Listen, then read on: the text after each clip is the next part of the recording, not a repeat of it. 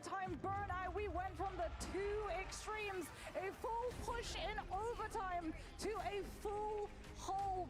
FlyQuest shut down.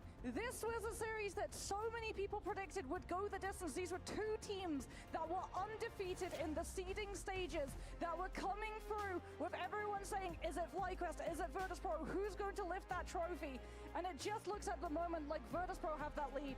I mean, it's the fact that VP from the very beginning, Moxie, when we got to see them, talk to them a little bit in the grid, they felt so confident going into this series. Yes, everyone was so excited to see how this was going to go down, but I was not expecting it to be this dominating. I mean, Vi alone, by the way, 50-9. Finzi died twice. He died twice. 44-2 with 14 final hits. Remember what we're talking about when it comes to this map specifically on Heart of Heaven? Captain America. Oh yeah. This Steve Rogers, man, is just insane to deal with. Together with the positioning of VP, notice that together with the Angela and the Daredevil, they're waiting on the side. Guess who's gonna come from the high ground? Sparker, who's off from a different angle. So then you're forced to look behind you. You look like a chameleon. We're looking at one side, another eye on the different side, and it's so difficult to pinpoint who your target is of your FlyQuest. Yeah, and it's so easy when you're on Daredevil, right, with the information that you get. It means that you know the moment that FlyQuest decide to commit forward, so you can always catch them unawares with the Dance of the Butterflies, and that was how they were able to actually catch the Cloak mid-dash. If you don't know the way that the Cloak ultimate works, you don't actually start getting the healing until that first dash has been able to go down onto the ground. That's why FlyQuest, the next time that they hear the Dance of the Butterflies go off, actually pop the Mantis Soul Resurgence, which has a faster activation time in comparison to the Cloak, because they don't know whether or not the dash would be able to come out in time to stop the damage, especially with Virtus.pro's players being able to stack on top of all of those Psylocke plays. It's just crazy to also see the way that Virtus.pro is able to make these comebacks after the adjustment from FlyQuest, because you know when you get to the second checkpoint here on this map, there's a lot of more close fights with the caves, right? So it's great to run out with a Namor and Hello when you get the setup with the Squids, except that gets shut down. The anti-heal from the Feast of the Abyss, forget about it. And now you're wondering, as FlyQuest look back at these last two games, all right, well, there's a problem with the Psylocke. We got to take care of the Psylocke. But then that also leaves open, okay, well then Vision then may be able to at least come out with the Jet before we're able to protect the Jet here too. But then you also have to imagine Drijo with the Jet. Yeah, and I mean, Fi in this environment and meta really does do well on the Hela. Like, all the way back in Season 0, when we were talking about Virtus.pro, we essentially saw them as the top team of the entire world because of not just one hero that they could play at the best level, but many. And for Fi, the one that he was most identified with was the Hela. There was a discussion, a debate going down with all of the EMEA players. Sestroid was known as the best mechanical Hela. However, when it came to team play and resources provided, it was actually Fi who was given, for the most part, the crown of that hit scan, and he's getting to play that fully with Virtus.pro's resources. It's been so fun watching Daredevil as this tournament has progressed. By the way, Finzi is Himzy, because look at this. Again, it's just the way that he's been able to survive. That's the Vanguard that you want on your team. Get down, ladies, as he's going to be able to protect Saipei too on the Invisiwoman. But it's crazy, Moxie, because you have to imagine just having $1 million prize pool. We are down to our 3 teams, and currently VP and our best of 5 have already taken 2 games. I want to hear more from the analyst desk, Moxie, because it's been great to see how our first 2 maps have already gone down. They have gone down very intensely so far, but Virtus.pro started to come off with a lead. I have managed to fully charge my ultimate, as we did have that delay earlier, and oh god, it's America, man. Hey Tetra, hey Ryan.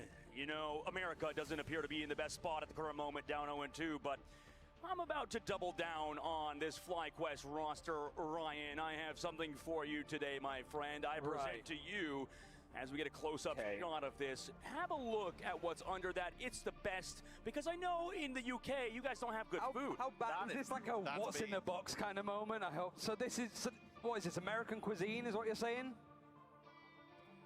Granted, yeah. So French fries and hamburgers, which I think is derivative of a place where it came from.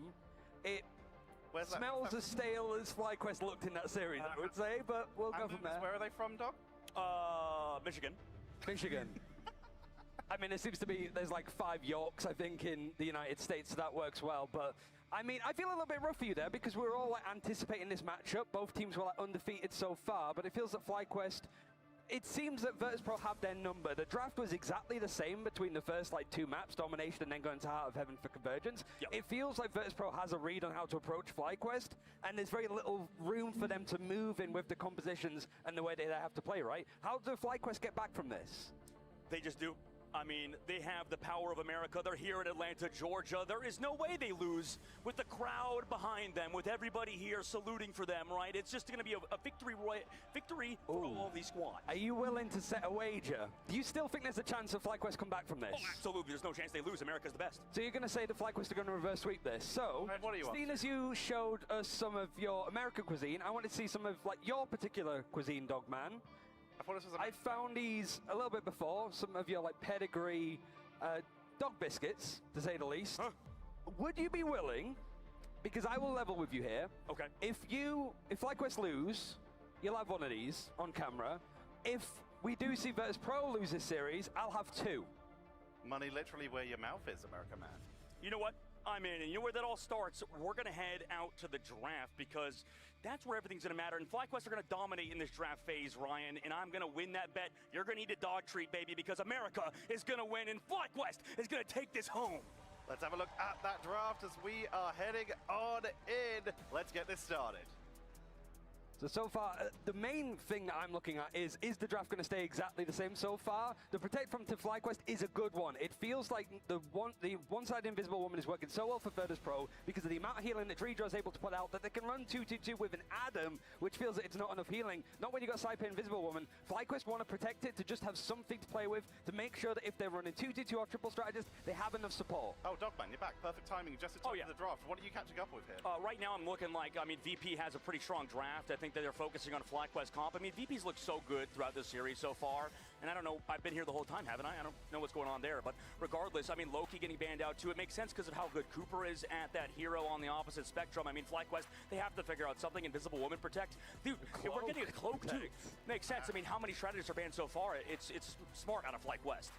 Well, they haven't banned out the Jeff either yet, so it's a good response if we do see Virtus.pro play it. They can do, but they want to sort of not run into that triple strategist composition if they can help it. It's also on Yggdrasil, which is a map that we did see Virtus.pro lose on against the 100 Thieves yesterday in the first game against the 100 Thieves at best of 3. So this is a good chance for FlyQuest to try and do some damage because Virtus.pro, the first time that they lost this map ever since they started playing like last June in the closed alpha was 2 weeks ago, Tetra. Oh. Just that was how close it has been, where Virtus.pro have just been able to dominate everything, going to get their hands on the Jeff, which actually does work quite well for FlyQuest here, because again, that Terror Cape from Cloak and Dagger can be very good at trying to help get rid of Jeff once they go in for that ultimate. You've also got the Dagger Storm, which can be a little bit solid for the defense against the dives like Captain America, but no revives for either team. We're taking out the Adam Warlock to prevent those extra long holds on this convoy map. Yeah, triple strategist is incredibly strong. It makes sense for both teams to focus on that. VP sort of taking a book at a Chopper Mags sort of playbook where they just go for those strategist bans, but it's CND Protect. Go for the Rocket Raccoon instead going for that Loki. I mean, but it's crazy how much better this team is to every other team. Because we still have that Rocket still. Both teams. Rocket, we know on Convoy is so strong because you can set up that BRB location in a safe spot. I think the quick thing for me, I think it's just like it needs to be less on energy to do the damage. If we can start to get that more of a standard setup, I think for FlyQuest, they'll look a lot sharper. That's what I think we need to see on Yggdrasil. It's a good map for them, but if they don't win this, it's Virtus.pro in the grand finals of the grand finals. The score is 2-0. FlyQuest looking to bring it back for the Americas. Let's head it back over to the casters to take us into map 3.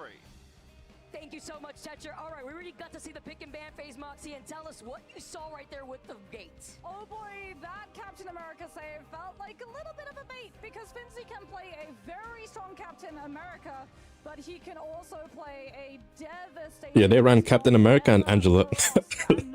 I know they were sick fighting that team. Because it put so much more pressure on the triple Vanguard hold, which FlyQuest are going to be looking to use to stall out Virtus.pro's momentum.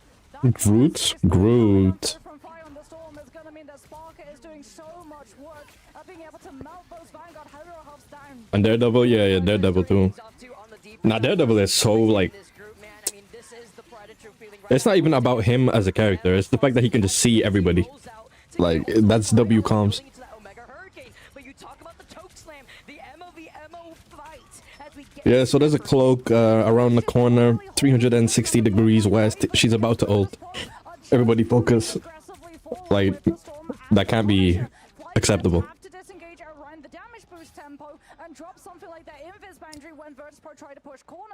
Oh, hold on, hold on. Oh yeah, they got Bro Sadlock out of there. So we see Spark rolling out here on this Thor. Envision does have a BRB, but everybody gets I am Groot. Comes out, but it fails to hit his mark. The Eternal Bomb together. What? Energy comes up, but the Meteor M fails to land here as they try to. Bro, what is even happening? Sparker gets enabled. Drejo with the Sharknado. Everybody groups up together. It's a Cat 5. Sidebay falling low, but still survives as Fi. He finds a double Vanguard from Fly. Bro, what did I just see? Like, everybody just used that ult. Thor. That was the most random Thor ult ever, bro. What did the Thor ult in the middle of the Storm and the Jeff?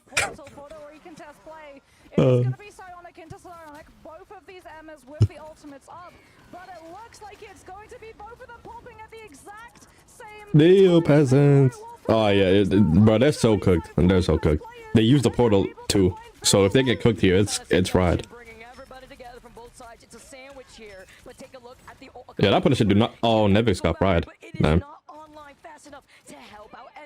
He picks it up to keep this fight going, and with Nevix going down, it's a trade-off from the Vanguards here as FlyQuest and Spark cheap together with Vision, who will have that Sia. It's important because look at Sparker together with that final. Okay, low key, that was a W portal. I may have underestimated that team. Because there is no point holding it against the Storm and Jeff's combination. Speaking of which, he got it again.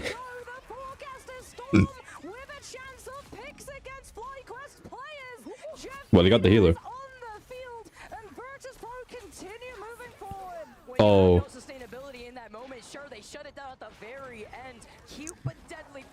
I am Groot. Damn. I mean, they still killed their cloak. How did Nevix kill Cloak and Dagger through the Cloak and Dagger ultimate with the Groot? Did I miss some tech? I'm a Nevix. With that Galactic Legend, Zealous moving over to the Luna 2 should be able to provide the idle aura for the sustainability to live this ultimate. And there it is, Galactic Legend. Star-Lord. Star-Lord. Team focus. Yeah, I thought so, but the way that they moved the camera looked kind of crazy. Here come the teams. W team change. Is that fried? Bro, I'm telling you, this team has won like all the tournaments that the Marvel Rivals has had. They win them all the time. They've been the best team since the game came out. Like, them winning is the equivalent to Arslan winning. That's why I kind of want to see someone else win, but it's just cooked.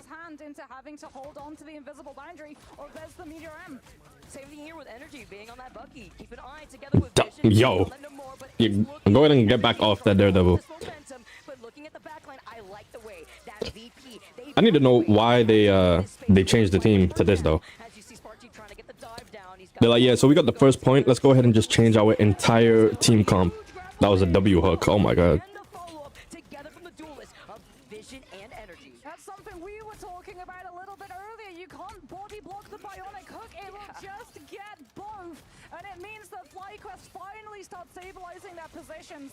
Virtus.pro can open that space back up, however, with the Galactic Legend, and we can see FlyQuest getting ready. If the solid ultimate is the opener, they want to be. This Namor is good, by the way.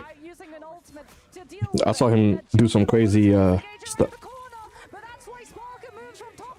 Yo, look. The way it was the way the bullets were getting absorbed was hilarious. Bro's getting absorbed around the corner. Did we patty cake? That mean? Let the double out? No.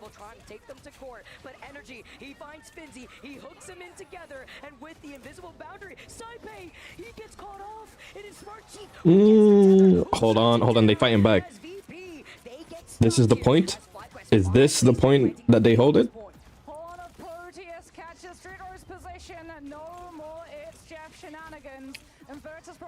I don't even know anybody on FlyQuest team. I don't even be seeing them like stream or nothing.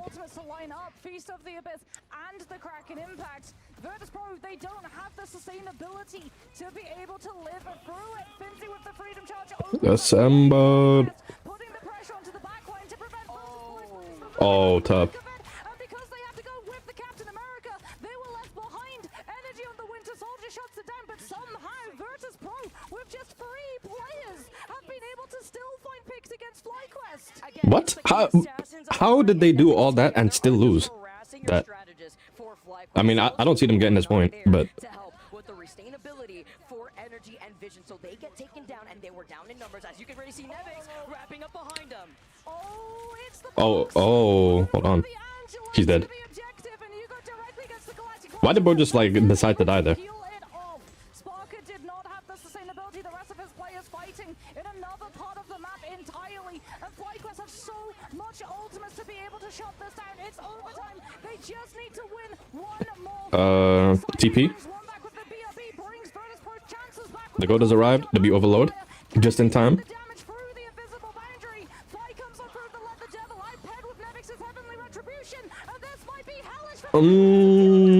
That was good. That was good.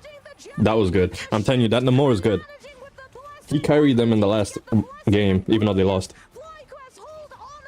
They still lost. Oh yeah. Nah. That's unlucky. I'm starting my streaming arc along with my blender. Okay, anyway. Onto the Marvel Rivals match. Oh, he couldn't do it.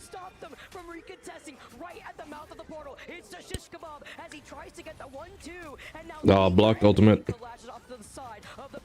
Yeah, they're done. They're not saving that point.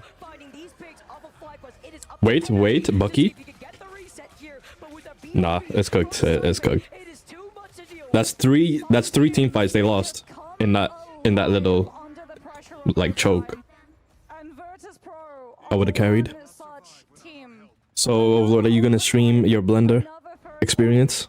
And they continue to move on forward with Fi on this Daredevil getting so much information on where FlyQuest are going to be positioned. Vision on that Namer alone, just too vulnerable. Has to swap over to the Star-Lord instead. I see you having that info now as they try to contest down mid. See Sparker and the Eye of Agamotto though. You know when a Doctor Strange is fishing. Why do you keep changing the combo? You can see him holding forward to build up that space. Look at him from the top of the bridge. Is he fishing? Because the combo needs to be changed. He's found 3 despite Cooper pushing him away, and he still with the follow-up of Nevix gets the 3K together. And VP did only have to use that Eye of Agamotto. It wasn't expensive at all. By the angle of the drop down, so even if the force physics comes on through, his back hits, collides with the wall, and still manages the CC catch onto FlyQuest 3.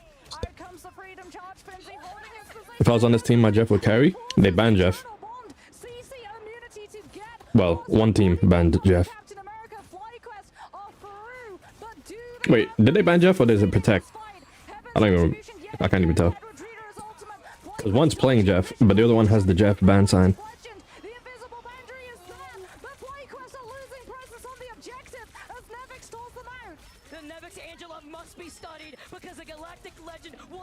Three, 2, 1, blast off. He missed. Oh, that's it. That's GG's. Armed and bro is unarmed and safe. Wait. No. The most useless Star-Lord I've seen. Lit. The interception, Finzi with the body block charge onto FlyQuest. Virtus.pro saw the eliminations, knew if they had the maximum amount of players stacked on that card, they would have had the time and the speed boost to get it to the finish line before FlyQuest can touch. And yet again, Virtus.pro complete a full round.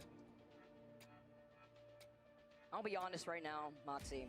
This Vanguard lineup from VP, it's like mosquitoes all around you in the middle of summer in Florida. You need a mosquito swatter because then you got Finzi together with Nevix. This is incredible. And this is too on that third checkpoint where sometimes you don't see a lot of teams end up actually finishing off these type of maps, right? And it's very difficult, but when you have that ceiling, sometimes it makes it harder for you to be able to get these different angles with these flyers. But with these body blocks, with the shish kebab from the Angela, the spear, finding what we saw two of them Angela to shove them off the point. I mean, together with that and the Captain America, the stall potential, the disruption, it's like you're getting whiplash when you're sitting in the driver's seat. I mean, Virtus.pro as well, Finzi being able to secure both the Captain America but also the Emma because it wasn't targeted iron.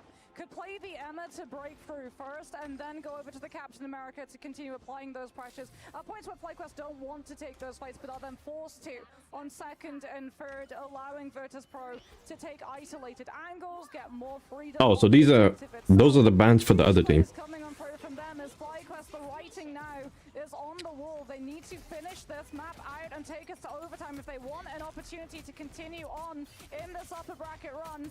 Energies over to the Psylocke, free farming off of these Vanguards. And FlyQuest, they've already got a lot of space, but not a lot of cart presence, as it's Finzi on the Captain America, just refusing to let it go through. Why not here? It's been working. Don't stop now, as the BRB also has been able to really come out in clutch, but you have the team up together with the Star-Lord, the recall here, as Fly is going to be able to reposition. So good at also forcing out a lot of these cooldowns from the strategist. He falls low. He tries What's the prize pool looking like? I think it's 1 million. Targets him, pinpoints where he's trying to exit, and together with I know first place gets 320k. FlyQuest getting to move around that first impossible corner. And they've done it in such a fast fashion. Virtus.pro don't have anything other than the Jeff Ultimate. Speaking of which, Jitter is immediately going to come through with it. Do FlyQuest manage? Yes, they do. Dark teleportation comes on through from Zealous, dodges out of the grab. Energy with the dance of the butterflies, forces out the invisible boundary. But FlyQuest have the numbers to find the damage through. And Virtus.pro now going to have to go over to the Doctor Strange to portal back through unless they want FlyQuest to take first. And Drijo manages to get away, right? They try to get the stagger, but Drijo's like, all right, I dare you. But this is even better because they're expecting the portal. Better than Street Fighter, but not Fatal Fury. On the point, and look at the ultimates that they have. To be Fatal Fury. Sparker with the Sia, Nevix with the Meteor M. Cosmic Gun Amplifier is the first to come on out from Virtus.pro's and FlyQuest not matching it with anything. Now comes the Eternal Bond, and it's all about Nevix. Manages to try and find the Cloak and Dagger, but there was no Cosmic Gun Amplified damage, and the Eternal Bond will stay standing. Sparker brings the Magneto back.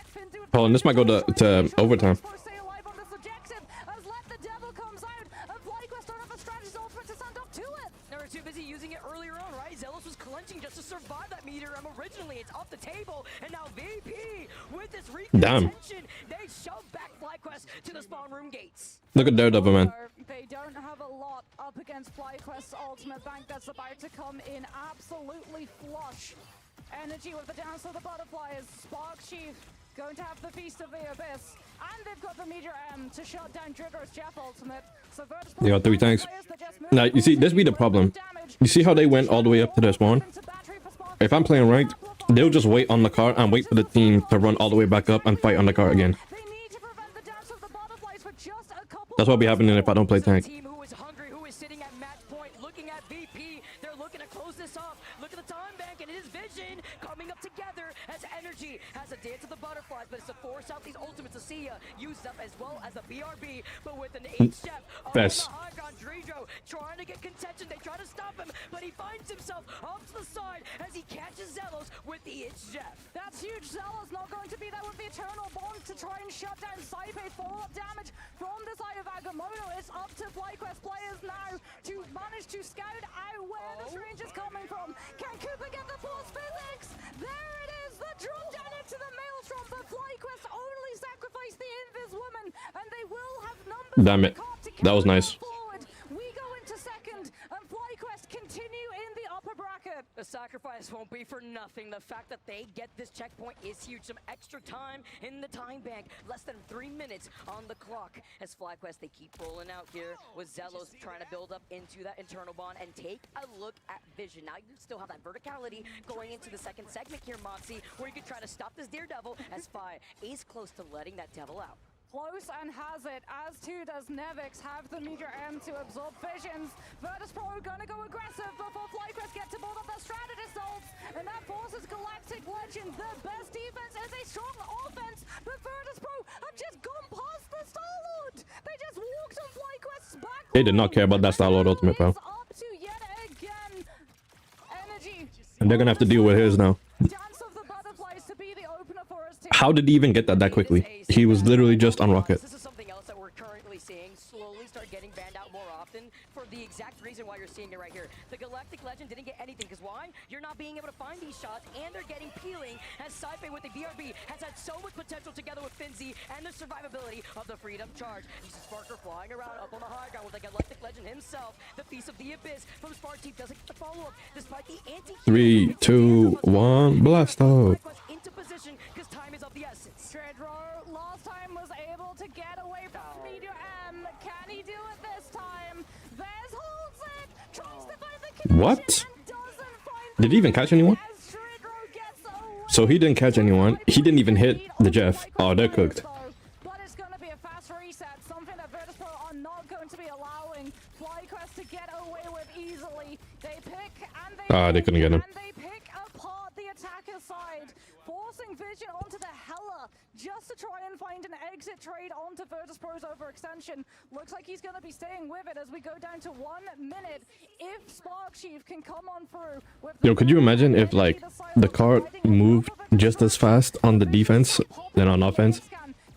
Like if you're defending and there's 3 people on there, it moves it back 3 times as fast. He's got like 3 of them to start off these fights, and it's another terrorizing effect as VP, they put the numbers on the board. Sparker finds 2 back-to-back and taking away the time, trying to force out another stagger. This is not a good look for FlyQuest, representing the Americas region. VP are holding it down for EMEA. Spark Chief has to go over onto the Angela. Has the shield, has the movement speed as well to try and tap onto that objective because we're about to go into overtime. He's got the verticality too to try and find these angles that Virtus.pro have 5 posted up on Freedom Charge Forces invisible. Assemble. Yo, why did he almost diff the Angela? Hold on. Angela need to lock in. Let the devil out. And here it comes. Yep, GG's. Wait, they got him actually.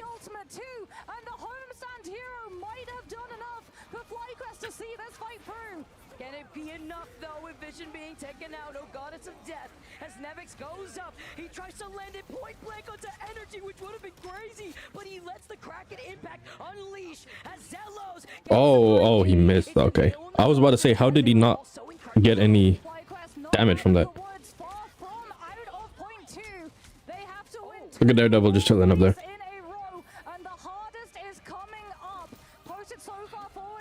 What a flip.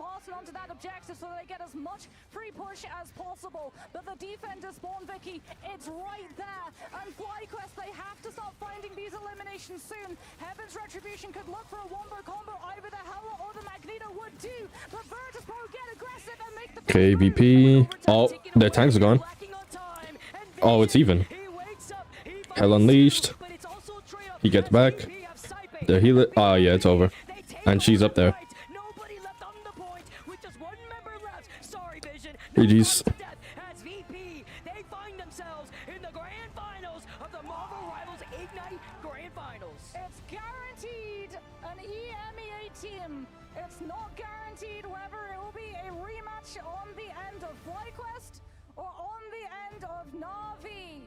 Virtus.pro, the team that at the beginning of the year, so many people said this is the strongest team in Marvel Rivals International Esports. From not being able to make the mid-season LAN, from not even going and changing their players, looking instead inwardly to fix their issues, they find themselves coming on through all the way to the grand finals. WVP. A moment as FlyQuest need to get it together for their next series, but an even bigger round of applause for a story that has been developing for so long. Virtus.pro, from the very beginning of Stage 1 Moxie, you were able to watch this team from the highs and the lows, and they did it to put themselves in the grand finale and a best of 7 that awaits them. Virtus.pro might have worked out how to play the ban draft, and my goodness, what a redemption story that it is. One of the first teams in being able to find success without first banning that Mantis. and they're able to walk away with a clean sweep, 3-0. Dominant performances on both our Convoy and Convergence maps in overtime. Did I ask you to carry them? The full push. I just can't believe. I mean, with the What are you gonna do if they ban Jeff and Sue? On the composition that we see VP rolling out with. I want to hear from the desk as you guys break down our beautiful last series. Thank you very much, Vicky Kitty and Got Moxie. Virtus Pro with a 3-0. Where did your other lens go? When did you even do that? I'm not having a good time right now, Ryan and Tetcher. Yeah, it's been brutal for the American squads here. I have nothing else to say. I mean, it's been a tough match. Gonna bring up Manda more? Yeah. Like you still have like the losers bracket final. Bro thinks they're gonna let him play DPS. I think of a series for FlyQuest. You're gonna get relegated to Cloak and Dagger. A little snack as promised as we get prepared to jump into breaking down this game, because we just had an incredible setup. If you want to take a nibble, Ryan, start talking us through that series. It was, oh god, the crunch. Is it as bad as I imagine it is? Or the loss on the tree. But yeah, so in this sense, it was like we're very well experienced with Virtus Pro. It felt like when they get drafts like they did, where they bro, to eat dog food, bro. No matter the map, it's almost like, you know, when like alligators get you in a death roll, like your chances of survivability tend to go down a lot. And it certainly gets even worse when you have Sparker that's just on a tear right now. And before we break into this too much and to give Dogman a time to finish his snack, we're going to head over to the stage for an interview with Sparker. They don't need about damn.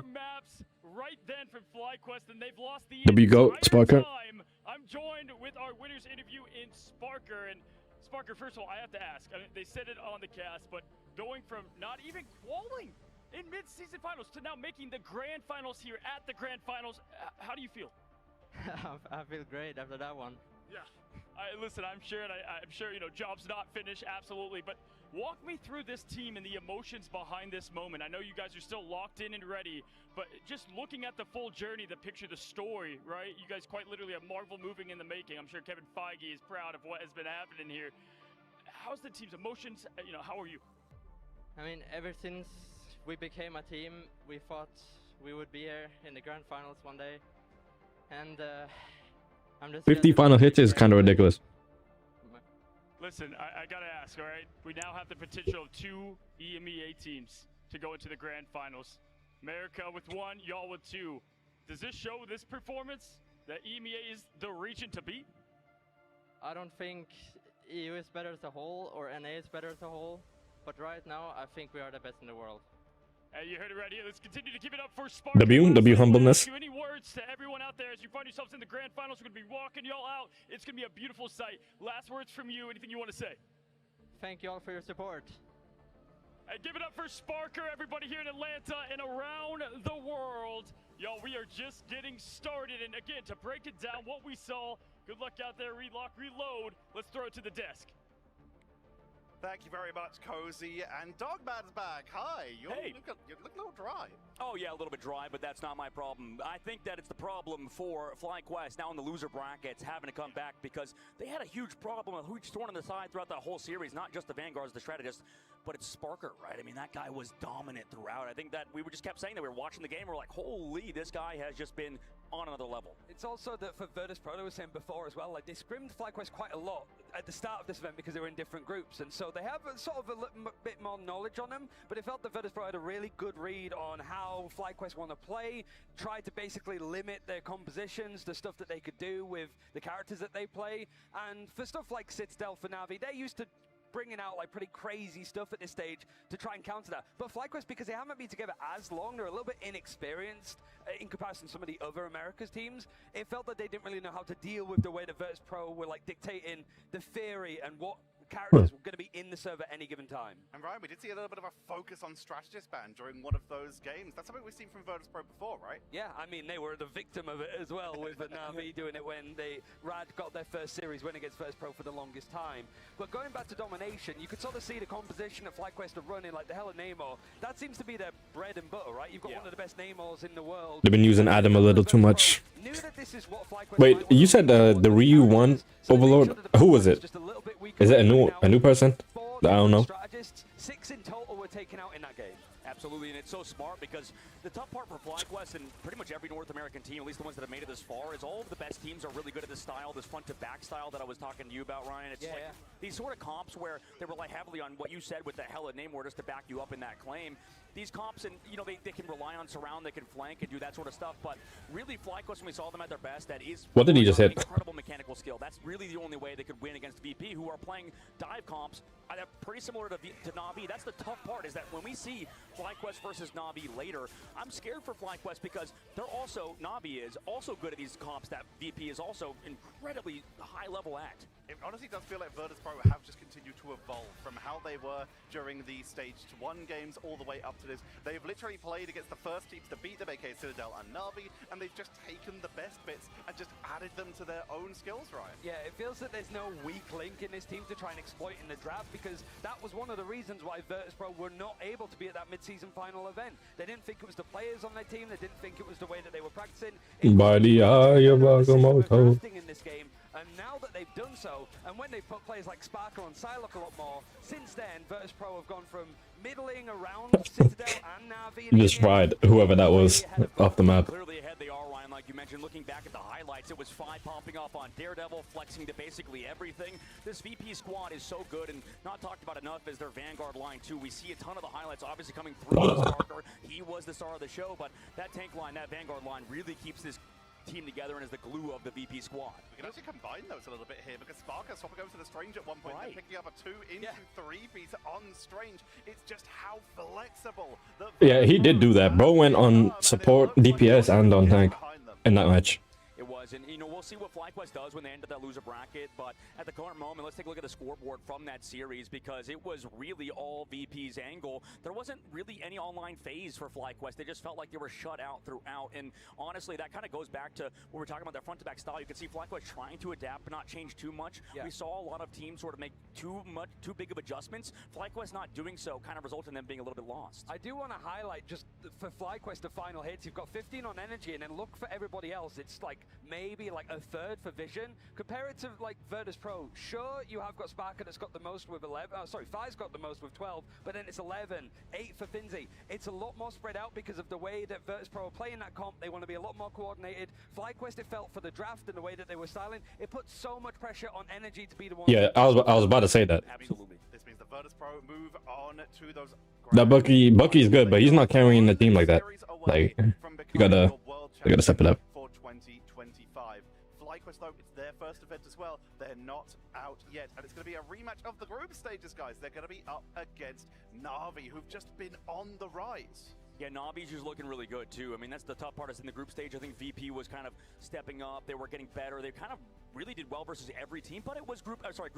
It was Group A versus Group B, where Group B was the incredibly strong group of death that everybody's talking about. So maybe people were underestimating VP, except obviously those of you who watch a ton of EMEA, those of you watching right now, I'm sure you have a ton of belief in this squad because of how good they've been in the history of this game of Marvel Rivals. One of the most storied rosters, just haven't been able to make it to one of these lands until now, and they're proving why they deserve to be here. Yeah, I mean, to be clear, I love the way that FlyQuest is set up as a team, like structure-wise, the way that these players have come in for this event in particular. There's so much synergy. But this is new territory for them. For Na'Vi, they are playing the same script as they did for mid-season finals, right? And I think it's whether they can adjust very quickly and adjust to some of the compositions and heroes that might come out in that series too. Speaking of those heroes, we've seen it a little bit from Sparker. We of course talked about Boba recently, and we're even seeing it a little bit from FlyQuest. But Psylocke has been so impactful. That buff to Dance of the Butterflies has been able to burst through so many strategies, and therefore a lot of teams have been leaning on it, Dogman. Yeah, I mean, this is what I was talking about before. If you can't aim, play Psylocke, because right now, I mean, the ult is so good, and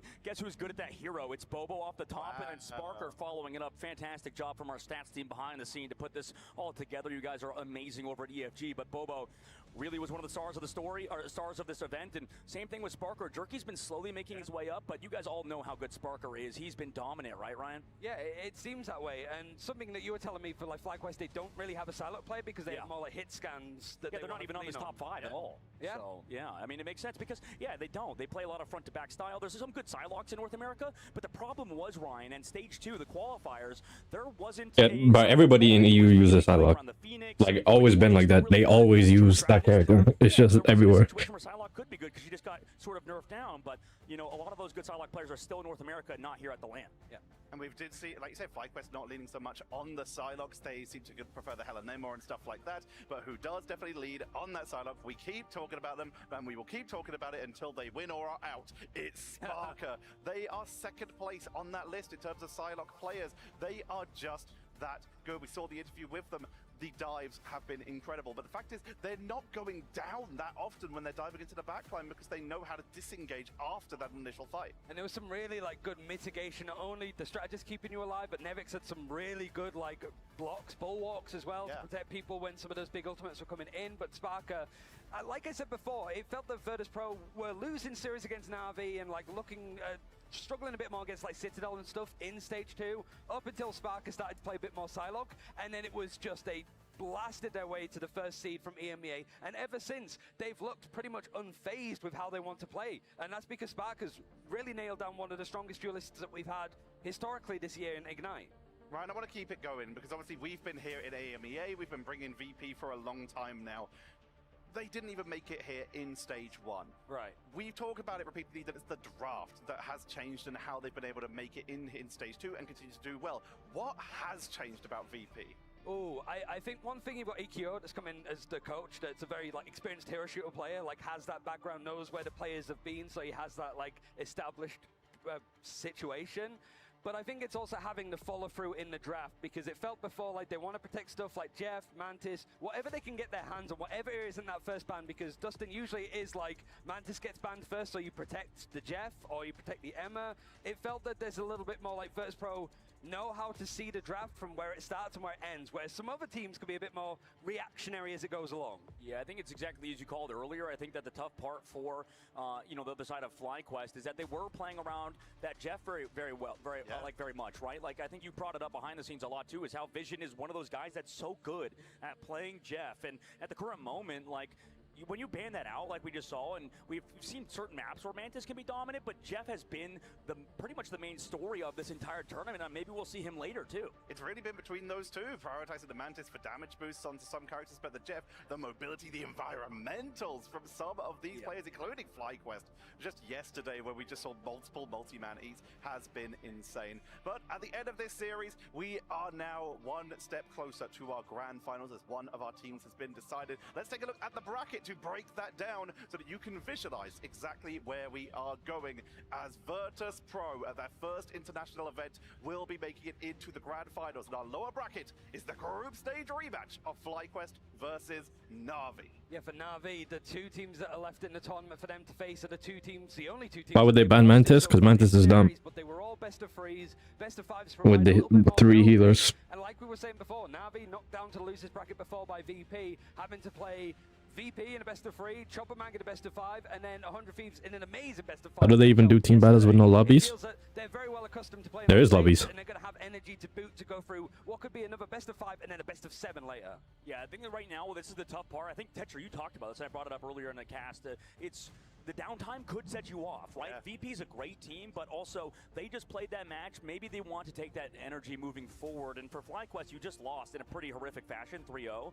We can all agree that's pretty brutal, but that's also a good warm-up considering Na'Vi maybe don't have the scrim partners. I mean, everybody's out of the tournament now in terms of everybody outside of the top 3. So maybe they don't have anybody to practice against, get ready, get warm for this match. And on the opposite side, FlyQuest are. Yeah. You talked about having the energy going into this, but FlyQuest do literally have the energy, and they have shown that even when they're not warm, they have brought the play. I haven't seen lobbies in the menu before. It's just called custom match, something like that. You can just make it. You can do a 6v6 with spectators. They do have the energy, and they have energy himself and his mom as well in the crowd, bringing that energy for him. So it kind of doubles, triples, gets a little bit redundant, I think, at this point.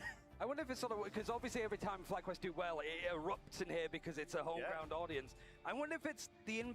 When it's a bit rough for FlyQuest, it has been a bit quiet. Whether that's noticeable for the players, really, where it just feels that the energy's been sucked out of the room to an extent. That's going to be difficult, but like I said, just playing on stage is a sort of more new experience. I don't know if the expectations were really there. It was exciting, I think. FlyQuest were a hotly anticipated team for stage 2, but to see these guys be the top team in America, at least you can't take that away from them from this event. You are the best team to finish out from this region.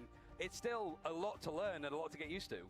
And FlyQuest ended up, 2-1, like you mentioned, in that group stage. And at the moment, we'll see how they can improve against, the opposition when that they've sort of already beat. But we've seen how Na'Vi are constantly on the up and up. Like you mentioned, they're getting better and better. And that's a reason why a lot of us have them to win the entire tournament, even though VP's looked as dominant as they have been, right? There's a reason why these are the 2 top teams in the world right now. And FlyQuest are trying to enter into that domain as well. The best and last remaining American team getting ready to play against the current world champions. I want simple 2 to 5 word predictions. Go. Ooh, skip me, go Ryan. I'm just kidding. I think 2 to 3 words. FlyQuest with a 2 to 3 loss, actually. I think Na'Vi's going to win. Ooh, Na'Vi's good in a rematch. They are. FlyQuest better be prepped for it. That is the analysis from our desk. We're going to be heading to a break so that those teams can get set up. So don't go anywhere. When it comes back, the last hope for America will be playing against the world champions, looking for a run back. Don't go anywhere. We'll be right back.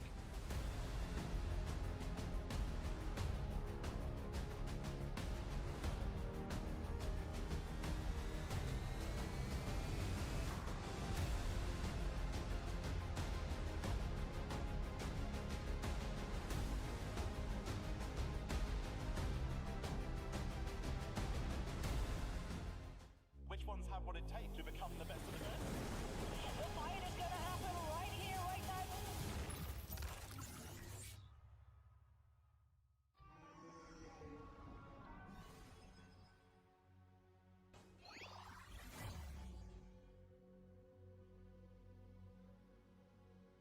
Oh nah. 10-minute break. This is even worse than the Street Fighter ones.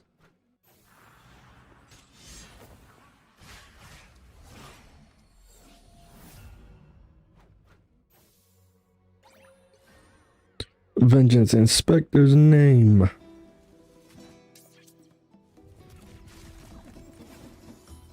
And you can get the blade skin for free. I didn't know that. Wait. Oh my god, the Penny Pocket skin is so beautiful.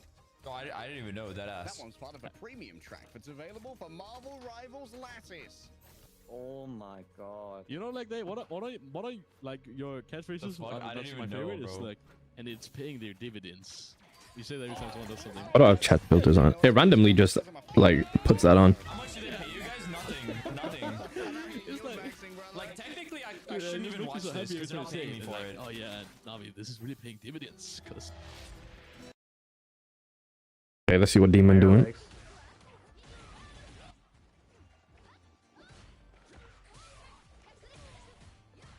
You got a few words for yourself. Yeah.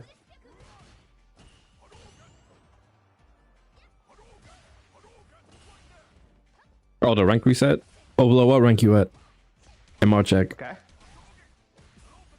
No. What? Why you burn yourself? You crazy.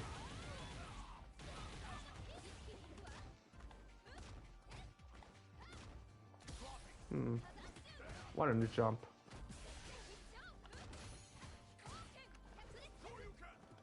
What? 1700. Sanshu.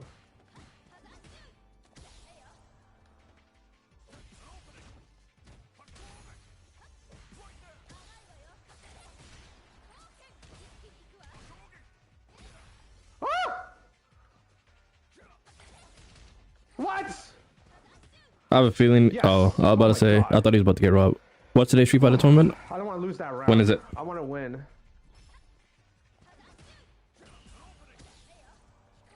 Is that true? Nice, sure you. 7 a.m. one. I have a feeling it's gonna be disappointing to watch. Sure you can. Bro wants me to watch Ryu. Uh-huh. Does he know, chat? I don't think he knows. He doesn't know. Watch the movie. Watch the fucking movie, stupid bitch. Thank you for getting hit the DI twice. Okay. Idiot. W promo.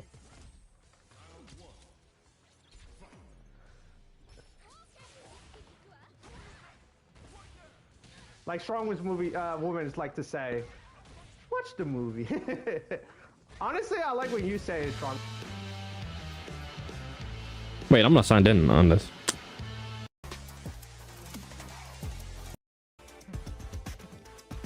He's caught the chain. Damn, that was meaty. He actually missed his opportunity. Totally fine though. Still retains his plus frames off of the head. Bro, who are these two? Forcing Jojo Toro back into the corner, but still finds an opening into the top to create some space for himself. Back to the fireball game from Hinao. He's expecting it from Hakuma as well. Yeah, Jojo Toro, he hasn't. Oh my goodness, big sweep whiff punish. He hasn't been discouraged on throwing the fireballs despite that jump in. Still plenty being shown. Shigeki, and yeah, he's gonna take the minus frames, goes right back in, forces the issue on a drive rush cancel. Caught the parry intent, another throw here as well. Oh, he wanted another throw, and now instead responds with an ODDP. This should tell you a lot about Ryu. Chipped out here, and yes, perfectly not identified. Oh, and now he tried to commit a little bit early, not enough damage, and Jojo Taro is on winner's finals point. He had an opportunity off of a hit Hashogeki as well. Wasn't ready for any sort of buffer. He was well beyond having that level 3 before that even started for him. That's what He was committed to the chip sequence. Didn't think Jojo Taro was gonna get clipped during any time. Yeah, okay. Hey, indeed, no way. And now shuts it down. Quick little sweet chin music to the jaw and a super one to follow. We still in this. Was down 2-0 when Ryu. Change up in demeanor coming in as well. Oh, and then a fear. Yeah, he wanted the back throw right there. Facing the donkey kicks a little impressive show. And he started getting. Oh, yeah, he wanted the back that's a different. Ground game, right? Of the. They basically just ran this back. Well, Where's the Tries Luke? to create like spacing traps with her mediums. It's so good being cancelable as well, man. Yeah. But anyways, Cammy on this here with. I'm assuming he lost that. I wouldn't do any.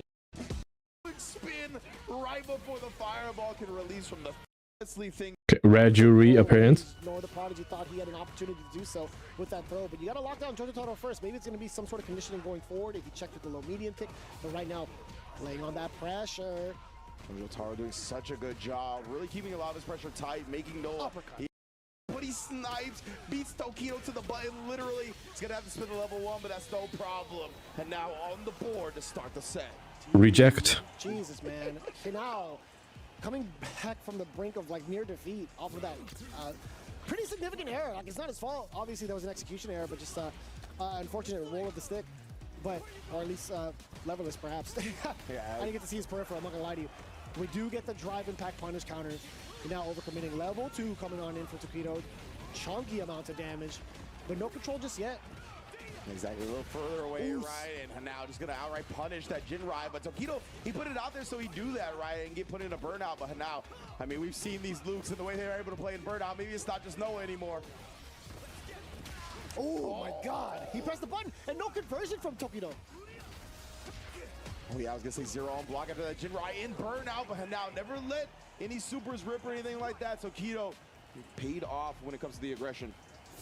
So close was he now too. He had like what, full critical already? Oh yeah. I wonder if he would have been out of range. Give me hope in Luke. Away from like the low medium kick. He gave you hope in Luke, even though he had to go off. Oh, then took it away. Yeah. Nice conversion. That was actually a pretty far crouching medium punch. Good recognition. And they're now looking to establish the throw a little bit. Get back to the corner again, just outside the crouching medium kick range, burns himself out. Yo, interrupts with a crouch strong, but nothing afterwards. Tokido continuing to apply this pressure. Oh, not quite the jump out though. Oh my God! What a bait out against the low forward. Just You personally, I would have DI'd. with that flash knuckle and best. What the hell? He had like a slight murder face look to him. Oh, okay, okay. Maybe some more mentoring than we thought. Possibly. But either way, I mean, he still would have had level 3 back behind it. What a call out against Tokido. Now, up one game. Oh, dude, this guy's sick. Yeah. Drive, rush forward, counter hit, crouch, jab, converting into the standing heavy punch. This guy's amazing. And that was super clean from Hinao right there. All the processing speed on full display here. Some great usages of suppressor. Let me find out China is where it's at. And again, catching Tokido trying to escape, letting him know that there is none. Ooh. This guy is sick, Range. This guy is insanely well, I guess, well versed in regards to like the spacing, in regards to his links and understanding of the what Tokido wants to do. His game Did you watch Blast versus at an all-time Lashar Grand Finals? I can't even speak correctly when I see this guy play. So I'm saying the Dodgers won, bro. I get it. The adrenaline is freaking flowing through No, the veins. I didn't.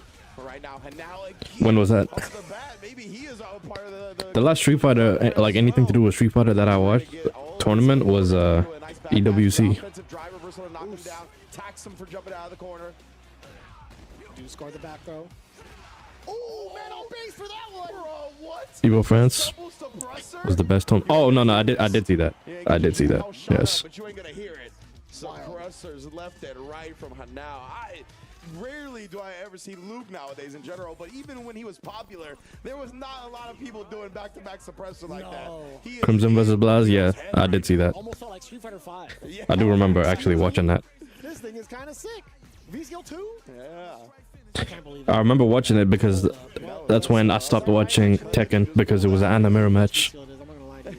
But it's one of the V-Skills. Man, do you remember back medium punch? Bro. Do you remember that? How plus that was on block? Punch, yeah. On block, excuse me. That was... Pick up the 40 gig data. Damn it. Damn it. That was a war time. That was a time to say the least. I'll definitely blame... Let me see what are they doing here. The same boot camp, so they know ins and out, right? So for me, maybe trying some I know. Yeah. Tokido's habits, right? We've seen a lot of I'm not watching that. Heavy flash knuckle as well. When Tokido wants to do like reversal crouch medium kick, really is honed in on what Ken's and Tokido specifically likes to do. Within this range, you can kind of see him throwing out a lot of these normals to prevent Tokido from moving on forward, but he's inching his way towards... Okay, well, not anymore. No. Using that drive rush very effectively, trying to bait out something. Drive rush forward, neutral jump. Yeah, it was the drive rush cancel to off the fierce, right, that you can't really do the OD DPOS on, because you can just block the heavy. So now, that's one of the big things with Luke, but a big that was thing clean. Right now is the perfect parry from Tokido, allowing him to get the punish. Oh, he tried the overhead, but now willing to let it rip. Scary stuff. Willing to break out. Puts himself into burnout. He's been willing to trade after every time. He's cooked here. Tokido's made the most of it, especially with the chip kill on the level 2. Great job identifying that going into the OD Jinrai beforehand. That was so much chip damage too, and that wasn't even like the rest of the super. Yeah, legit. That OD Jinrai at a level 2 sequence chips off a significant chunk of your bar, probably approaching like level 3 status. Oh, wow. Wow. What a throw. Hit the emergency brake on him real quick. And you know he was matching for his life. Oh, yeah. As soon as that drive rush happened. Oh, that was a misinput. Yeah, I just wanted to sandblast. Yeah, I held forward just a bit too long. Oh. Hey. We gotta use the level 2 for the beast mode. Put the team on my back though. That team being reject. He's on set point. I love that. Really well thought out. Utilizing that OD shoulder tackle to cancel. I just realized this is a new skin. Well, I don't know if it's a new one, but it's not one of his regular ones. Even though this skin looks exactly like his second skin. Just with a hat. Tokido in the first era has to do an uppercut too close to the corner to continue on with more flash knuckles, but still delaying that normal, actually throwing out a lower, higher startup frame normal. Catching the delay button from Tokido is everything. Sit him back down! Trying to escape me in the jump, and he got him with the DI. He gets the right combo routing as well. And now dominating performance, a perfect exclamation point to mid. get in the winners finals. What a performance from this dude, man! This guy is insane. I completely, dude, he's hella 14, bro. Yeah. He stood up next to Tokido. I was like, wait a minute. This kid is, yeah, man, he's like half his size. I was gonna say, he's still got a lot of growing to do, both as a human and a fighting game player. But man, what a start he is on, considering he's in winners finals. Hasn't dropped a set today, or excuse me, in the whole Luke, Kami, Manon, and Aki got one. Damn. Half his size and already like. Didn't Chun-Li get one too? Age. I can't believe he actually got checked like that. I mean, it is tough to rather call like under these situations. There have been so many different approaches that he. Line for Vision, Fate, and Dredro. Okay. Listen, y'all, not only does John, again, voice the Jeff, but the man behind the scenes here and the epic voice of esports. I mean, have you been following along and seeing just what this has amounted to so far? I've been trying, and you know, I see some people getting a little discouraged. I see some people celebrating. You know what? Jeff Prime blesses that game. You're welcome. Last for you here on stage, for me at least, is when you look at what Jeff was as a hero, right? And now, I mean, the popularity is skyrocketing, right, on the charts. I mean, how cool is that? Because I feel like when people think of Jeff, they gotta think of John over here. You know, I've been at this career for 20 years, and I've worked on so many games, and I've never gotten this much love and support for a character that I voiced out of all the ones I've done except for Jeff. And I tried to make him as cute as I possibly could, and I feel like he's brought a lot of people into the gaming community. He's brought significant others, he's brought kids to play with parents and vice versa, so I think Jeff's a great character. He's introduced so many people into the gaming world, and now esports! Yeah! It went from love to Jeff, and that says a lot because this man, a voice of many, so that's awesome to hear from you. Listen, he's hungry, as Jeff always is, for some more questions. We actually have some crowd here that want to ask a couple questions to John Bailey himself. Let's take it to the crowd. Hello. So, I just wanted to ask, how did it feel seeing how Jeff, like the character, has become so big in the community? So how does it feel for Jeff, the character, to become so big in the community? Well, when I saw Jeff from the comic books, way back before I even knew about this, I was working on Deadpool stuff, and I was like, oh, I remember him when I got the audition. I was like, oh, yeah, and I knew how cute he was. I knew his potential, but oh my gosh, did they not make him the most adorable character in the universe? He's so freaking cute. Stand by here, I'll bring it back. All right, and with that, I love too that all your voice lines, like, you know, yeah, for the heroes, Wolverine, you know, the great Alpha out there being able to, you know, voice Psylocke. For you, when you saw your script there, was it just, were you cracking up at all the lines? Well, it was because there wasn't much of a line, and I cannot thank Bright Skull and their director enough, because that guy helped me walk through these things, but it was more like, Jeff feels this way, or he reacts that, and I had to kind of make that up. And that was a lot of freaking fun, to be honest with you. And if you ever ask me what he says to Rocket, I'll never tell. Well, we got another crowd question coming right at you. Let's bring it on over, again, to the audience. So, besides Jeff, who do you main, and what's your rank? I don't main anybody other than Jeff when I've had time to play. So, just so everybody knows, because everybody asks me all the time, do you play? I wish I had time, but I'm working on more than just voiceover work. I do lots of different stuff. I played one time during the winter event. We won, so Jeff is undefeated. Yeah! 1-0, that's all it takes. That's all it takes to be a grand champion over here. And again, we have, let's go with one more question here from the audience. So, Cozy asked my original question. My next question is, when you came and started voicing Jeff, what did you use for like reference material for how you wanted it to sound, or was it something that they directed you towards? So yes, whenever you first kind of saw the inspiration of Jeff, like how did you find the voice, right, and the inspiration behind that, as you know, you were elaborating earlier to make the iconic Jeff voice now?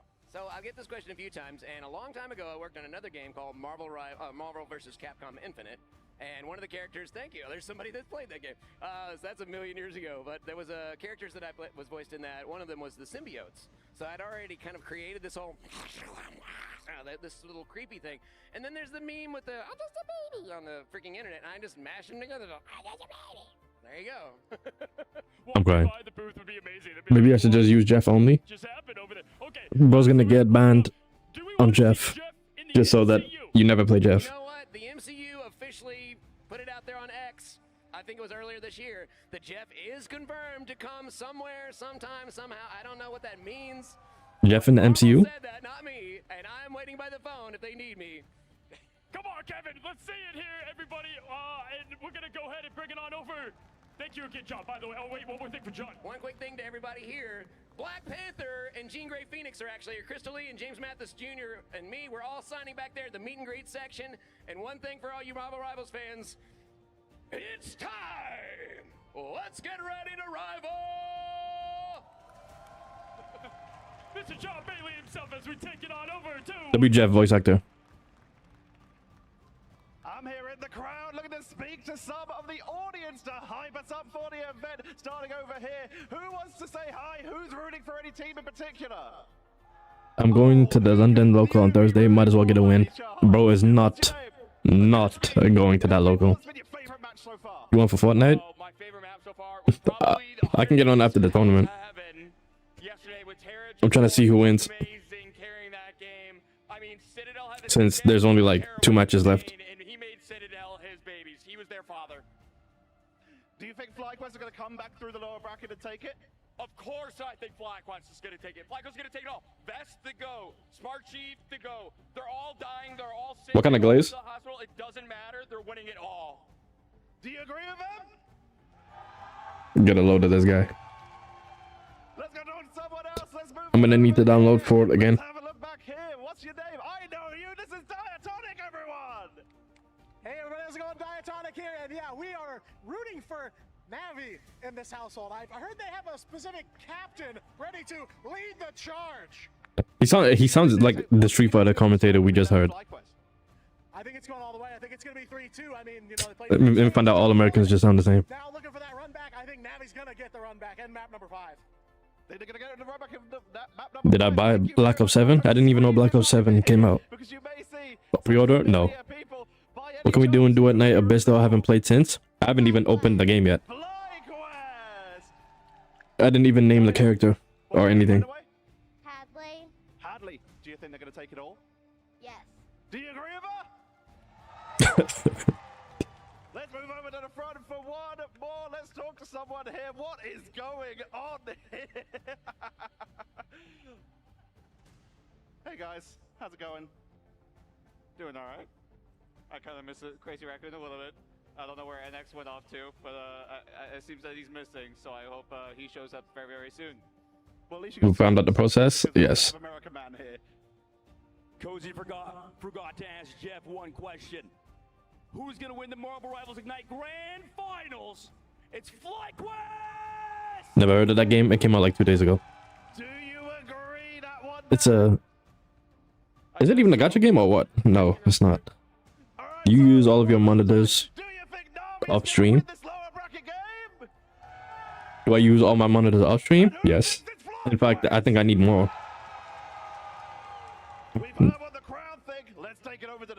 I need like 3 extra ones. You can run, you can hide, but you can never escape America Man today here at the Marvel Rivals Ignite Grand Finals. Listen, it's so cool to have John Bailey on. And, you know, if I asked him, I think he was just going to say yummy, yummy at the end of the day. But we have our matchup. We have what is going to be an I do. epic end. You have 2 monitors, Overlord? Teams, FlyQuest versus Navi, the champion of old now to FlyQuest and VP, both being that team that's chasing the tournament. Now, I've got to ask with FlyQuest in general, let me go to Ship here. What'd you see happen there on the O3? I gotta be honest, Fly did not look like Yeah. themselves. W dual monitors. Right now, but in that matchup, they were losing left and right. Only getting 1 point there on Yggdrasil. Just did not look like themselves at all.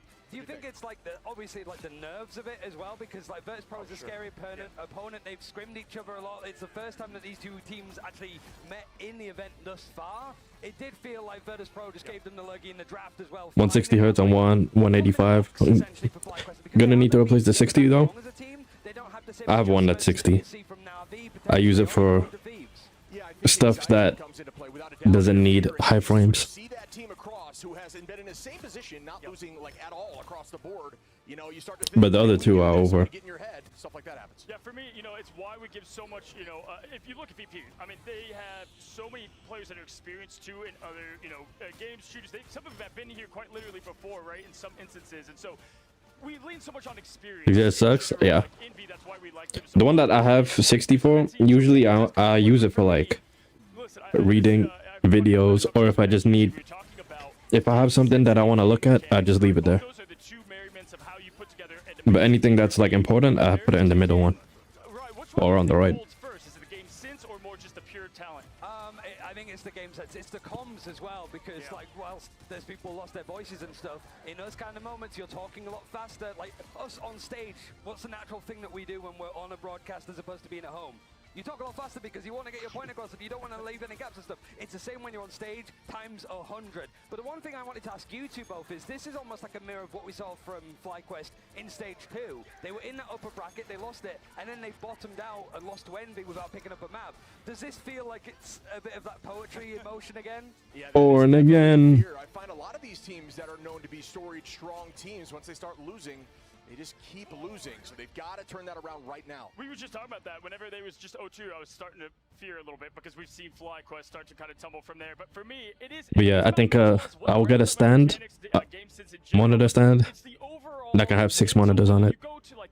I'll just have a giant screen, giant screens everywhere. Can I do this? What's happening? I thought we were going to win. It's all that stuff that you have to just get through and play your part, do what you can do, because FlyQuest, they have the talent, and a lot of that talent, Vision. We just talked about, we just met with John Bailey, Voice of Vision over there, and Voice of Vision. That would look so cool. Yeah. Jeff, and Vision, though, has been such a great representation of the baby land. Because sometimes there's so many things that I'm looking at one time that I can't even fit on 3 monitors. Like the mid-season finals, where everybody was almost laughing at him for choosing it. But it feels like I was talking to Moxie about this the other day because like Citadel versus FlyQuest, it felt the Vision got like 15 bites and thrown off the map. I don't know what I could do with 6. It's Jeff Ultimate, and I'm like, what do? Do you go like Cloak and Dagger to try and dodge it with the cape? Do you try and block it with shields? And she was like, the problem is that Vision's so good at waiting for these fights and all of these big cooldowns to be used, that's when he swoops in. So you have to ban it out like VP did. Yeah, listen, for me, if you're FlyQuest, you have to point to the sign and say believe, because you have the talent, you have what it takes, right? And that's what we want to see these great players do. Is go I guess when doing work or something, yeah, that's mostly what I use this for anyway. They're coming for it again, and what a path Mostly. That's why I'm using my PC. In these shoes before, and they know how to win, and this team has been looking better and better as this tournament's gone on, and their coordination is wild to witness. It's a ton of fun to watch, but we'll see if they can hold on into a team that has been doing very well against them in scrims. Yeah, listen, me and Shib were talking actually yesterday about kind of like a dream team. Who are going to put a team together of some of the best players in the world. No question about it. I mean, you have a lot of them just on this squad alone. Crook was an absolute animal yesterday, and what he was able to do at the strategist position. And for me, right, I feel like they just get so much extra. Newer versions. What's not support, but strategists there getting it done. Yeah, it feels so. And like we've seen Na'Vi be fairly confident on stuff like triple strategist when that was super meta around stage 1 mid-season finals. But the way that Na'Vi are playing compositionally seems to suit them a lot more. Of course. Level 1 Crook MVP from mid-season finals after Rad, that's now Na'Vi, won that event. It's not as if it's been a quiet event. Adobe, they sent me like a deal where if I pay 12 pounds, I get all of the things. So Photoshop, After Effects, all of them. Talent for sure, but that backline we were talking about, I mean, when you dive them with Cap, you look at Crook, Cap's in danger. You know what I'm saying? That is the crazy thing that blows my mind. Crook was in a 1v5 situation, ran away, came back, and got a 3-piece, or maybe even a quadra. That blew my mind. Yeah, I mean, we saw Delina trying to go for the hero play, right? And then we Psylocke Frozen. We've seen that now with Tanuki going, slamming down Frozen as the Winter Soldier. You know what, Shib and I, we had the pleasure of casting Na'Vi versus FlyQuest. The great deal, yes. The only problem is I don't use it. I don't use those softwares. Shocked it was 3-0, right? Obviously, that was the shock. When you look at what they went against with Na'Vi, though, in general, and what Na'Vi's path has been to be here, like, they repeat, right? Mid-season finals to grand finals now, result questionable, and Shib, they look dominant on Wakanda whenever we did cast them, but then obviously in Midtown was a little different story, huh? Yeah, I mean, this team is the loser bracket legends. They will keep pushing, and they found their more dedicated to use them. Yeah, definitely. They always have a solution. We've seen them do these weird strategies, and they won't crash constantly. Side position with rocket jumps, even to start off fights, and that kind of strategy, you know, driven by Trust Me on the front line, is really what drives them to find these crazy wins. Yeah, and not only that, you've got like the one loss that Rad Na'Vi had in the play-in stage as well against Envy. So it was 2 series loss that they had, the exact same as this event, because they've lost to FlyQuest and Virtus Pro, the only 2 events in. So the one thing that I keep in from Na'Vi is same script. They are just like, we've done all of this before. It's the harder route, but we've managed to go all the distance last time. Why not this time? Yeah, talk about a team that has mastered the mental, right? Like, they just don't shake at all. They always look ready for the challenge and rise up. And listen, just because it was, what, 2-1 there, FlyQuest in the best of 3, it's best of 5 now. There's a lot that can come at play when they line up together. And so, you know what? I already know what to expect here. I'm going to throw it, though. Who do you got taking it? I do have some plans. Finals, Rye. I've got Na'Vi winning this event. That's why I've got the golden tie, because it is just, since the interview that I had with them, their scrim win rate was shocking. They won't be afraid to admit it on the last day. It was really rough going into this event, but as soon as they get into the officials, that momentum's going, and that's been stifled from FlyQuest from that last series. They have to bounce back very quickly. Fly's been punched in the face, but they will get back up. I believe Fly comes back in here and takes this thing. Absolutely. They know what they can do. They have About the footage. EMEA versus EMEA in the grand finals. We gotta get the good old I need to make some more. I've been lacking. See if we find that. But first of all, we have a lot of great costumes out there. The only problem is playing games. I need to find some fun ones. Represent what has been absolute awesome cinema here. I don't want to disappoint. The big stage, Okay. guys. FlyQuest, Na'Vi. This was the best match in my opinion from the group stage. I expect it again as we will be meeting what is going to be a fate of one of them. Finally, I want to ask you personally, if you look at one player to put it on the back here, is it Energy? Is it Vest? Cooper? There's so many great players. Yeah, they do have great players. Me personally, you know, maybe a little Vanguard bias. I'm going to throw it towards Vest, who I think has looked dominant this whole tournament. One of the highest eliminations and final hit rates of a Vanguard. What do you say for Na'Vi? I do like Vest versus Rajaro as like a head-to-head. Like, we do like to focus on the duelists especially, but I think it's the front lines when you got Trust Me versus Spark Chief as well. It's going to be really good to see how those two match up. Atlanta, let me hear you viewers watching. Let's see the emotes. We've got our last two teams. Na'Vi versus FlyQuest. One will make it, one gone. Etched not in history as we find ourselves the grand final result. It's time for the lower bracket final! Creative Cloud Pro. Yeah. That's the one that they gave me the thing for. Something like that. For one of these teams, the journey ends here. For the other, the key to immortality awaits. So please join me in welcoming our two competitors, our gladiators, our rivals. Starting off with the team from the Americas. Please join me in welcoming FlyQuest! Spark Chief, Cooper, Zenos, 44 euros per month. Damn it. Damn it. Yeah, it was a random email they gave me that said that. with their coach Legit. It's been a tough road to get here. You started off so strong, but find yourselves down here, warmed up, but in the losers bracket. How prepared are you for Na'Vi, who you've already played in groups? At the end of the day, we're here for a reason. We're not going to go down without winning a good map. We're going to win this series too, and we're going to go back to BP, and we're going to beat their ass again. Crowd seems to agree with you. It is your time to say something out to them, to hype them up, to get them behind FlyQuest, your home crowd. What are you going to say to get them in? Just remember, guys, we're here for you. We need you here for us. Whatever happens, we just need you to cheer for us one last time throughout this entire day. One last time, get yourself seated. It's FlyQuest! Is it too much for me for a month? Yeah, it's not worth it at full price. Definitely. And one of the undeniably most in-sync duelist duos of all time. It's time to fly. And time for our second team from EMEA, the current world champions. It's Na'Vi!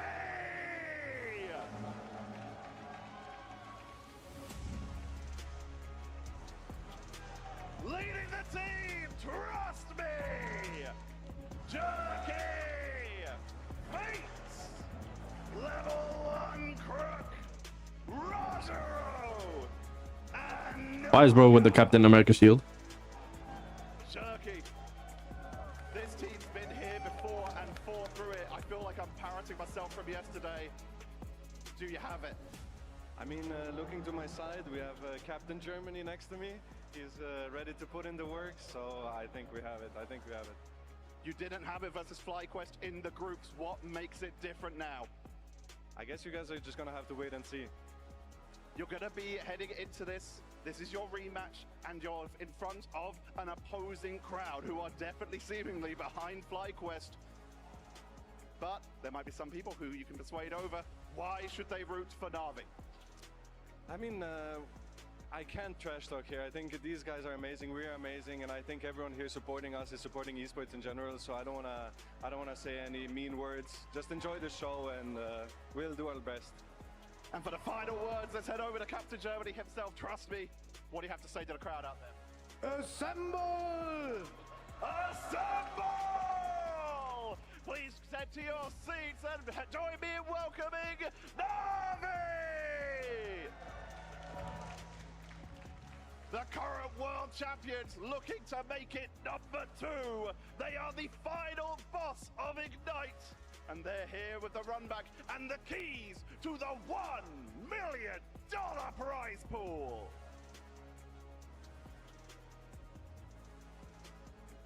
For one of these teams, the journey ends here. For the other, an ascension to the upper bracket to play against Virtus Pro. And there's only 2 people who could do it justice. So let's head over to Vicky Kitty and Got Moxie for our lower bracket finals! Thank you so much, Setcher. As the voice actor of Jeff John just said, let's get ready to rumble for our losers finals, Moxie. Best of 5. You heard it from the players. Captain Germany himself. I mean, you know what? I like the confidence that we're seeing so far, but everything's on this table for this run back opportunity. I like as well the fact that Na'Vi was saying maybe we're going to be seeing something a little bit. She lost her voice. She's been screaming for like 2 days. Innovators. They were one of the first, the OGs in getting to engineer that Jeff composition strategy all the way back in June. It wasn't even at our mid-season finals, and it is going to be Hellfire Gala, starting things off with a bang as we party. The problem with these tournaments, they drag it out so much before they actually start playing. Talking about it. When it comes to the ban strategy, there is one hero that FlyQuest simply cannot allow through. We are both in agreement that Psylocke needs to go. Yeah, please, because if we've learned our lesson after our last series, Psylocke being a problem is going to be the same issue going into the series. Jerky cannot get enabled with the amount of times we've seen Jerky pop off on that Psylocke, getting the MVP game after game. And you know, when you take a look at the head-to-heads alone, that's kind of what I was expecting. If we do end up seeing the Psylocke get through for both of these teams, I'm expecting to see that Energy v Jerky matchup. Well, we could also potentially get to see that Hella Namor matchup into the Psylocke, because we've seen FlyQuest on this map in particular like to run the Hella, like to run the Namor, a composition which is very, very good at shutting down those dive pushes if the correct conditions are enabled, one of which being winning the first fight. So often we talk on Domination about these compositions needing to have to win that first fight are going to be. And for FlyQuest, yes, you just got beaten, but you did at least come through with game time. For Na'Vi, they're coming in cold. They've got to hit this ground running. And I like how you bring that up, because sometimes that's the momentum that you need to carry into your next game. Yes, you may have just gotten beat, but now you're more fired up than ever to go into this next series, to prove a point when you're here in home court, when the crowd is rallying with you. And if you're Na'Vi, I like hearing that speech. They recognize what a great opponent, what a great team FlyQuest is, but they're also looking to prove that they are here to take it into the grand finals. Well, from looking to listening, we're going to hear what exactly Na'Vi sounded like yesterday when they had the game-winning comms beating 100 Thieves.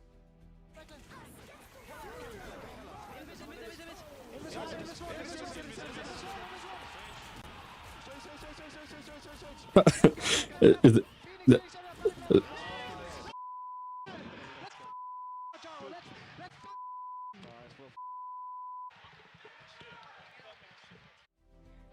Wow, a team of many words, let me tell you, and I like the passion that we see here from Na'Vi while we get set up and we get to see how this series is going to go. Because remember, Moxie, we keep highlighting it for a reason. The run-back potential between these two teams, right? We got to see FlyQuest originally in day 3 of group stage beat Na'Vi 2-1. That's why I'm expecting in this best of 5 to go the distance. You have more opportunities for the pick and ban phase. You have a better chance of trying to find the adaptation in case maybe you need to try to run a different composition. Yeah, Na'Vi, I call them the boomerang team, right? Because you get one, you get to throw them, and then they just bounce back. And Na'Vi, they got the opportunity to watch Virtus Pro beat FlyQuest. In particular, they got to watch how Virtus.pro played the ban draft against FlyQuest. So are FlyQuest going to Okay, W intro. strategist sweep out that we saw previously? Because as the desk talked about, that was previously a strategy from this very team. It's good to know, and that's something else that they were watching, right? And with everything on the table, when you have a $1 million prize pool, the separation between second place and third place is essentially a $40,000 USD money match. That's how you have to consider this series of this best of 5. And now understanding that they had some time to watch, all right, do we fully go in and ban the strategist backline? I mean, Na'Vi, they've liked playing for these Mantis compositions, so FlyQuest might continue the instant ban on the Mantis. For that reason, level 1 Crook, we talk about, you know, Fate being one of the inventors of the Jeff strategy. Well, level 1 Crook has always had the Mantis in his corner, trying to push it into the meta all the way back from Season 0 and beyond. So for FlyQuest, that's one of the problems that they're going to have to deal with. It's going to be a matter of, do you want to instant ban the Jeff? Do you want to instant ban the Mantis? Whichever one doesn't get immediately grabbed out is likely going to be the first save. We get to look down below here too, Spark Chief being the vanguard of FlyQuest, as well as Jerky. We keep highlighting the Psylocke problems. Jerky is so crazy. We've been seeing him really perform within the bracket stage, and this is just the bracket stage, by the way. The final hits, look at the difference. I mean, it's a Psylocke. Psylocke is going to be coming on through with a whole host of these final hits because all of that damage is concentrated, right? And for Psylocke, a lot of the time when she's actually in the middle of those fights, she's going through with those dashes, she's managing to be able to find those eliminations, she's trying to get as much damage done as possible as well. That's 7 today's on improving his sleep schedule. Finally, an action took long enough.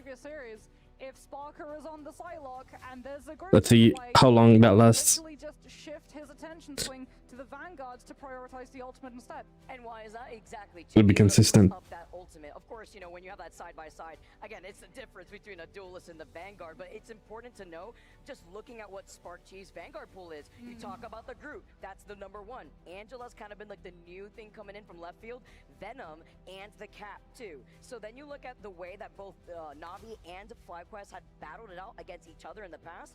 We got to see FlyQuest ban the Bucky, the Adam, the Loki, and even the Emma, while they were protecting their own Psylocke and Emma, which is also How much time when staying late? from the other side. Yeah. How crazy it is to Pretty have much. Emma for your own team to be able to get into that diamond form and get the choke slam.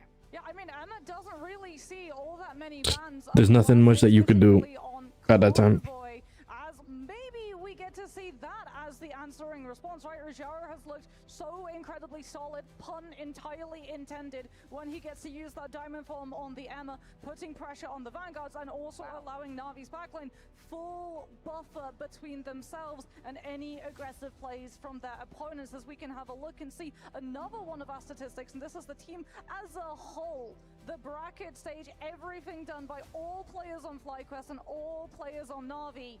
484 final hits coming through from their side, and I feel like a big chunk of them is probably from Jerky Slices. It's just crazy how there's that 80 KO differential between these two teams. As we're getting locked and loaded, everyone, thank you so much for your patience, but it is time. The losers finals here within the Marvel Rivals Ignite 2025 Grand Finals. Our teams have worked so hard to make it onto the stage, and now it's do or die if you are FlyQuest right now looking to make a comeback. Here comes the ban draft! Na'Vi going to be removing the Jeff. FlyQuest sticking to Even doing working in days better than night.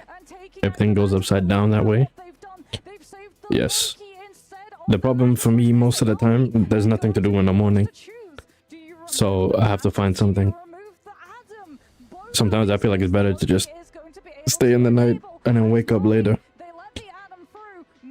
FlyQuest getting cooked. I actually have no idea who's gonna win this set. Today really started and trying to find where that Adam is, so it's not a problem as they get the protect onto the Venom. This is actually huge from FlyQuest as well, because that Loki save now minimizes the impact of the Psylocke.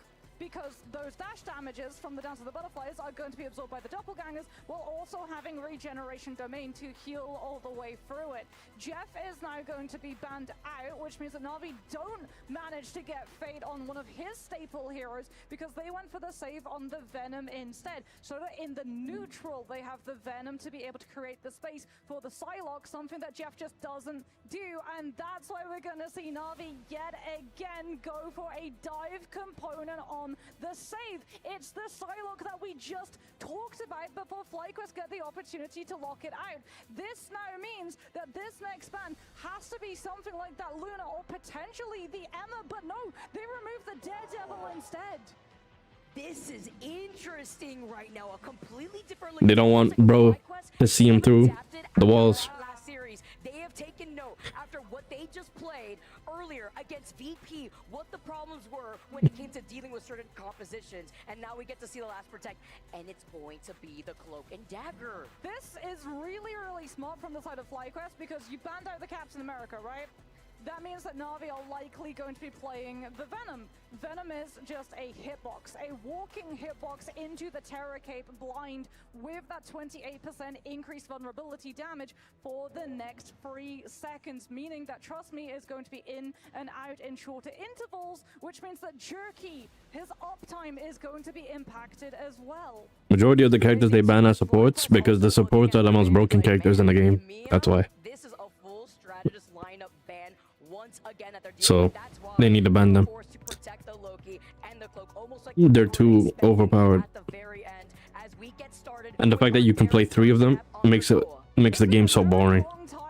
Since Loki has been able to go into that 2-2-2 strategist format with the nerfs that were hit onto him in terms of numbers. The regen domain still as strong as it was before. The ultimate still as strong as it was before, but And some of them, they only are good if there's 3. all you really have in terms of access is your Cloak and Dagger. Yeah, you might be So, able to snipe out there's that. one Crook on that Luna, but what Na'Vi can do is stack the bodies in front of it because the Loki needs line of sight to get the ultimate, and that time might be the difference between Jerky getting an elimination with Dance of the Butterflies and FlyQuest being able to stave it off. Nice to note here too, with the portals being opened up, and you also got to see Na'Vi getting a little bit of that shield just in case it opened up these fights. But it's about taking control over the high ground to start off this fight. As you can see, FlyQuest now making Don't mind me, I'm just dying. over into that Magneto, one of the best roles he represents, as Energy and Vision are rocking the team up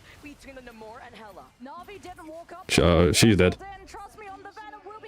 Why? I don't know why she was. Well, I don't know why he was just in that corner by himself.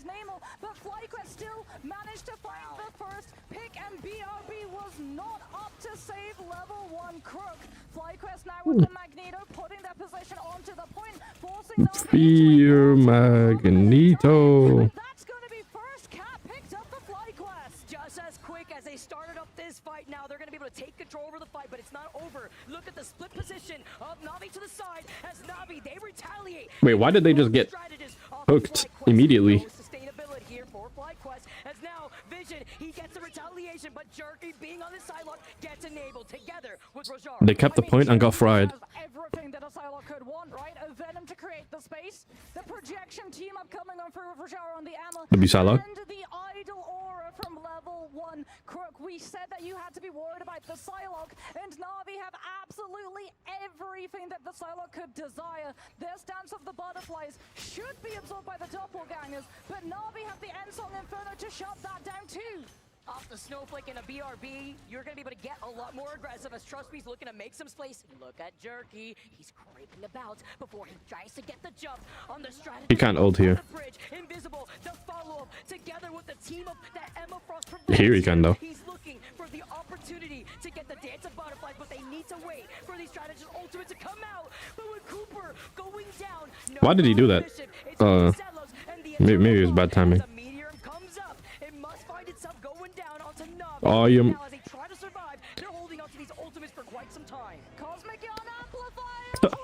Well, look at what's happening.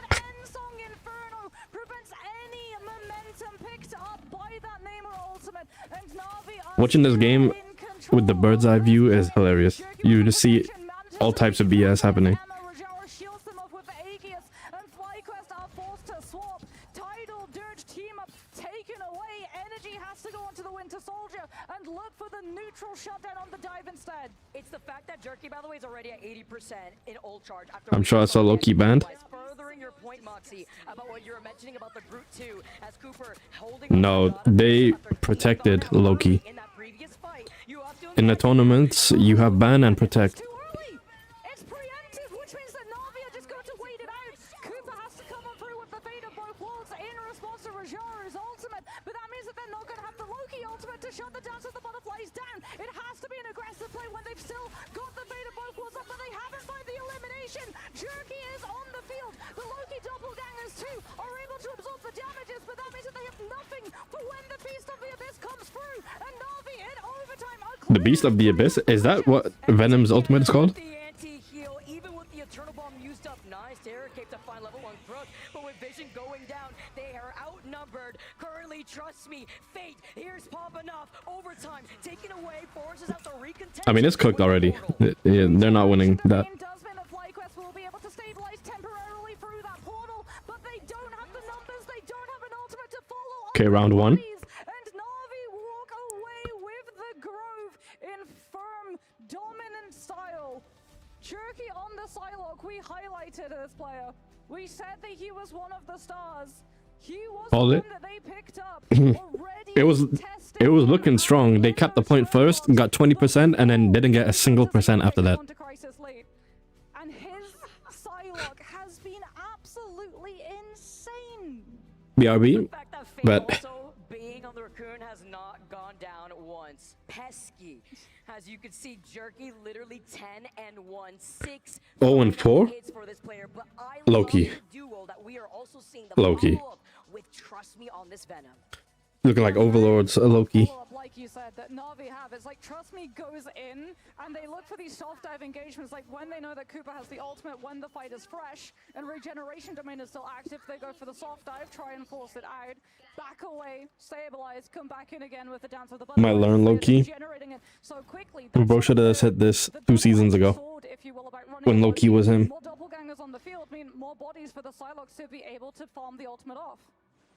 Comes in clutch, and that's why Jerky's been able to get these ultimates so quickly in a lot of these engagements now. As FlyQuest, they want to try to get this point first. We know how strong it is to take control over this fight in the very beginning, as Vision does have that ultimate ready to go. That's the Meteor M. Smart Chief now making that swap over to Yours to capture now. more disruption online, but look at Trust Me and the Feast of the Abyss. Smart Chief, like you said, on that Angela will be able to intercept some of these dive setups from Trust Me. Won't be able to intercept the Feast of the Abyss, and everyone from Na'Vi were already on the point to be able to follow up the damage and the anti-heal, and oh my goodness, they're just delaying the pick. And this, every time you get a first fight stagger too on Dom, I'm crying. It is so crucial because That was kinda smart. Even more progress on the points, you extend your lead. FlyQuest, sure, they'll be able to come right back around, and with Vez making a swap over to the Emma, I do agree with this, right? Yeah. Even with the Magneto that we saw in our previous series, by the very end of that series, it wasn't really finding their mark. If you're not being able to land these Meteor M's, it's crucial in a lot of these matchups, especially when you have a Luna that you're dealing with. Vez's presence as well, with the threat of Carbon Crush, should be enough to force Trust Me's positioning away from the Vanguard, allowing FlyQuest to start pushing their way forward, angling for that frontline brawl with both the Bucky and the Phoenix getting to play with the main core and the off angle. We still have to worry though about Jerky with the Dance of the Butterflies. Big ult? No, unfortunately. Jerky gets the elimination of the Cooper, no doppelgangers, no regeneration domain, no player from FlyQuest will be able to survive the onslaught, and Na'Vi walk away, but silver lining, it's at least a fast fight, a precious percentage picked on up in comparison to what it was before.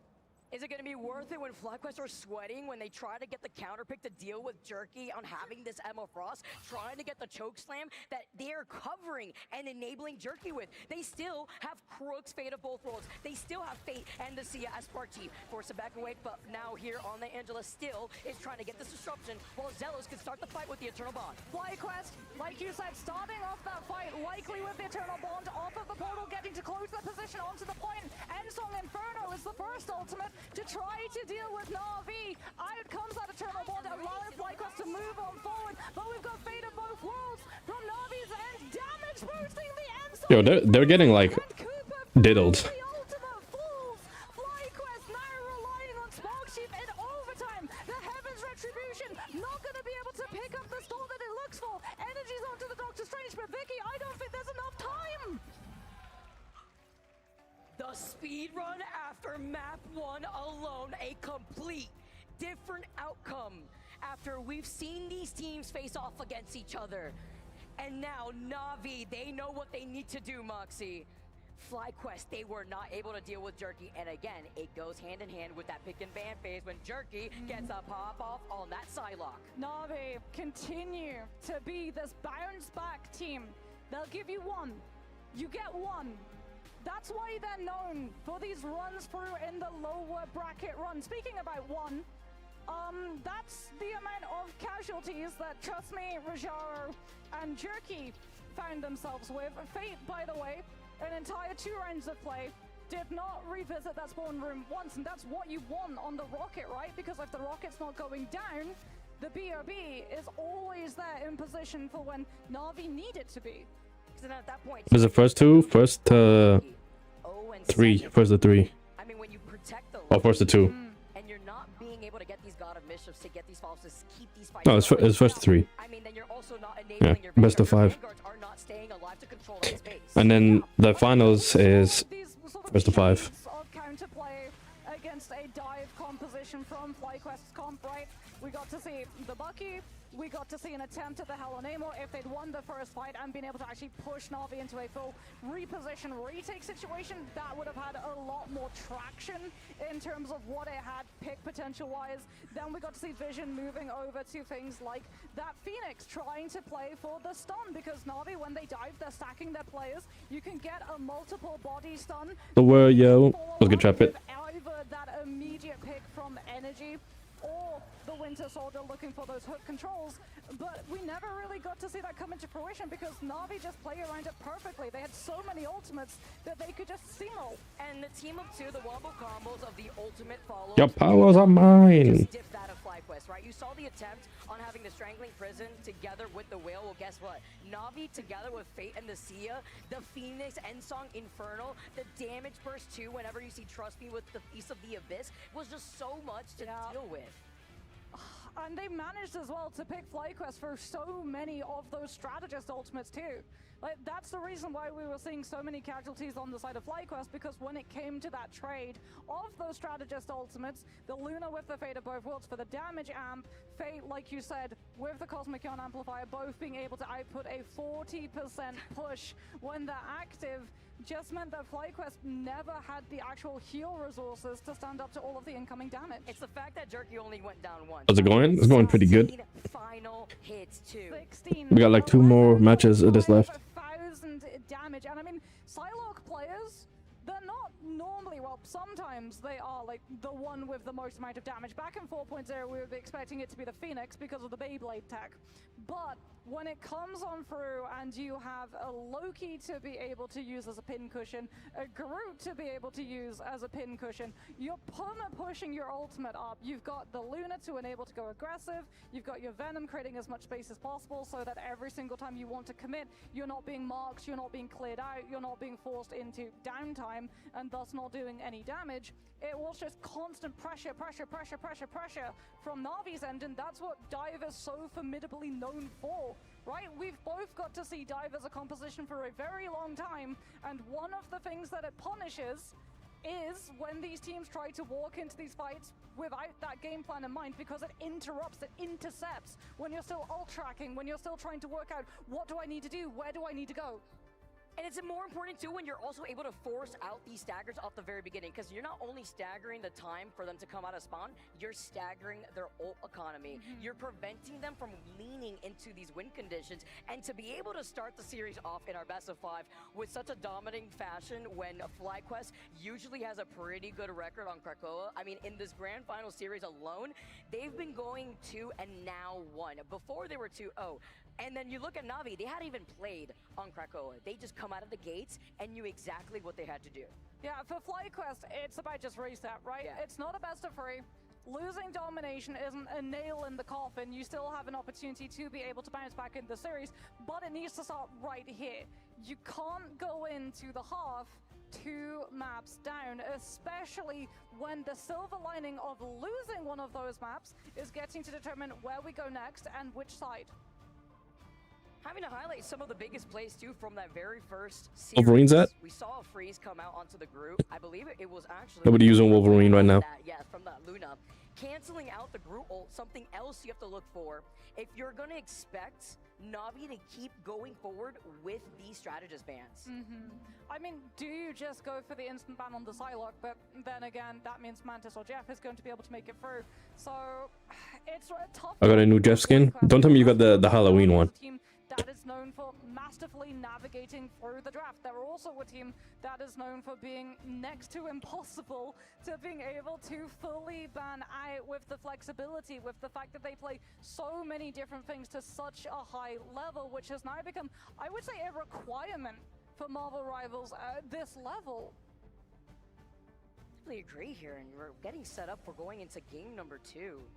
Moxie, I mean, what do you think FlyQuest needs to do differently? You're looking at Energy, who usually is that MVP piece that needs to be enabled, right? When we take a look at the other side, we've highlighted why Jerky is so deadly, but then on the other half, the young gun legend, only 17 years old, Energy, he wasn't really able to get anything done despite the bans that we saw coming out really focusing on the strategies, but that also kind of goes hand in hand to what we were saying before. When your Loki can't stay alive and there's a Psylocke ultimate waiting for you at every choke before you even get to the point, how do you try to navigate around that? I mean, there's always going to be a disparity, right? If you're constantly losing your strategists and your vanguards are never getting their uptime, there's no space being created for your duelists to be able to do what they want to. That's why they swapped off of the Hela Namor. Those are 2 duelists who require so much space and so many resources to be pumped into them. I think for FlyQuest to try and find a way back into this series, what you do is you try and take us to a convoy map, because that is where we're getting to see the Emma ban first and foremost, and if you remove the Emma,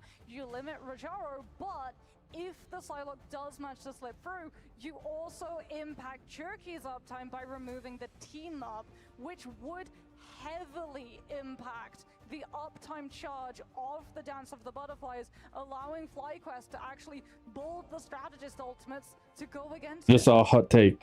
Somebody was like, if you don't like Ichigo, that means you don't like Spider-Man either. What'd you think about that? It's Na'Vi, right? Na'Vi loves, this is basically like their playground, so they're not You Loki's sweating. maybe thinking Midtown here. We have seen them fall twice onto Midtown, but they also have been able to take at least 1 series there. Meanwhile, though, you look at FlyQuest, and it's kind of a checkmate because their best You spin? Facts. Facts. but it's not as perfect of a record as Na'Vi. So thinking here, maybe Midtown, as we've gone 1-1 for FlyQuest. Yo, Kenda, you been watching this this match? They're getting fried right now again. Cooked. I see Division. Division. They're like people. If you don't like Ichigo for him not having a goal or whatever and just protecting people, then you don't like Spider-Man. They do the same thing. Loki, yeah, you're not wrong. The man Spider-Man, the friendly neighborhood Spider-Man, looking friendly neighborhood. We will be headed on over to Midtown. So this is one of those maps where Jeff is less impactful. Who do you think is the best Spider-Man though? But it's also one of those maps that attacking teams have started being able They're getting fried crazy. Another 3-0. either by front-loaded damage. Damn it, FlyQuest. And pressure of a Storm Moon Toby. Punisher composition. Okay. Or we get to see token resistance on the front line to just be a smokescreen and disguise the move. Well, what is that emote? Dive characters on the sideline. Character or actor? The actor. Out of the 3. As is it going to be another target strategist ban line? Thinking with Energy and how we've highlighted this player too. What's that character? When we talk about Spider-Man, nobody is thinking about Miles Morales, bro. Or any one of those Spider-Mans. We're all thinking about Peter Parker. Let's be for real here. Na'Vi go similar to the way that we saw Thieves actually with a save on what they think is their And I like Miles too. He's pretty cool. But speaking of, I need to watch the Spider-Verse movies. I only watched the first one, and I don't even think I finished it either. No, I did. But that's the only one I watched. That didn't even come to mind. on this map too, because it prevents the recontention with the portal. But I don't don't think it's going to happen here because it could be very risky too. As Or most of them. Speaking of which, actually, since we're on this topic, what do you think is the best Flash? Because I know when we talk about Flash, people think about different ones. Yeah, regeneration domain is already a broken cooldown enough as it is. You do not need to be letting for the damage boost potential as well. As Na'Vi remove the Invisible Woman, FlyQuest are going to be removing the Rocket Raccoon, so no BRB to be able to bring some of these players back in either a double Strategist lineup or a triple Strategist composition. The Go Barry? Okay. I respect that. I don't know any other Flash, I can't lie. You got Barry Allen, you got Wally West, you have Barth Allen. That's just for like the regular Flashes. Obviously you got Reverse Flash and all of them. Wally West, respectable too. Mad, they're all mid. This is a Wonder Woman fan talking about the Flash being mid. Speaking of plans, the scuppering of the Adam Warlock has begun for both Compared to my GOAT Superman, bro picked the most bland, black and white, basic superhero. Why'd they keep allowing Sai to go unbanned? I was not even paying attention to the bans. I don't even know. You managed to absolutely sink your opponent's chance of going the full distance. As Na'Vi, I'm sure we're going to be seeing it in a moment. Jerky, like That ain't hype? No, it's not hype. Superman is mid. very worried currently about the composition that FlyQuest are showing to us because, as I said, they got the Mantis through, which means that they can play a triple Strategist line. You know, that makes a lot of sense, Overlord, that you like Superman. Bro likes Omni-Man as well. Let me find out you like Homelander too. We actually even saw Solid being banned by some teams if they wanted to run the Ultron, and that was before she was buffed. And Zealous is going to be on the Rocket. Darkseid cooks him too. There's not a single person on this planet who says that his favorite character is Darkseid. And if they do, they're lying. It is the absolute best, and it's exactly what you were talking about, right? Because we see a lot of these counter picks as Jerky, already taking some damage, but you see Energy taking control over the high ground as, once again, FlyQuest being on this defense, trying to get the disruption, but also the damage done to boost into that Galactic Legend. So one of the benefits of the Ultron against the Psylocke or against the Doomsday is better than Darkseid. is undiveable. And starting off on the defense, Vision does at least have so much distance between himself and the He looks cooler. He's currently not being pressured by the one-tap potential, which does mean that FlyQuest are building Rage of Ultron and allowing the triple Strategist line to be able to stabilize. Nah, that man Superman really got a crazy weakness. That man all his powers get negated by a rock. The Carbon Crush will be shielded off. That's bad, buddy. Able to stabilize. Jerky still not able to find a way through, but look at what he's doing. He's not diving. He's building. He's been farming the dance of the butterfly. Soul Resurgence. And like what be killing me about that is they always like emphasize how Kryptonite is this some like super rare rock, so like nobody really has it. And then every single villain he fights has some form of Kryptonite. This man Joker had a whole Kryptonite dragon.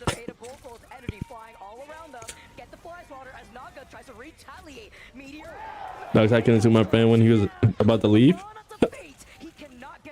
Bro, Superman has some of the most like dumb clips ever. You know the one that be killing me is the one where his dad is about to get cooked by the tornado, and he puts his hand up and he's like, and he shakes his head. He's like, "Don't do it, son." Oh man, Superman is funny. Double death, bro. Yo. Nah, I'ma die. Don't let them know you're Superman. Trust. As if bro couldn't like quickly put on his little suit or something, make a disguise. Nobody would have noticed bro left.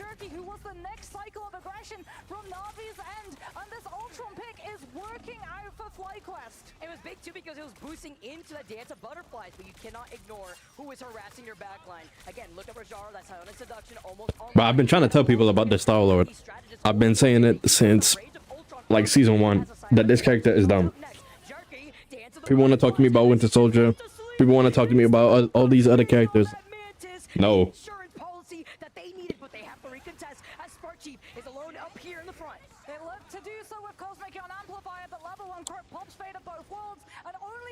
healing strategist has a health bar attached to their ultimate. FlyQuest now relying on the Galactic Legend to clear the board, but Vez has already fallen. Invisible boundary Yo. That Venom got fried viciously. What? They need to finish out the fight now before FlyQuest can stall for a portal play, and we go into second. Oh no, run as fast as you can. If the Mantis can get back to the team, and she does get away here. You see the double jump too, just getting right back on top of the payload. But after clearing out this point, no BRB to help them. That's all on side. Top 2. I'm really worried about Yeah, if you take them individually, yeah, definitely. You can, like, they just do too much, and they're like wasps. You can't even, you can barely hit them. And it's that they can play selfish. Like, Winter Soldier, he has to rely on the team. Like, if you don't got a front line, it don't matter how good you are with that character. At least with these two, you can choose to play in the middle of the team, or you can do whatever you want by yourself, and then come back.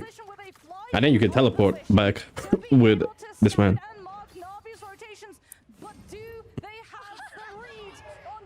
Sleeping on my goat, Hella. Hella is good too, especially if she has the team up with Namor. Well, if she gives Namor the team up.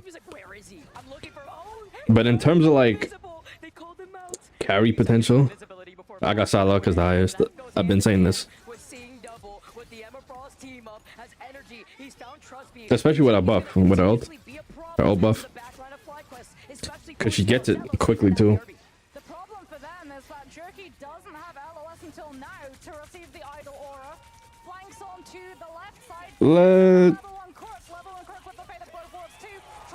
Showing him a crack.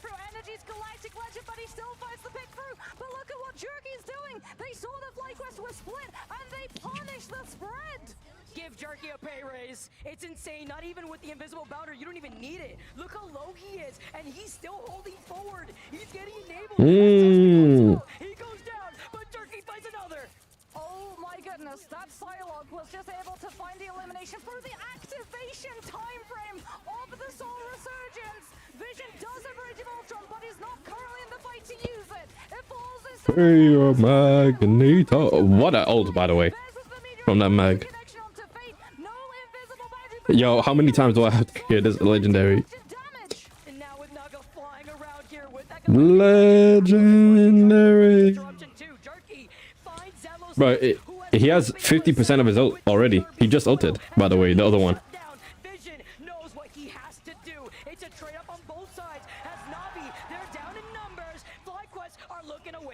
Vision, the perfect timing. If he'd used the Rage of Ultron any moment earlier, he would have been taken down by the Galactic Legend, as it just manages to melt through the Ultron self-healing. And it was because of the Vanguards that he was able to hold on to it for so long. FlyQuest now continuing to put the pressure onto Na'Vi. 20 seconds later, invading into that space, making sure that Jerky showing him a crap.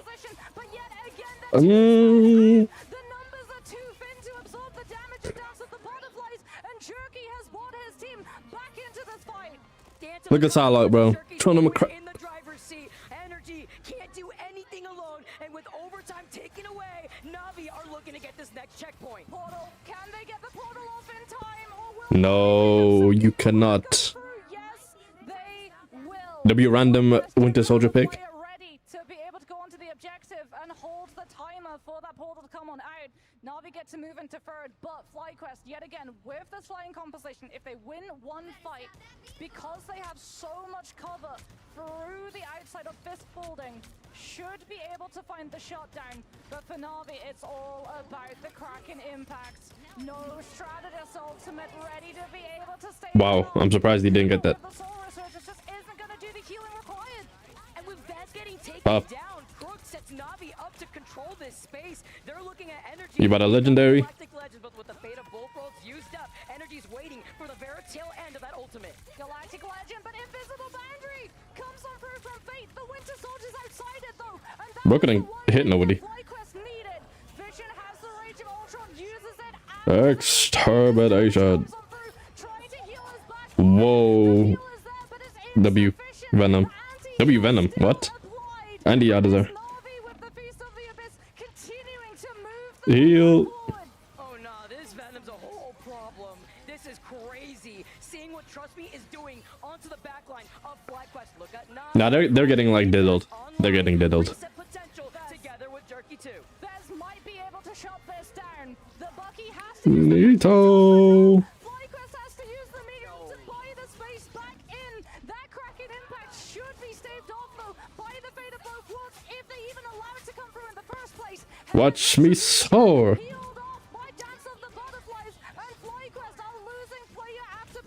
Too much damage output for them to deal with as Navi. They're walking the dog with the payload. Jerky. Wait, why are they on cap? That destroys the opportunity to build into the rage of Ultron. As Zelos, they force the overtime, the recontention with the portal from Navi. Kraken impact, Feast of the Abyss at the Armed and average Winter Soldier ultimate.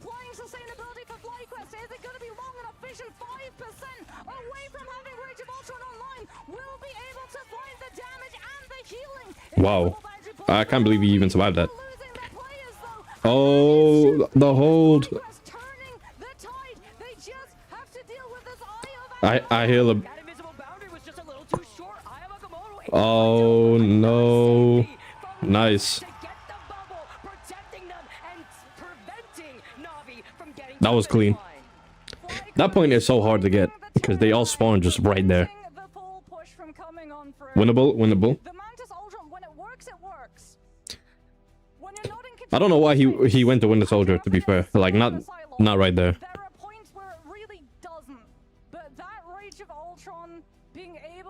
Bro went from a consistent ultimate to an inconsistent ultimate. The Psylocke in those later stages of the fight, especially when we saw the swap over to the Winter Soldier.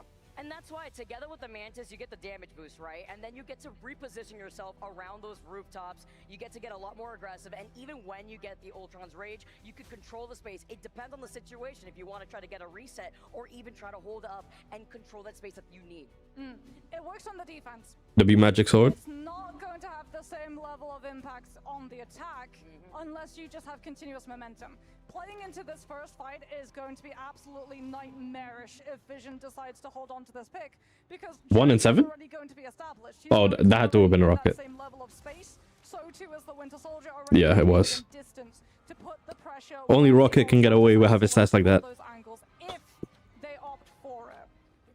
Can we talk about the difference, by the way? I know it's split up healing, but Crook is always so crazy. One of the best strategists that we have within Marvel Rivals Ignite, but we are rolling out. I don't like this skin for Star-Lord. On the defense, look at this composition. Jerky is still on the sideline. Energy is getting everything at the moment. It's a battle of the pockets.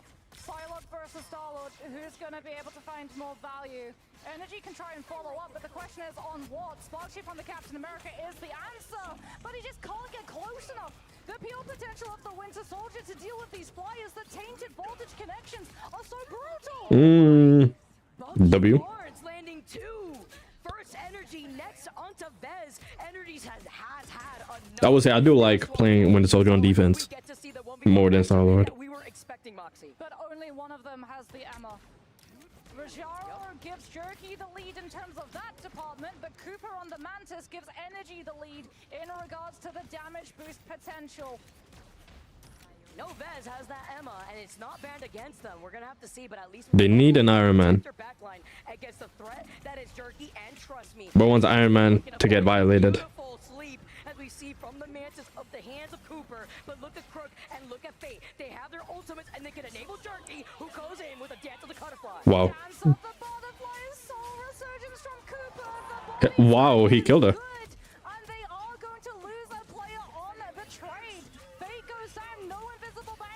Which means no way of shutting down the Rage of Ultron. A sacrifice is required. Na'Vi turn their attention to deal with the Ultron, and FlyQuest sweep elsewhere. You're seeing double here. It was two Dance of the Butterfly side by side as FlyQuest. They paved their path, they build up the space, and you can already see Sparkchief holding up. But when Na'Vi recontests here, Moxie, they still have the invisible boundary. Rajaro with the Sound of Seduction, and trust me, with the anti-heal from the Feast of the Abyss. They have to be so concerned about Rajaro opening that space, and trust me, catching the disengagement with the Feast of the Abyss. There's the Sonic Seduction. Wow.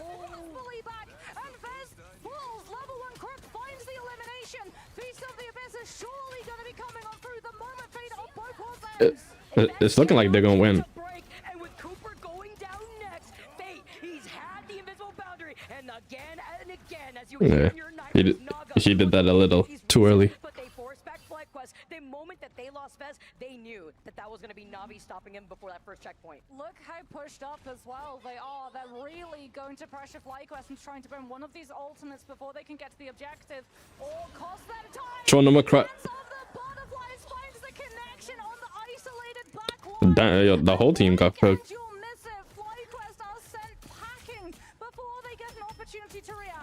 Energy just witnessed a crime. There was nothing Energy could have done right there. Just literally looking at Trust Me and Jerky having their way up on that high ground as FlyQuest back to the drawing board. They're looking to recontest. I mean, it's a lose-lose situation. If you preemptively pop the Freedom Charge, everyone from Na'Vi are just going to hold off on investing their ultimates until it's done.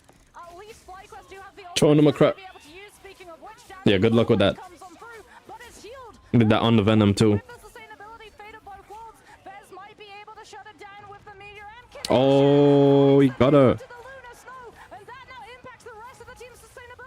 That's the point. Wait.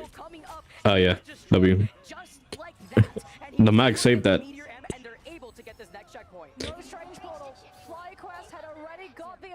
Yeah, I don't know what he was gonna do with that ultimate against the Venom standing there. And FlyQuest can continue this momentum moving forward. Rage of Ultron, Soul Resurgence, both of those are strategist ultimates that allow you to take momentum and space against your opponent. Why does no one use Storm? She's pretty easy to kill. But they used her earlier with Jeff. But they don't use it outside of that much.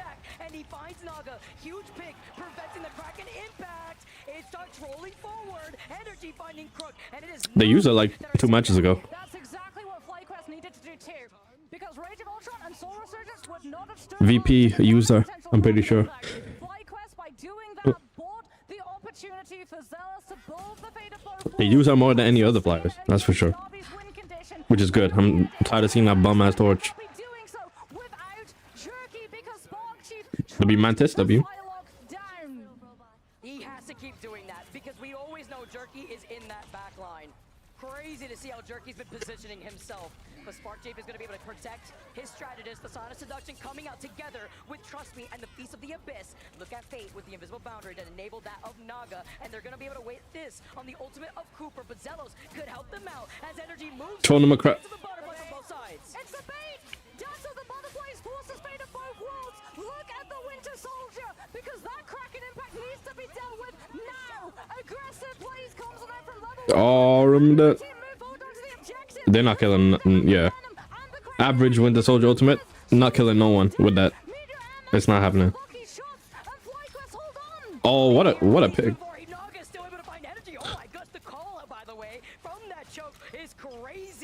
Get him. Oh, he missed it. He's dead. Yeah, he's dead.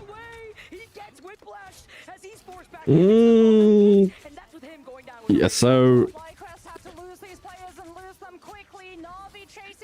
they got one more chance. Half a minute left. FlyQuest, they've got the opening, they've got the Rage of Ultron. Do they go the Strange Portal and try and flip these positions?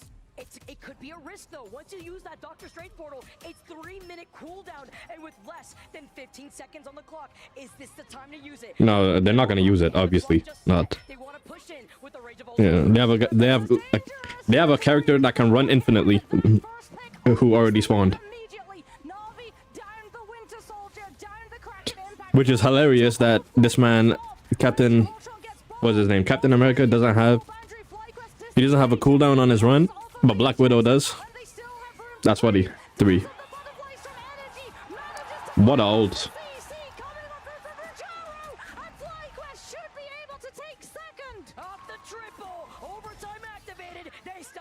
W Energy. This guy, by the way, this guy Energy has been carrying this team. If you saw the stats against VP, he was the only one that did well. you still have only a minute and less than 20 seconds on the clock. What's really scary as well is that they had to burn both the Ultron and the Mantis ultimate together. Now it's just Fate Oh, Fly don't use time. Yeah, he does use Psylocke, but he was using Star-Lord. That's why he uses Star-Lord and Bucky and Psylocke. Same characters as me. Hold on.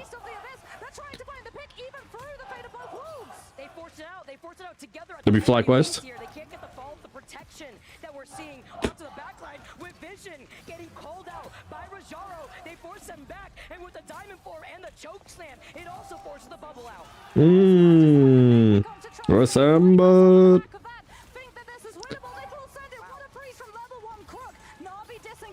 He's going to get fried.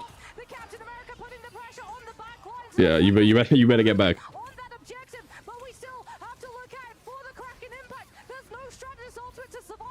All right, let's see. Does Bucky actually get a kill with his ultimate?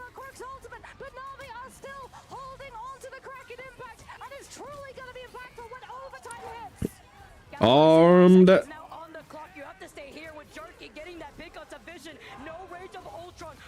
Ah, yes. There you go. But Winter Soldier ultimate is so mid. I'm telling you, when it don't work, which is like 80% of the time. But when it do work, hey, it do work. You know what I'm saying?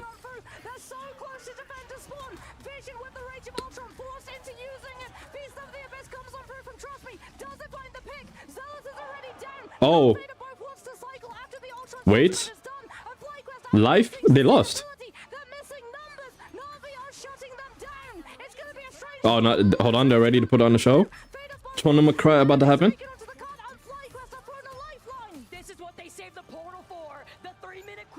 Nah, they've lost. They've lost. Luna's about to get her ult.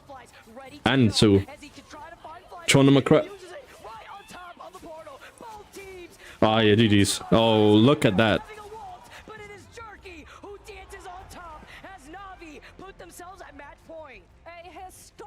Tournament cry. Yeah, called. You did call it. I mean, they got one more chance. Reverse 3-0.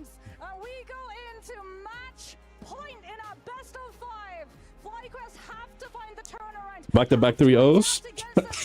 Chill. They're gonna get a win right now, trust. They're gonna break the curse. And it'd be 3-1 instead of the 3-0. I know he's mad, by the way. A 55-second overtime fight at the very end. Bez woke up at the very end together with energy here. 15 final hits for both of these players, but then you look on the other side, guess what? Cherky went 44 and 10. He has 28 final hits.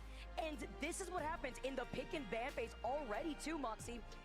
What are you doing when it comes to Zelos? What are you going to do when it comes to your strategist struggling? Cooper, you know, being able to rely on the Mantis is great and all, but also best hero when it comes to Loki.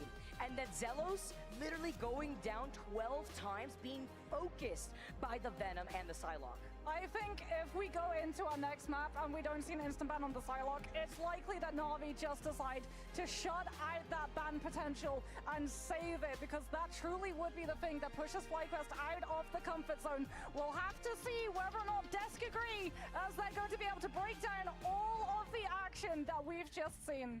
Thank you so much, Moxie. I mean, I'm having trouble finding the words that Jeff, captures generation, yeah. the momentum and what we saw between Chill on that man, Overlord Jeff. on that fight. I mean, playing for it all, FlyQuest. I do remember this man, Overlord, doing a Jeff ult, going up the map, and then be like, I forgot I didn't get anybody. Bro just killed himself. I mean, they're just so good in the rematches. They sort of take some of the stuff that we saw from Virtus Pro, like from the draft before, making sure that Vision doesn't get the Jeff, that you can sort of try and target as many of those strategists as possible. I think the one good thing... Was that what happened, or did you threw them? You threw them, but like, they didn't fall off the map and you did. So it just showed up as Overlord Jeff falling off the map. That's what it was. So it was funny. It was on the Dracula map. Personally, I think you removed Jerky Psylocke. I've been saying that for a while. I think that needs to happen. I think it would put them in a worse position. And Energy popping off there on Psylocke showcased that he has it in, you know, the pool. But I don't know, man. I'm not sure what they can do at this point. I mean, it just seems like history in the making. I threw the enemy team out because I thought it was mine. Yeah, I knew it was something like that. Hear from the crowd. It's so electric here. The moment where it's right there and they're letting it slip, we'll have to see if they're able to, because Ryan, great point. We finally saw what FlyQuest is made of there at the tail end of those fights. I thought if they were coming together, and to your point, hey, listen, Energy has been playing Psylocke since I've been casting the man, and so we know what he can do on the hero, but to answer that as well, the dance of the butterfly at the end there from Jerky, getting the 5 both go off cinematically, right? He just knows how to find those like opportunities, those slight things for FlyQuest. Their backline has been hit hard with the like draft stuff being taken out. They're trying to put more protects onto the likes of getting like Lunar Snow, for example, Cloak and Dagger in that first map too. It just feels that for FlyQuest, they're making these right changes, but in comparison to Virtus.pro and Na'Vi, they have a little bit more experience, certainly playing up against each other. It just might be too little too late. I think FlyQuest now has a read on what these teams are trying to do to them, but you have to be able to pull out, like we saw some Jean Grey from Naga before, we saw the Ultron, which got nerfed super hard since Stage 2 into now, and then of course just Energy on that Psylocke. It's just a case of like trying to build that momentum. FlyQuest took us to this map because they managed to full hold Na'Vi in grips last time. Na'Vi are so good at being able to fix some of those issues and come back again stronger, you're not going to strike lightning twice. Yeah, I mean, this side, when you're looking here at Na'Vi, they're running these... Yo, this Mag is putting in work. 15 final hits? What is bro doing? He has the same amount of final hits as their DPS. Yo, 28 final hits compared to 15. Oh yeah, this is... We saw Ultron a few times there Hold on. plays towards the backline, forcing on an ult, but it was just missing other times just due to the nature of not being able to move in enough. With Oh, this guy has kind of crazy stats. that you'd see from a Kraken Impact or a Butterfly every single time. I mean, honestly, I'm finding it hard to just capture what I want to say to these FlyQuest players, because I know what they can do talent-wise. I know what they've been. They've been the fit. You talk to people across the teams, the players, anyone. FlyQuest was right there with VP. I heard FlyQuest more than VP to be the favorites to win this tournament, and so my heart breaks because you look at it 3-0 from VP. This isn't what they can do. I know they can do more, and so will they bounce back? Can they bounce back? My answer is yes. We're going to get... I mean, I'm gonna be honest, I knew they weren't gonna beat VP. I knew that. But I do think they should be able to beat this team. I'm not sure why they decided not to ban Psylocke, but you know. Although incredibly strong right now, Psylocke is so hard to patty cake. We talk about patty caking. Maybe for those who don't know, the strategists look at each other. Yeah, Psylocke is definitely a ban over Winter Soldier. I don't know why. Impact with a bubble from Magneto, but you cannot stop the dance of the butterfly from sweeping the backline, right? We also get map choice as well as we go to Convergence and Heart of Heaven. If you want to throw in a curveball, how about the latest map to be added into the game? We've not seen Na'Vi play it. It's a risk because you don't know what you're sort of anti-stratting to an extent, what kind of compositions, what they want to kind of do.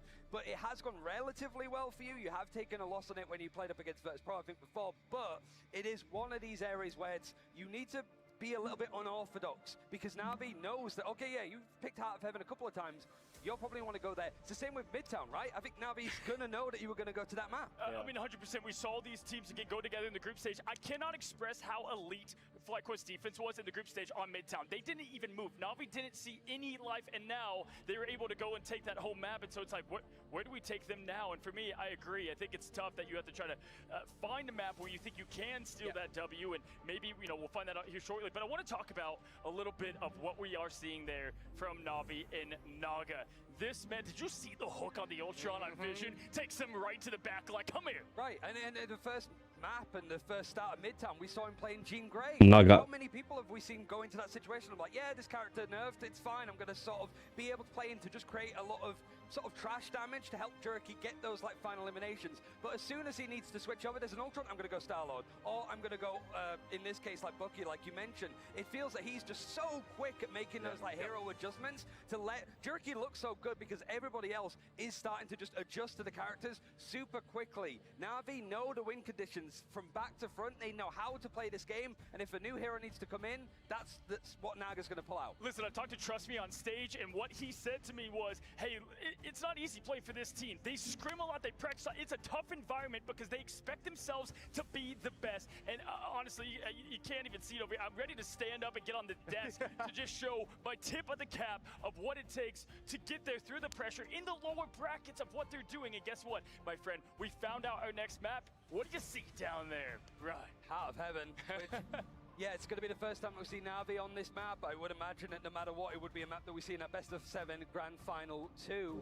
So Na'Vi, they usually very up to speed, right? We sort of mentioned Fate on screen now. He was one of those early proprietors of Jeff when people were like, this is a trash hero. He's no good at the esports level. He was like, I can make it work. And it's one of the reasons why they're the world champions winning the mid-season finals. And it could help them out a lot here if they can get good on the new map added into the game. Hey, listen, y'all, this is the hope for FlyQuest, the only hope for them to not be eliminated. Atlanta, you've been amazing for FlyQuest out there. If you want to give me your spirits, let's hear it from you right now, as we will be getting ready for this draft. It will be up for grabs here now as Na'Vi looks to lock in, and again, just that leadership behind Trust Me is what we continue to see. Let's see how they find out what they can do to shut down what has been relentless from Na'Vi. I will say the major thing that's really hurt FlyQuest today is those just first bans onto Jeff. Yeah. It's just so hard, especially on this map. On you this know, map, it's just it's going to dump them off the back if you're on the defense, which FlyQuest is on first. Yeah, don't give him the Jeff. It's so hard to counter that ultimate in-game. Just don't allow it to be in the game. Yeah, and I think something we want to touch on again that you had mentioned is when you take this team, when you take Na'Vi down on a map like we saw in Midtown, and you hold them early on, that team goes back and studies, and that will never happen again. You need to do something like this where you're coming in on a new map, as we see that lock-in from Venom, which makes so much sense for Trust Me. Yep, Trust Me gets his symbiote. We have just seen this man stall after stall, point after point. I was talking to Shib yesterday after matches. I'm like, Trust Me, he never dies. It's crazy out here. And again, another hero I like on this map is Rocket Raccoon. He can actually hide very well within the fog of war, if you will, to get up and continue to get those respawn chip. And you're seeing on, Trust Me, when he's on Venom, he's consistently on the point. If you look back, even if you see FlyQuest take home a win in a team fight, Trust Me has changed the point. And there is that Psylocke bait. Oh, it happened. It finally happened. All right, so Jerky, what else you're made up out there? What else we're going to see the man play right? They just had to lose twice. I mean, he could play quite a lot, just all of the different types of duelists, but Daredevil potentially, like we've seen some teams play it. It was banned out before from FlyQuest in that first map of Krakoa, so if I'm Jerky, I'm making that adjustment. For now, it seems to be more of the same. That Mantis is going to be one-sided protected from FlyQuest. You don't want that team up with Loki.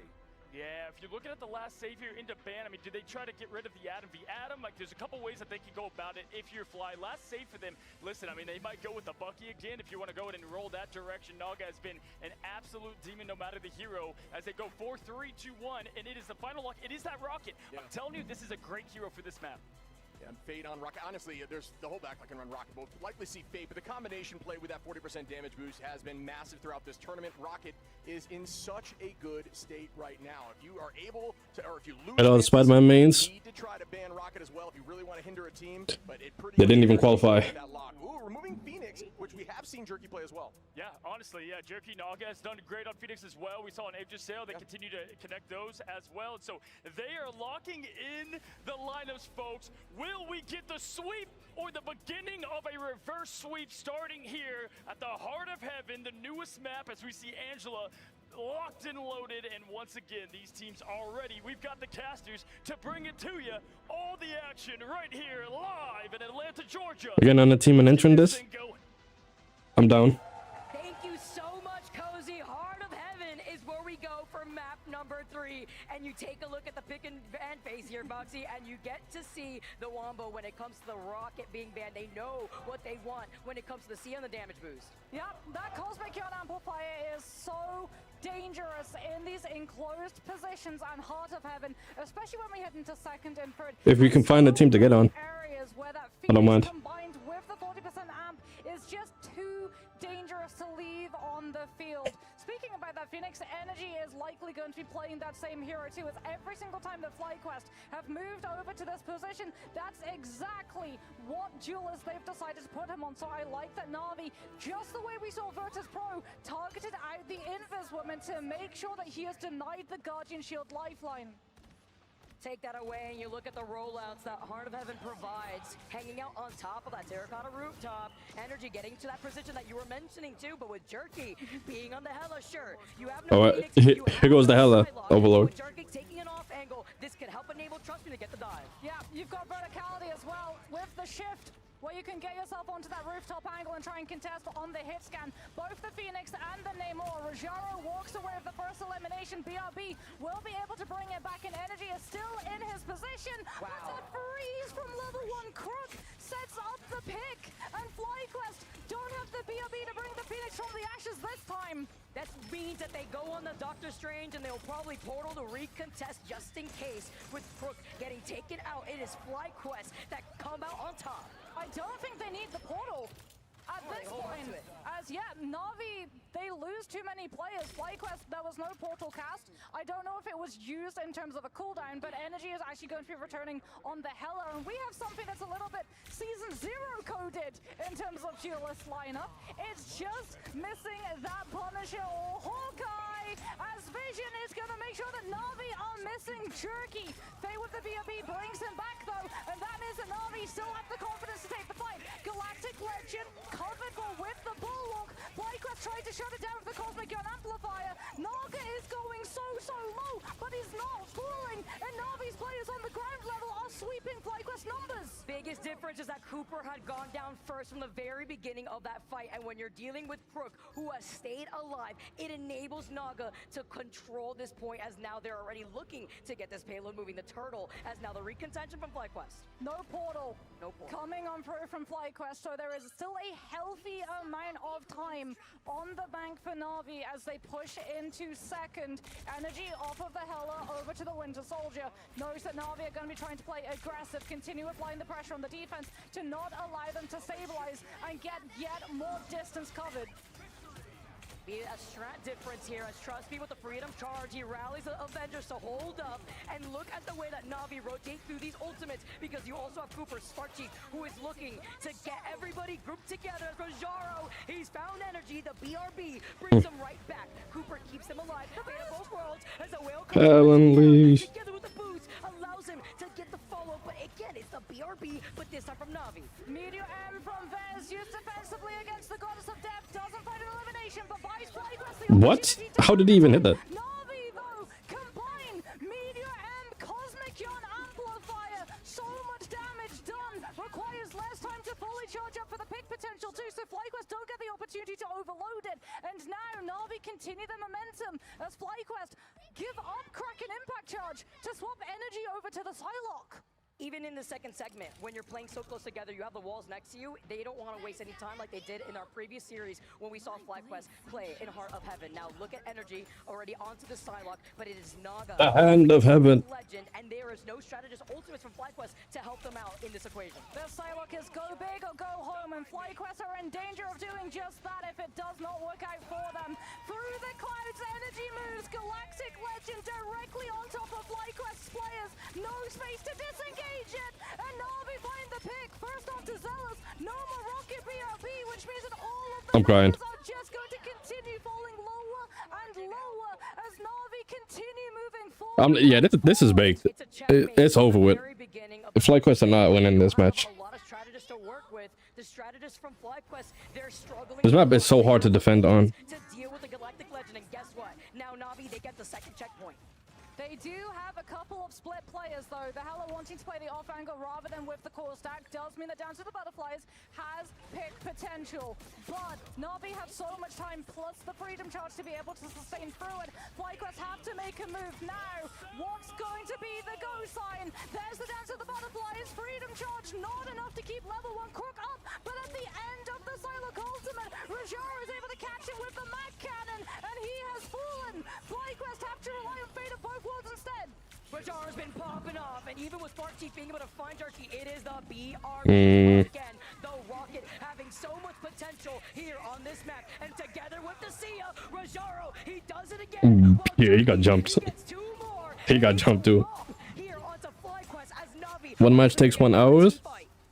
No, this is a set. So they have to win 3. The fate of both worlds. They need the one-shot potential to try to lock one of those. So yeah, it does take kind of a long time. Should be able to pave their way onto point. And then they drag it too. After one match ends, they talk, they do the bans, and then they start. Look at Jerky on the sideline too. FlyQuest, if they want to contest this objective, go directly past the Hela. It's giving us Psylocke vibes here with the way that Jerky's taking a nice off angle, but it's to split the attention away from FlyQuest to enable Na'Vi to hold up. Look at the follow-up, by the way, between Trust Me and the Captain America as Naga, the Galactic Legend, over to the high ground. The overlap! Meteor M absorbs it, but at the same time, Freedom Charge is burned, and now they don't have anything in the pocket. Yeah, they're done. This is GG's. Yep. Freeze for macros. GG's. Takes to the skies. No BRB as Energy gets the retaliation onto Jerky, but look at the space that Na'Vi have built up as they get to the next choke, and Vision's forced to back away. They're going to have Meteor M fade the Cosmic Yawn Amplifier too. It's fresh into the fight, so Vision will have Assemble. to try to interact with the both of it. Cosmic Yawn Amplifier comes on through. Everyone from Na'Vi getting the damage boost potential. FlyQuest have to send players onto the objective, otherwise the round finishes. They have no choice but to go. She died immediately. That Angela. Na'Vi are not allowing FlyQuest any opportunity to turn it, and they will complete the full push with what a time bank on the clock. Everything on the table to make their way into the grand finals, and what separates Na'Vi from making it there is one more round. What a performance so far as FlyQuest. They keep trying these different strategies, Moxie. They keep trying to go for these different team-ups. If it's next round and Hela, they swap off, then they go right back over again. But even between the Sia follow-ups and the positioning too of the Sia alone behind that one wall at the very end of that checkpoint, I mean, you can't even get through the other side of the choke. I mean, Jerky as well just kept them permanently on the toes with the Hela pick. I think that was one of the problems for FlyQuest. Moving over to Heart of Heaven, it's a play that they've done before when their back is against the wall. Energy going over to the Phoenix is expected now as well. So Na'Vi get to come in with a full win condition. When they go for the strategist sweep, they remove the invis, which then impacts the resources that the Phoenix has available to. Hello? 24-0? Yep, 24-0.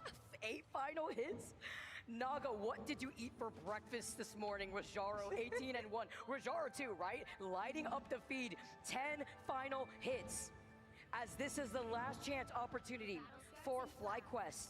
Again, the difference between second and third place, 40,000 USD. FlyQuest looks stronger as well on their defenses historically on this map. Now they have to play the attack. They're not even going to be opening up with the Strange Portal, which is what they usually do, and then swap over to the Venom from Spark Chief to be able to meet them with the back angle secured for that Hela, but that means that it's predictable. Na'Vi, though, punish. If you don't use the Strange Portal, you have to go through the gauntlet that is the poke set up. What do you think? You think they're even gonna get past the first point? I don't. Trust me, just taking away all of the space. I mean, like the middle point. He dives in and dives right back to help his strategist, because you can see Spark Chief also trying to take a different off angle. It's a nice fight sky here up and above. The skies are congested and Spark Chief finds Jerky, but again, it's the BRB to bring him right back. But that means that the Hela is out of the position that FlyQuest have to worry about. There is a window for them to get to be a little bit more aggressive.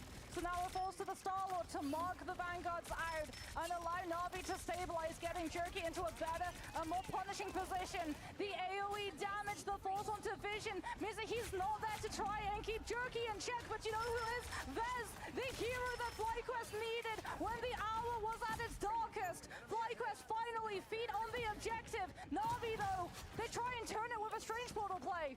Time to wake up, but here comes Naga. It's going to be the recontest. They stopped them here, but they too late. A pixel too late. The turtle starts moving up, and now that portal all for nothing. And Na'Vi, they had to throw in the towel. They could not go for the commitment of the fight, because when you move into second, it's more important, especially on a Hela composition, to establish your angle before the fight begins. Hold on, life. There's life. Reverse sweep incoming. Vision with the poke angle, trying to shut down the Star-Lord. Trust me, making sure that Na'Vi get to play the way they want to, aggressively running towards this Hela. the mirror to get the counter pick here. Well, trust me, rallies everybody together with the freedom charge. Fate with the Sia, a freeze this time onto Rajaro as Spark Chief tries to find Jerky. And with no BRB, they don't bring him back. Level 1 Crook can keep this fight going. He's got the Fate of both worlds as we have a... But there's so much like that happens on the screen sometimes. Wait, what? How did that not hit anything though? Oh, that's tough. He got baited by that.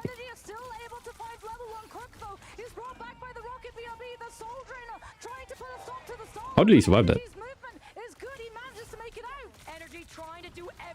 Look at Star-Lord's movement, man.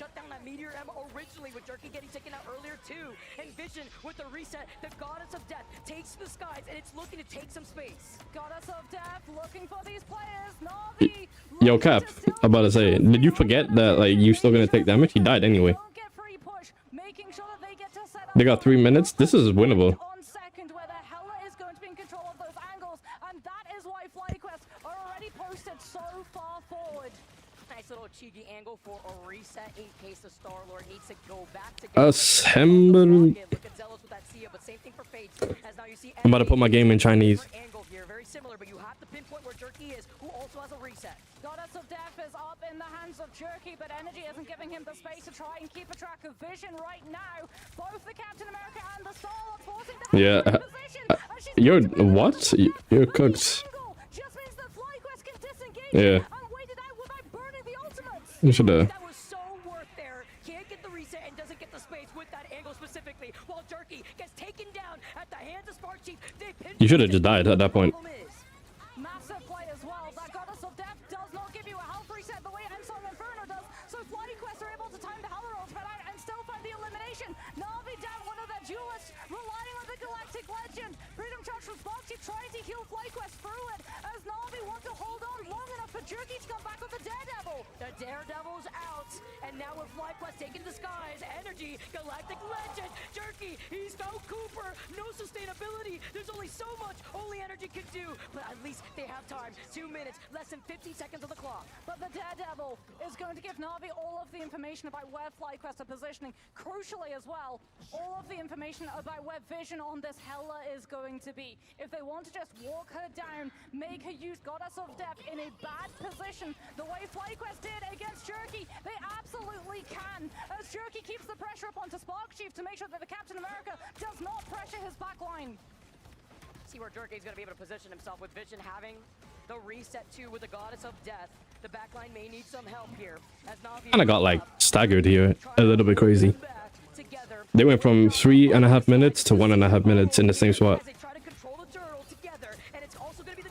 Oh, Daredevil. But Jerky, he takes him to court with the lawyer, Matt Murdock, coming in, following up with Trust Me. Daredevil is so cracked. That Cosmic Yawn Amplifier, the damage with the 40% boost, and then On the radar. all of the late pick onto Vez. FlyQuest have one good clean fight left before we go in to panic portal territory.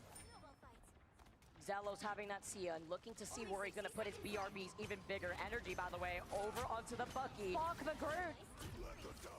But when this man Necro's gonna be in these type of tournaments? But it's Energy finding Crook, but he's got the BRB. This is why the Rocket is so important. The Wombo combo. That would be hilarious to watch. Necros and that team try to play in this. Yeah, that was a wasted style loadout. What a combo. Again.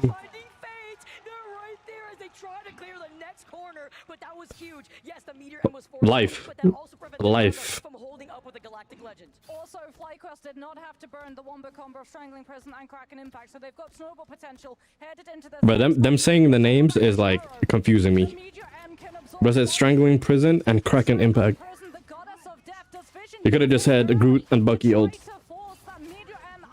So Spark Chief and Energy's ultimates find more value. A tailed all this time looking at Spark Chief here on the group. Strangling Prison still. Freedom charge. Where did the ult go? He pulls up the walls, even with that freeze behind him from level 1 Crook. As the freeze gets retaliated now this time onto Trust Me to delay. Peace for my crows. Oh, that's a fat. Yeah, yeah, yeah. That is a fat ult. Na'Vi trying to get this exit trade onto energy. They know that the Bucky still has that Kraken impact, which could come into play massively in this. That's a fat ult, but they're all gonna spawn together now. But they have better ults.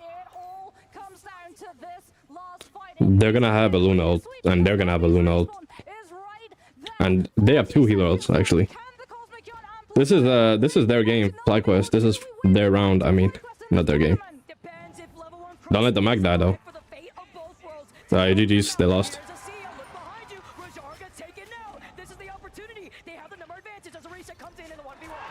Whoa! How did he get that? Yeah, GG's. Again. Again.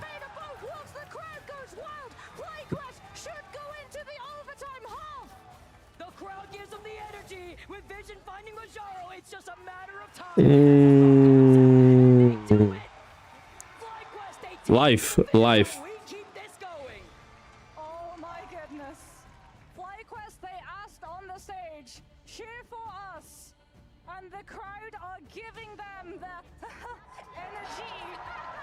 The Kraken impact was Vision with probably the most impactful 1v1.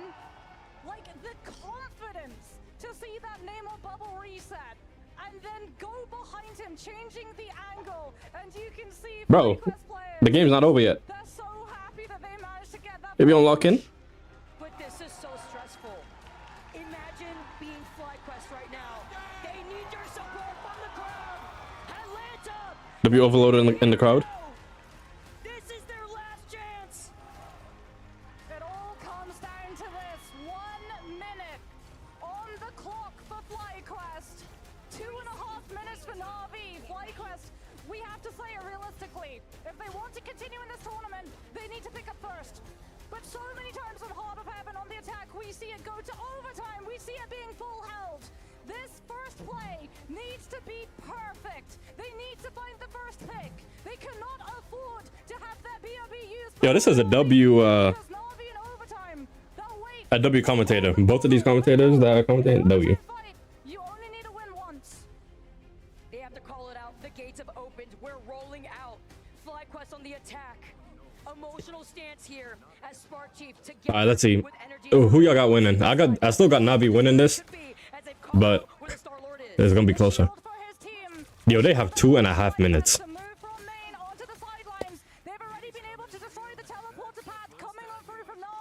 Which would allow that Stolen so much more aggressive plays to put the pressure on the back line. They find the BRB. This Captain America has allowed them to move on forward and FlyQuest. That was great game sense from the Cap. He is dead though. Oh. W bubble. W. You gonna fight them back? He brings him back as their BRB is still up. The strategists too, not getting to heal the team, not getting to build these ultimates because of the pressure coming on. Oh. He got. They're gonna get it. Oh no, the portal.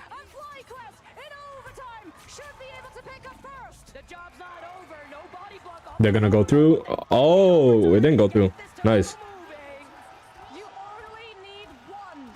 That is the staple play from the defense on overtime. When we see Na'Vi bank up these ultimates, they will catch them out. FlyQuest have to continue applying pressure, have to continue disrupting the ultimate batteries from this team, and Spark Chief is doing just that. The Captain America. No, he locked in though. Buying so much space. Mark Naga, that is the goal. Find where he is as Fate with the seal. A huge freeze onto Trust Me as Jerky. He's found Vision. Spark Chief with the freedom charge. They need help. They need to sustain the BRB. It brings Cooper back, and this is important with the fate of both worlds. Meteor M absorbs the Galactic Legend. Vest doesn't find the pick though. And I'm ready to put on the show. She's ready to put on the show.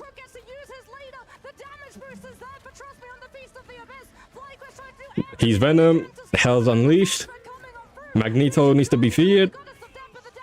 Hell's Unleashed again. Yo. Legendary. Oh yeah, GG's. That's as far as they go.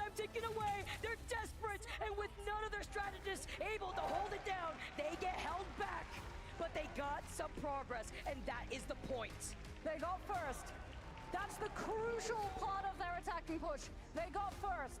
Na'Vi, they were able to full push. It wasn't an overtime. They have longer than a minute, but they have less time than you would a full, normal, natural attack. If FlyQuest can complete the full hold, they continue in the tournament. If they get a reverse sweep, that would be crazy. 30 and 11 for energy. They're finding these picks.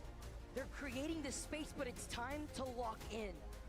The defensive positions will be in their favor. If they want to go for a pick potential composition alongside that Hela, they absolutely can, but they have to be prepared for Na'Vi to do just what Spark Chief did. Shield the team, allow them to rotate. And while Naga is 37 and 3, the one crucial detail is that they've been marking Jerky, who has gone down 13 times. The dive potential together between Energy and Spark Chief. They have to keep this up.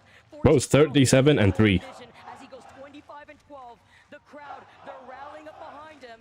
Again, they have to try to hold back Na'Vi as they get started on their attack. Let's go. First fight. If you manage to win first fight for FlyQuest, especially if you manage to stop Na'Vi from generating ultimate economy off of it, FlyQuest will gain so much more confidence. If they lose the first fight and they lose first so quickly, that's when the nerves. What? Did they go to Penny for like 3 seconds just to go to Venom? Let me find out some tech I'm missing. They're in the spawn room gates before they're going to be able to put the BRB somewhere else, probably hidden in the mist. As you get to see where Spark I'm crying. Bro tossed the shield just to run away. more pressure, but everybody's on this rooftop. Marking the rotation. The way that FlyQuest took Hey, you better be careful with that peeking. That character's dead. Whoever that is. What? Yo? Oh, Bubble. Jerky cooked.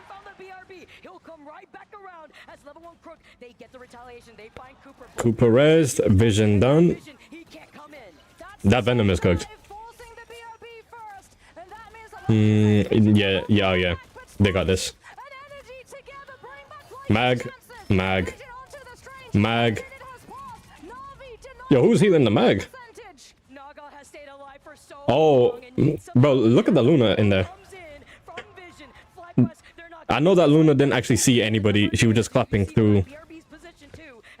Yeah, there was no way she saw anybody. She just got lucky with the hits. Yeah, Phoenix. Yeah, I'm going and get out, bro. So you tried to 1v1 Venom. Oh, okay. Okay, Rez. Legendary.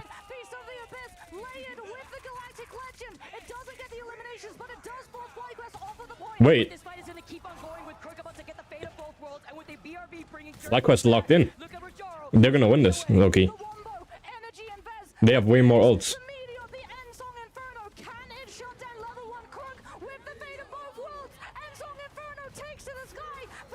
W snipe.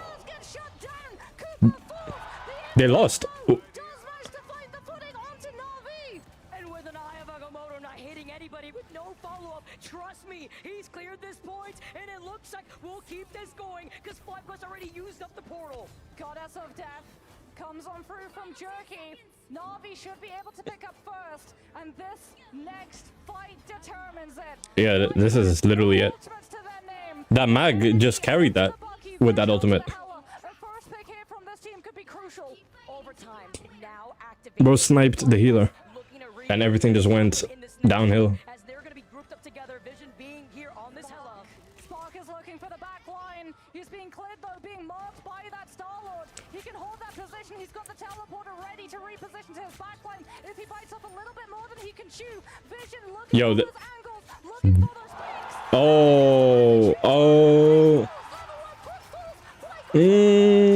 FlyQuest, hold on. We are Venom.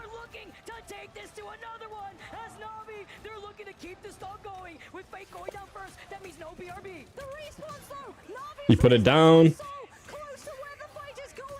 It didn't matter. He's about to spawn back. Assemble.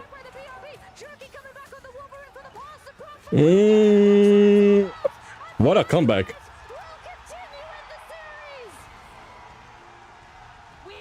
Bro, you gotta win 2 more. Like, yo, why do they keep zooming in on bro?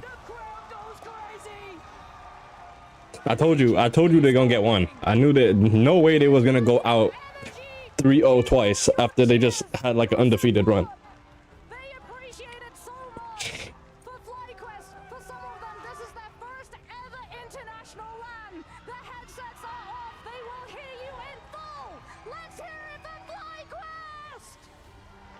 Now, this guy, by the way, he has to be paid. Like, they have to have paid him. Looking at the emotions. But there's nothing in that cup. He's been beating himself up. He's not happy, but look at the performance. It's thanks to him that they've stopped the rocket. Now, that's facts. That is facts. He put in a shift in that last overtime. He got rid of the Star-Lord teleport. He got rid of the beacon. He stalled crazy. Somebody. Spark Chief, like you said, the Captain America, the shield for his team, getting to move FlyQuest forward. Vision on the Hela, being able to ignore the ultimate economy that is linked to these duelists, the pick potential, the setups of Soul Drainer into the follow-ups of energy on the Winter Soldier, and FlyQuest. You can see how much it means to them, but like you said, that is the worry, right? For this team, for some of them, it's their first ever opportunity to be on a stage like this. And this is what it means to be a true professional player. When these moments count, can you close out the series? Can you have the confidence to be able to walk away with the win? You are your worst. I'll be right back.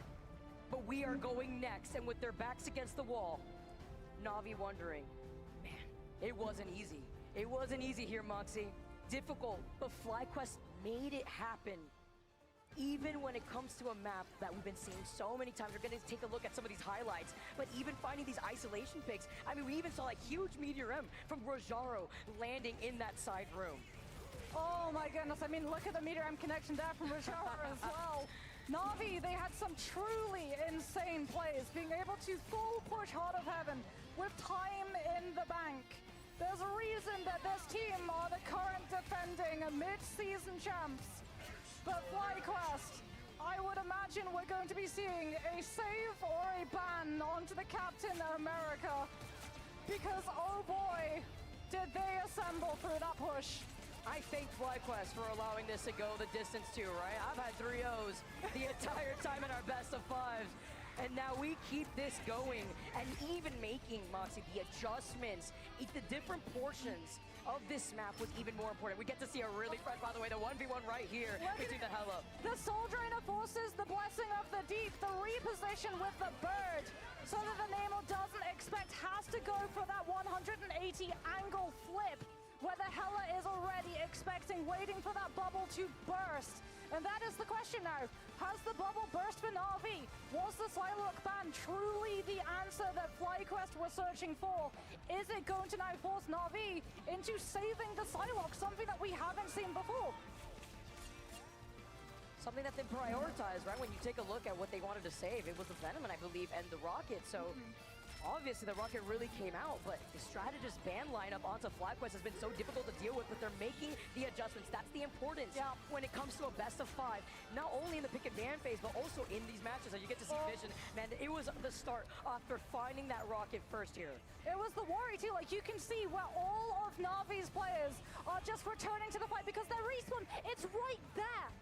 FlyQuest had to find these numbers, these eliminations so quickly back to back to back, and Kraken Impact is one of the best ultimates to be able to do it. As you can see, the moment where they understand, we won, we did it, we continue in this tournament, we have another chance to go again.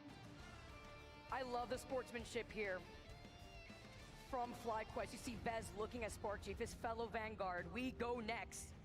Lock it in as we take a look at our results. After Na'Vi had taken game 1 and 2, we go on to game number 4 here. Looking at the stats alone, Moxie, I mean, we highlighted already energy who had popped off. Vision, though, on the Hela, taking these off angles, finding these 1v1s, 16 final hits. I mean, Spark Chief was just doing so much alongside energy, right? When we had the Hela versus Hela, it's not often that you actually get a Hela 1v1. It falls to the rest of the team to be that distraction, to put the pressure on the Hela so that the other side can start popping off and finding those eliminations, and that's what the Captain America and Star-Lord were doing. I have to give flowers to Cooper too, because when we're taking a look at the Luna Snow freezes, it was Crook that was popping off. But Cooper, that game alone, had really woken up here. He had a lot of impact with follow potential alongside energy, as you mentioned, together with Spark Chief. They had so many wombo combos. That and the fact that they knew they were going to have a target painted on them. They knew that the Hela isolated was going to be too vulnerable, swapped over to the Phoenix, was able to get into a position of peel where Vez with the line of sight was able to set up the bulwark. And yes, you still lost the Phoenix, but that means that time, that extra time taken to find the elimination on the duelist is time not spent pressuring the backline instead. I have to repeat how difficult this is going to be because Na'Vi are playing so well. I mean, the fact that Naga, they lost and Naga had only gone down in that entire game 4 times. He went 41-4, just to highlight the way that the duelists from Na'Vi are playing. Yeah, I mean, you were saying to me a little bit ago, is it worth taking out the Rocket Raccoon? Because it's not just about the Rocket with the Cosmic Yawn Amplifier, or as you correctly pointed out, the BRB in so many crucial moments bringing these players back. It's also about the team up that goes with the Star-Lord now, right? Because Star-Lord, he has iframes, he has 2 of them on his right click. They also automatically refresh and reload his primary damage weapon, which is one of the reasons why we see him so strong into dive. He wins his 1v1s so easily on those isolated players.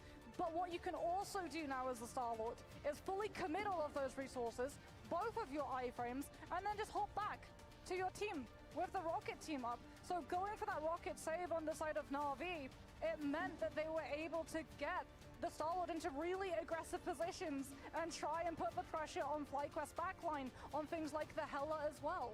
And before he backs away too, to get a little bit aggressive, right? We saw Rajara put the bubble on him a lot of the times. And then to combat that, Vez really woke up too, I feel like, in that game, because then the Meteorams would come up, and even though it would get destroyed, it's about soaking up the damage and also forcing him to back away whenever he had that Galactic Legend. Yeah, it's funny actually how many Vanguard ultimates can actually be kind of called a strategist's defensive. Freedom Charge, that's a defensive ultimate.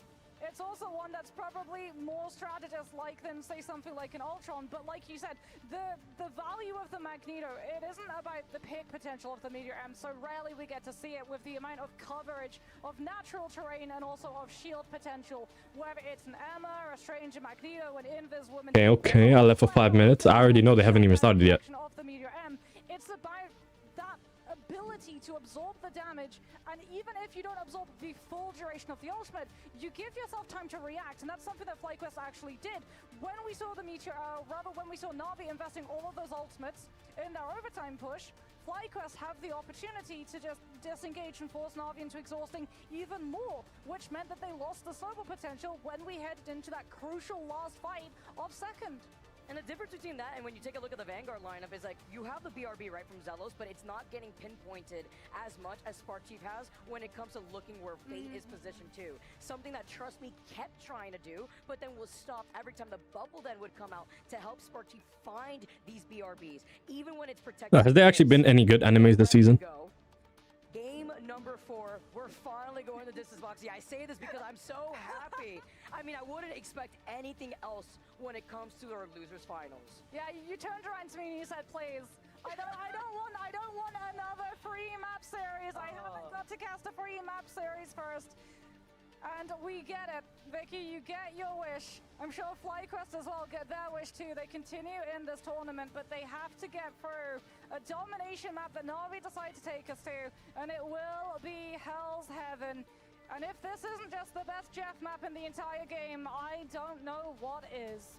Jeff, Angela, when it comes to factory and getting those environmental KOs. Oh, going into Hell's Heaven, there's so much to break down here too, because then you look at the progress with Na'Vi. They've won a series here on Hell's Heaven alone. FlyQuest, though, too. They've gotten 2-0 on Hell's Heaven, but in terms of how domination has gone, they're currently 7-2 with their record, and then you have 9-2 when it comes to Na'Vi. Yeah, I like Na'Vi's game plan because I feel like this is going to try and force out that Jeff instant ban on the side of FlyQuest. No, they do stick with the Manta strategy, but that means that Na'Vi, it's not an instant ban. Yeah, I was going to say, it's not an instant ban. They're trying to force an instant ban onto something that isn't the Psylocke, and when it isn't an instant ban onto Psylocke, they'll save it immediately. Not going to risk that anymore.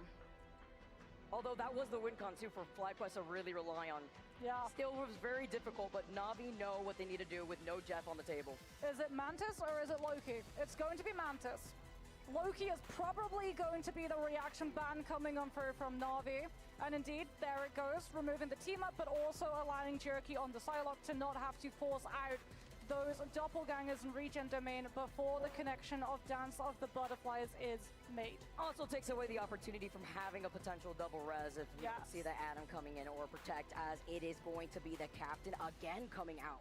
Captain America banned now for Na'Vi. FlyQuest removing that one from Trust Me's hero pool. Invis Woman as Na'Vi yet again continues sweeping away the strategists. That's going to be limiting the impact of things like that Phoenix, as well as a double strategist lineup. So they have to do it. FlyQuest have to go for a save on the Luna, which now leaves a duelist or a potential other strategist up on the chopping block. You have no other choice. Once again, it's a very similar look for Na'Vi and their ban phase when it comes to focusing on these strategists. But this time, we get the Venom off the table here too, so you're not going to be able to have that follow-up. I got the Venom out of there. Well, they took out the Jeff earlier, but the Protect, at least on the Jeff themselves, is going to force out the Venom here from the other side, as they already got it before. Oh, it's not going to be a Jeff ban. Na'Vi save Jeff before FlyQuest can remove it. That's going to be really rough. You've got the Jeff, you've got the Psylocke through on the side of Na'Vi. FlyQuest, is this going to be a ban on, I was going to say maybe Emma? Yes. Okay, because they didn't get the Loki ban earlier before, right? So that opened up the opportunity from having the double res. They don't want that to happen because then there's going to be so much stall. And then on top of that, you have the Jeff to go in for the itch Jeff. But you know what that does do? That allows Jerky to get the Emma through and the Luna. Na'Vi have been able to secure yet again every resource that Jerky desires. The Emma and the Psylocke team up too, so you're gonna see double trouble from Jerky as he's out of Psylocke jail going into this next game. All eyes on Cooper to see how you're also able to maybe get the sedation, but if that is to say, if he does stick onto that Mantis. Is Fate going to be going for the Cloak and Dagger hit? I mean, they secured the Jeff. If we do see an early Cloak and Dagger, it tends to be into a portal follow-up play, right? You set up the portal, you set off the blind. Surely Na'Vi don't decide to give up the Jeff benefit, especially when we start off on Hell's Heaven on one of the best maps coming on through for that Jeff composition. Get ready. You're gonna be strapped in this roller coaster because Trust Me is on this Angela. Take a look at the disruption and then Fate being on the Jeff. You're going to be able to expect the itch Jeff off the map. FlyQuest not going to have Spark Chief on the Captain America, but still dive. Spark Chief will be rolling out on the Angela, but it's going to be Super Soldier Factory, and it's now super important. FlyQuest shut down the itch Jeff Eats from Fate because the drop-off location is right next to the point. Get ready for those playmaking opportunities. Look at where Trust Me's position already on top of that pillar while FlyQuest decided to take onto the high ground in this 1v1 here on the bridge. Naga already going to be able to get that burst damage as everyone's grouped up together. Normally taking a linear angle is perfect for a Jeff, but against the I got winning this. I don't even know. This is the first like domination one that I've seen them play against each other. I'd be forgetting this game mode exists sometimes because of how many times it's convoy.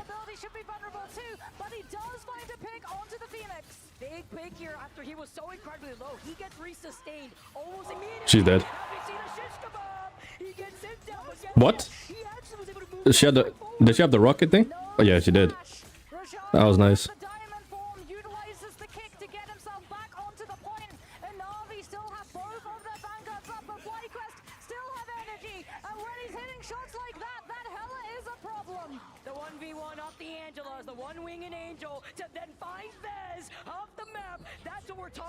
When it comes to Factory as the itch Jeff comes in from Fate. Does Fate get some? Did he get anyone? He's making a beeline over towards the environment. The stagger. Oh yeah. Oh.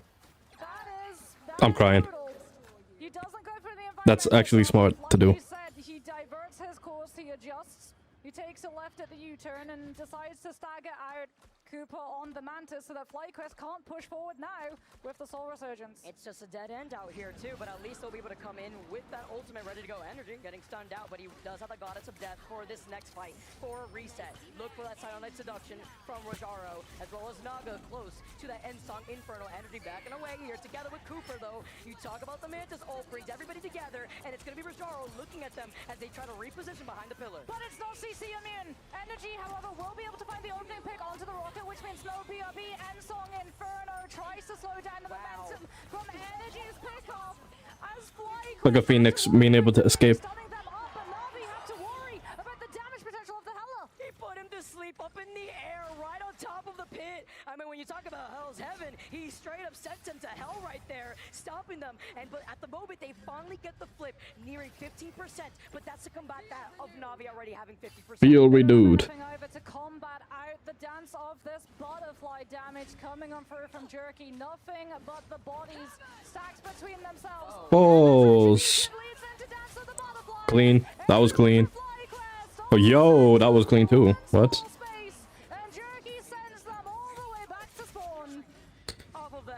Retribution. I mean, who said you don't need just the brute as they find Spark Chief at the very end? Sure, we saw some picks off the whale from Vision, but with no. Okay, you already got 20% back. A result. FlyQuest know that they're not going to be able to find the space for the Hela. Energy swaps over to the Winter Soldier. Vision now takes up the mantle of the Goddess of Death as FlyQuest look to make a rotation up onto the high ground. Na'Vi will be able to put the pressure through though with those Jeff bubbles and the Eat. Spark Chief looking for the disruption. There's nothing to stop the It's Jeff connection. And with the Sia called in now, it allows Naga to get that damage boost. The It's Jeff coming in next. Jerky, he gets stumped at the very end here too. After trying to make a play, the It's Jeff from Fate. He's found to himself as he's going to try to get away. Shimishade to try to find his dance and get protected. Yes, they stun him, but it also allows him to get the follow-up as FlyQuest. Cooper getting stunned. Glorious. Take it out. No Kraken impact, and it is Damn. Na'Vi taking over this. But the TP, that Stranger's about to get fried. Overtime is forced at the hands of Vez. GG's.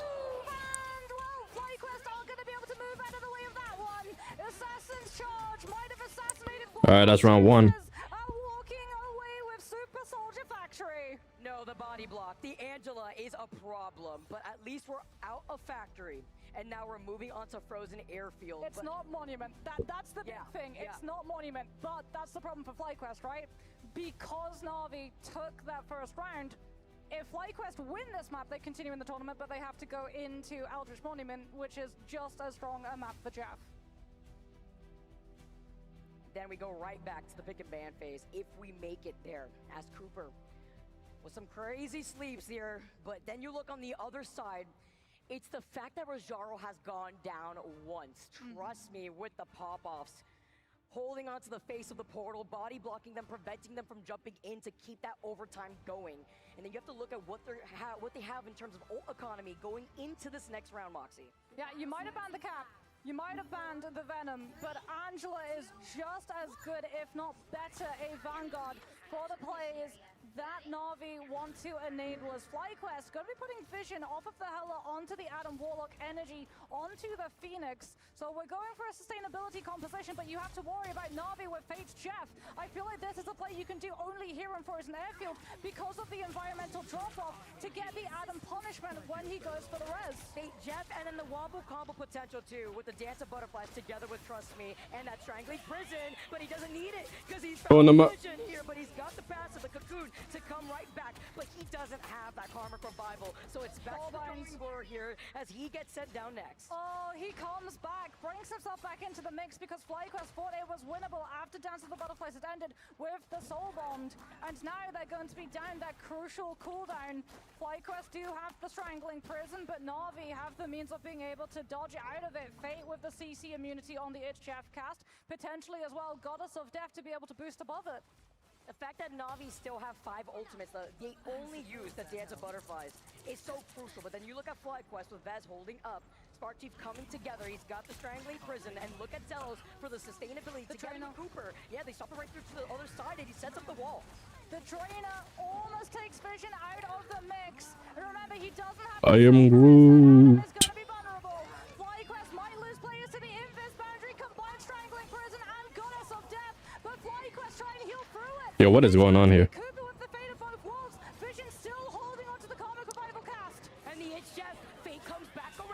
Throwing them out.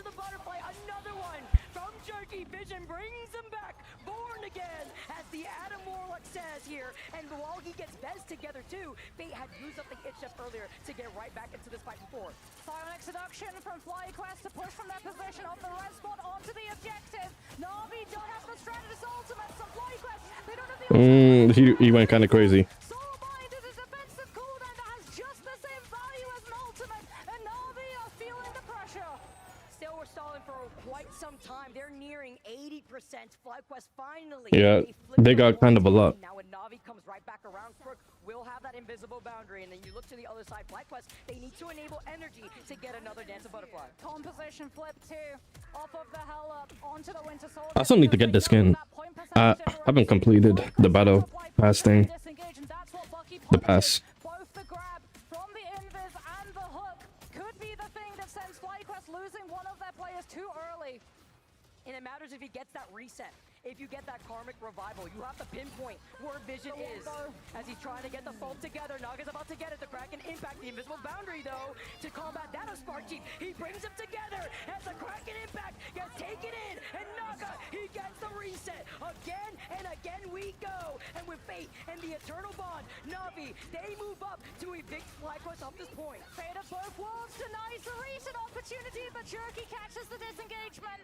FlyQuest had to be pushed out of that position because of the threat of Terror Cape from Fate's position of the Eternal Bond, and Na'Vi will be able to claim the eliminations. FlyQuest do still have Vision with the Karmic Revival, however, and we're about to go into a final fight territory. Spark Chief, he did it before in Heart of Heaven. Can he do it again at the Captain America? Na'Vi decide to go first. They're going before FlyQuest get an opportunity to stabilize. Love that Emma Cross shield, by the way, prevents the hook from landing as Crook, he gets a finishing blow onto Spark Chief. Overtime taken away as Na'Vi are looking to finish it here. The back away though, as they call out Vision and the Karmic Revival coming in. Karmic Revival is going to end in a matter of moments, and that's when Na'Vi decide to make that move. Kraken impact coming on through. No strangle. Yo. But the Gruul isolates them. Now it's up to Energy. He's got his own Kraken impact, but the healing from the invisible boundary. He dodges the cast of the Groot ultimate. The CC frames on the ultimate carry him above it, but And he couldn't get it. FlyQuest weren't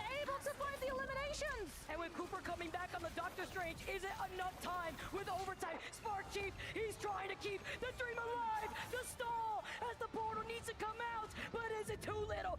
Oh, he couldn't. Tough. GG's. They take the loser's final match and they move on to the grand finals. Grand finals, an EMEA versus EMEA rematch of the ages. Will it be Virtus Pro, the team that everyone said was the strongest in the world at the beginning of this year? Or will it be the defending champions, Na'Vi, who bought themselves a moment of redemption, a chance to go up against their rival? But we have to say, what a play from FlyQuest. Truly a team that will go down, will be remembered when we look back on the Marvel Rivals esports scene. This is a team of prodigies. This is a team that were looking to prove themselves.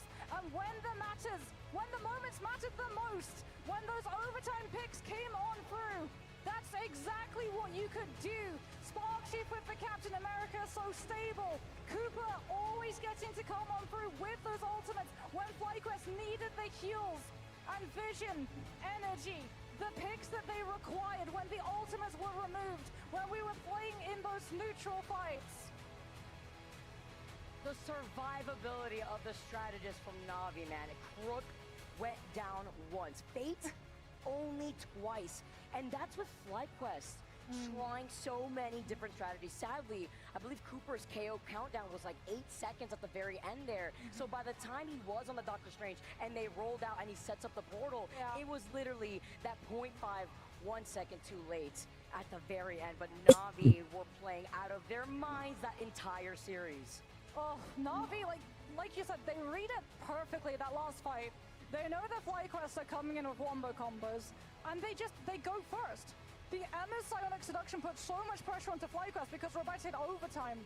If FlyQuest hadn't moved on Proud of forward, yourself. they would have been out of this tournament. They had no choice. Shout out to FlyQuest and shout out to our esports parents. Alright, I'm gonna go get food for this finals. From home, giving all of their support for the players who deserve their flowers. You love to see it, the support. These players, they're still young. Their journey is just beginning. They got this far already. The future for FlyQuest truly is bright. Energy was the same age as Sparker when Sparker first started his esports career. Just imagine that with the rest of FlyQuest and what they could do here. They've had a great performance and a great representation from the Americas region. And you can already see how emotional, the pressure, how it gets to you when you perform on the big stage, Moxie. That's why boot camp is so important right before lands like this. I mean, they had that moment, right? Heart of Heaven, overtime, back against the wall, the hands shaking, and they were able to pull through. Like we said, FlyQuest, the narrative of this team being a choke team has truly been thrown out of the window as we get ready to throw it over to our desk to break down all of the gameplay and set ourselves up for a grand final head-to-head EMEA v EMEA. Ladies, what a cast, what a game. Na'Vi seem to do the impossible and that set themselves up to be back-to-back champions. I am just blown away. We're going to talk a lot about Fly, but first, right, Na'Vi, how did they go through the lower bracket and get done like that? It just seems to be the thing that they love to do, but you've got to give that Heart of Heaven from FlyQuest was great from them. The adjustments to take Jerky off of a lot of his, like, hot topic heroes, right? Because it seemed like he was really doing well this event, and the problem is if you do well in an event like this, you get targeted hard. So that adjustment was a little bit awkward for Na'Vi, but the thing is, they're used to being in those situations. Next map, they know to sort of protect, prioritize, get in that Psylocke, move around it, and just keep vision off the Jeff. He has not had a chance to play him at all today. You can't make plans against the planners. I mean, I feel like Na'Vi just had an answer for every single thing throughout. Outside of the Hell's Heaven at the end there where I saw some rotations, I liked a little bit better from Fly. Na'Vi seemed prepared for everything, Ship.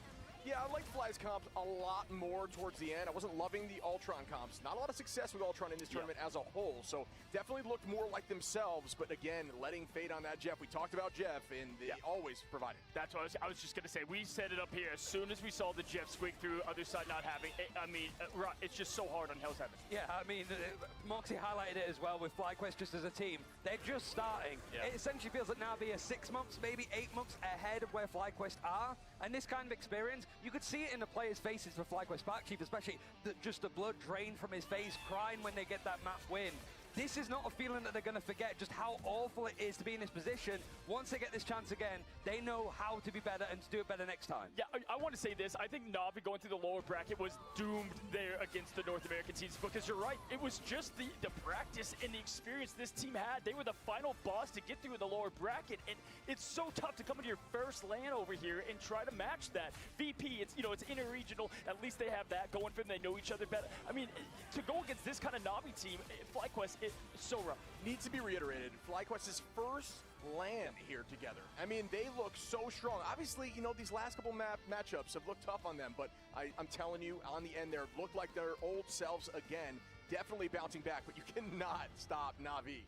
When you have those, like an event like this for FlyQuest, when you have unbeatable groups, when you basically drop a handful of maps, once you start losing those maps that you've been dominant on, not only at this event, but in Stage 2 as well, it becomes a little bit of just a falling through the sky kind of moment. You have to quickly adjust, work out how you want to approach stuff.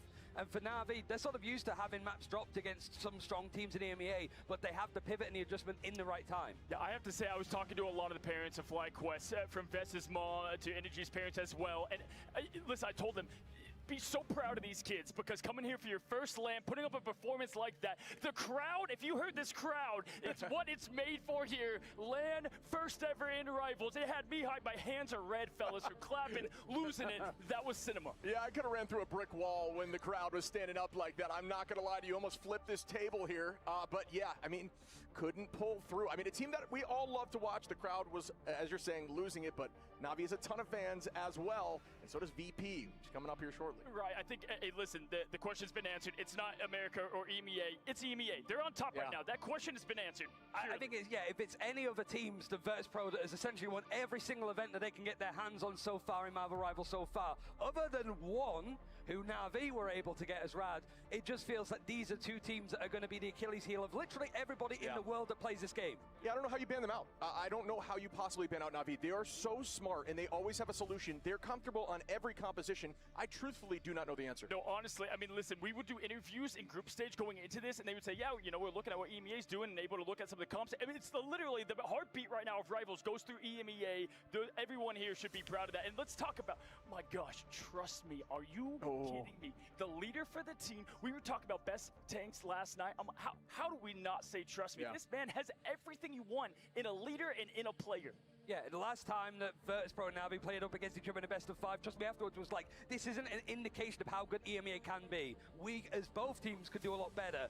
What's better than being in the grand finals of the biggest event from out? Like, this is a great indication of how good these teams are, but it's whether Na'Vi can actually start to match Virtus Pro again, because VP have been the top dog for quite a bit of time now. If I had to give an MVP currently on the side of Na'Vi, it's got to go to Trust Me. Not only handling those bans typically on his own, but coming up with these plays, these strategies, these compositions. There is so much on his shoulders. Man, I just love this. I love this stuff is what I'm going to say, because I am just all here for it, man. It's been so good, and this is exactly what you want here as we're fighting one of these teams that etch their names in history, y'all. We've got the rematch. One team sent the other down to, what, third place? It was VP that won over Na'Vi to get into the first seed, to carry that momentum, to never lose to this moment. Let's look at the bracket as we found ourselves the full Picasso painted here, y'all, and we find ourselves at the grand finals. A full best of 7 against Virtus Pro, who have basically been undefeated in a majority of events that they could actually play. The one time meta-wise that things did not look good was against Na'Vi. When they were rad, they got the read on how to beat basically Goliath, right? This massive team that just seems to not lose, but it doesn't seem that that's really the case anymore. Both these teams a little bit ahead for Virtus Pro, but it seems even with how they want to approach this. They've been dreaming of series like this. They've been dreaming for their revenge in this moment. And stats like VP hasn't lost a single domination. Like, that's something we can say in this entire tournament. Like, that is wild to say. Listen, for me, I cannot wait to see what Nevix is against Trust Me. I mean, you take every role and you compare the player to the role and head-to-head. It's just going to be cinema in the making, quite literally. I mean, we are going to have ourselves a true in-game worthy of Marvel Rivals ride. Yeah, I think I do also want to say, you know, as the EMEA person on this desk, like FlyQuest, I'm excited to see where the future of them is going, but also the future of like America, because there are a lot of young teams, there are a lot of people that, you know, Dark Zero hanging around, feeling the burn of not going this far in the tournament. This is the kind of thing that's going to push them to keep grinding, to keep performing, and to just learn what these teams do this year. There always seems to be that America resurgence, and I'm expecting 2026 is going to be a great year for you guys. Yeah, two teams coming in with no LAN experience, right? You're saying young and no hero shooter experience as a whole. So again, time is only going to make these teams better, and they got third place here, guys. We still got some bread on the line. Yeah, one thing I'm confident of, we were definitely looking at the top 3 teams here at the end. I mean, no question about it. Talent, skill, everything put together. Just like mid-season, it comes down to one play, one moment, one matchup. Y'all, we have the grand finals coming up next. After this quick break, my friends, we get to see all the action live here in Atlanta.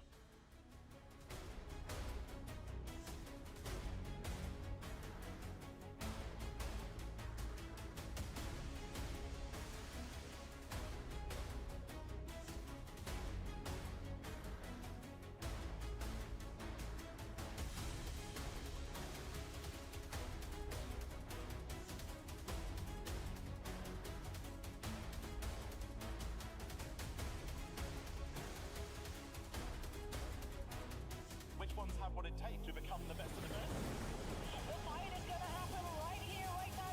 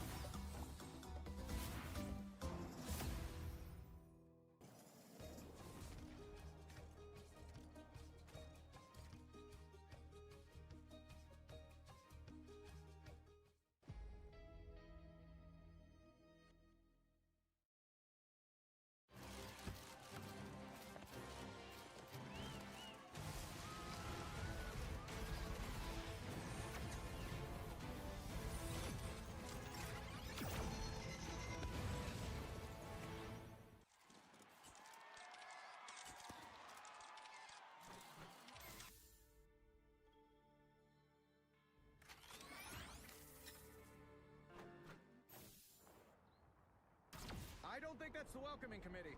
Bombs away.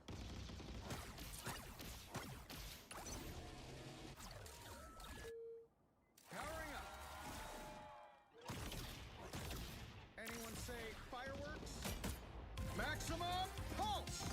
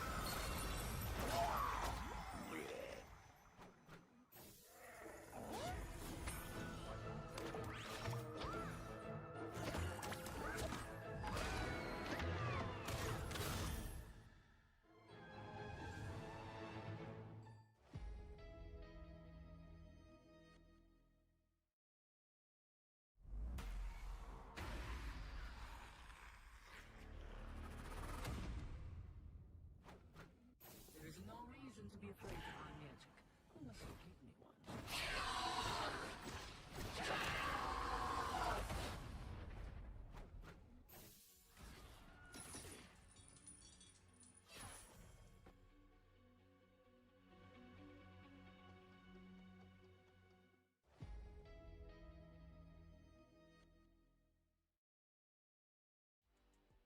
Hello and welcome to Story Time here at Marvel Ignite. We're going over to EMEA, and best way to describe Virtus Pro, I think, is the winningest team from EMEA. You guys pretty much have won all of the major events, apart from the one that would have qualified you for that first LAN. You qualified pretty early on, top 3 finish in Stage 2, and then you went on to win Stage 2 to be the champions there. Like, was it just like the relief of qualifying that allowed you guys to really be like, okay, now that we've qualified, we can sort of play and really have a strong finish in that group, would you say?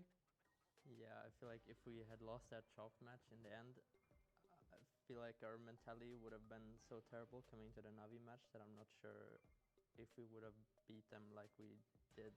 You must be going into this thinking like, we're ahead than them still. We still have so much more experience than some of these guys. That's probably your biggest strength, right? Yeah, and we've also been together for a while, so we all know each other, like we're good friends. I think it'll be fun. Like some teams just swap players as soon as something goes wrong, but we decided to stay together. I'm really excited to talk to you, Dredro, because there's always people in like chat that want to see an interview with you, and it's been a while. But like, I did want to talk a little bit about like strategists, because we've seen you guys play a little bit of triple strategists. Yeah. How is that when you're like the main support, I suppose, typically on that kind of like role? That it's usually Saipei that's on something a little bit more flexible. You're more like just keep everybody up on their like HP. I think it's pretty much the same role. But I would say it's Saipei playing the role that you mentioned of keeping everyone alive.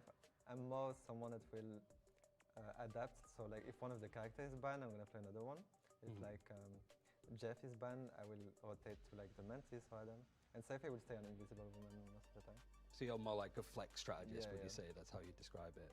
I know that people like to build up the sort of drama and rivalries with like other teams from a region, but I did want to ask, like, for teams like Citadel and Na'Vi, which players do you think are like a little bit underrated almost? Just players that you think that, like, because they might not be duelists, that they're either focusing on being strategists or vanguards. Like, are there any players that you think, like, we want to beat everybody, but we respect this player on this team? I feel like most players are well rated on the top teams. I was gonna say Polly, but I think most people rate him for being good. Everyone rates him as like the best tank in the world right now, I think.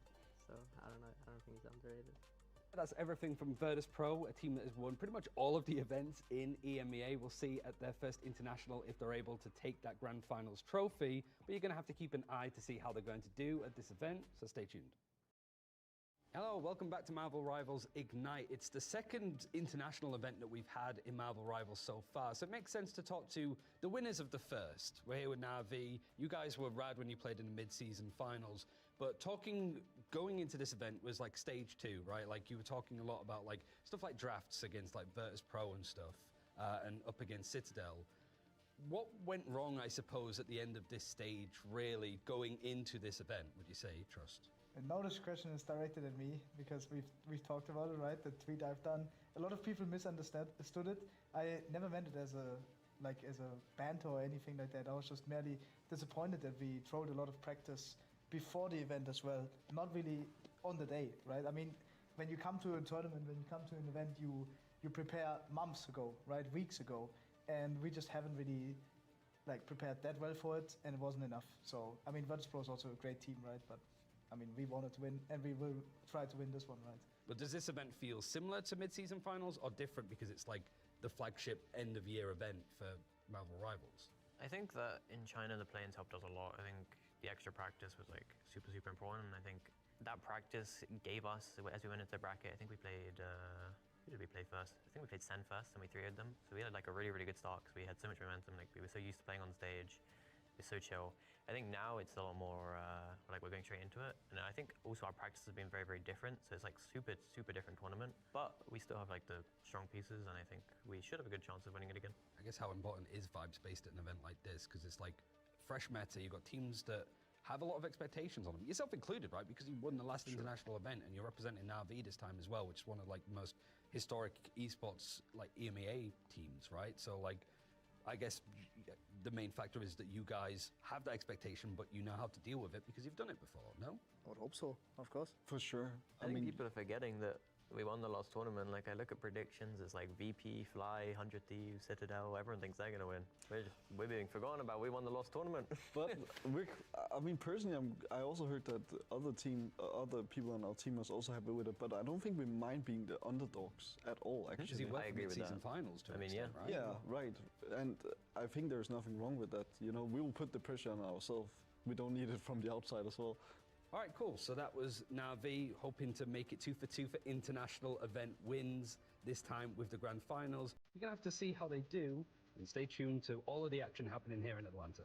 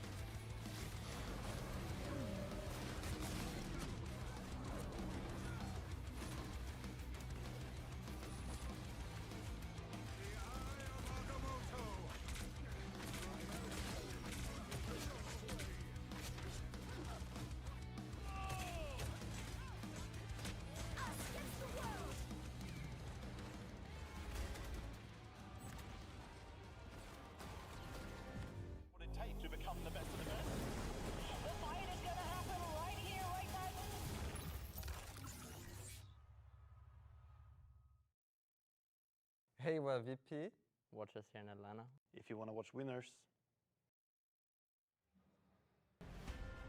And watching winners we have been. I just ran all the way from the crowd up here. I'm a little bit out of breath, but it is time for the grand finals of Marvel Rivals Ignite.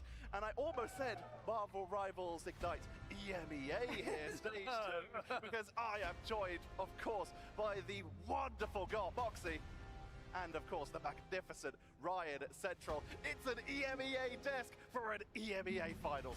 There is one person I did want to highlight for our boy at home. He's watching along with the watch. Just there.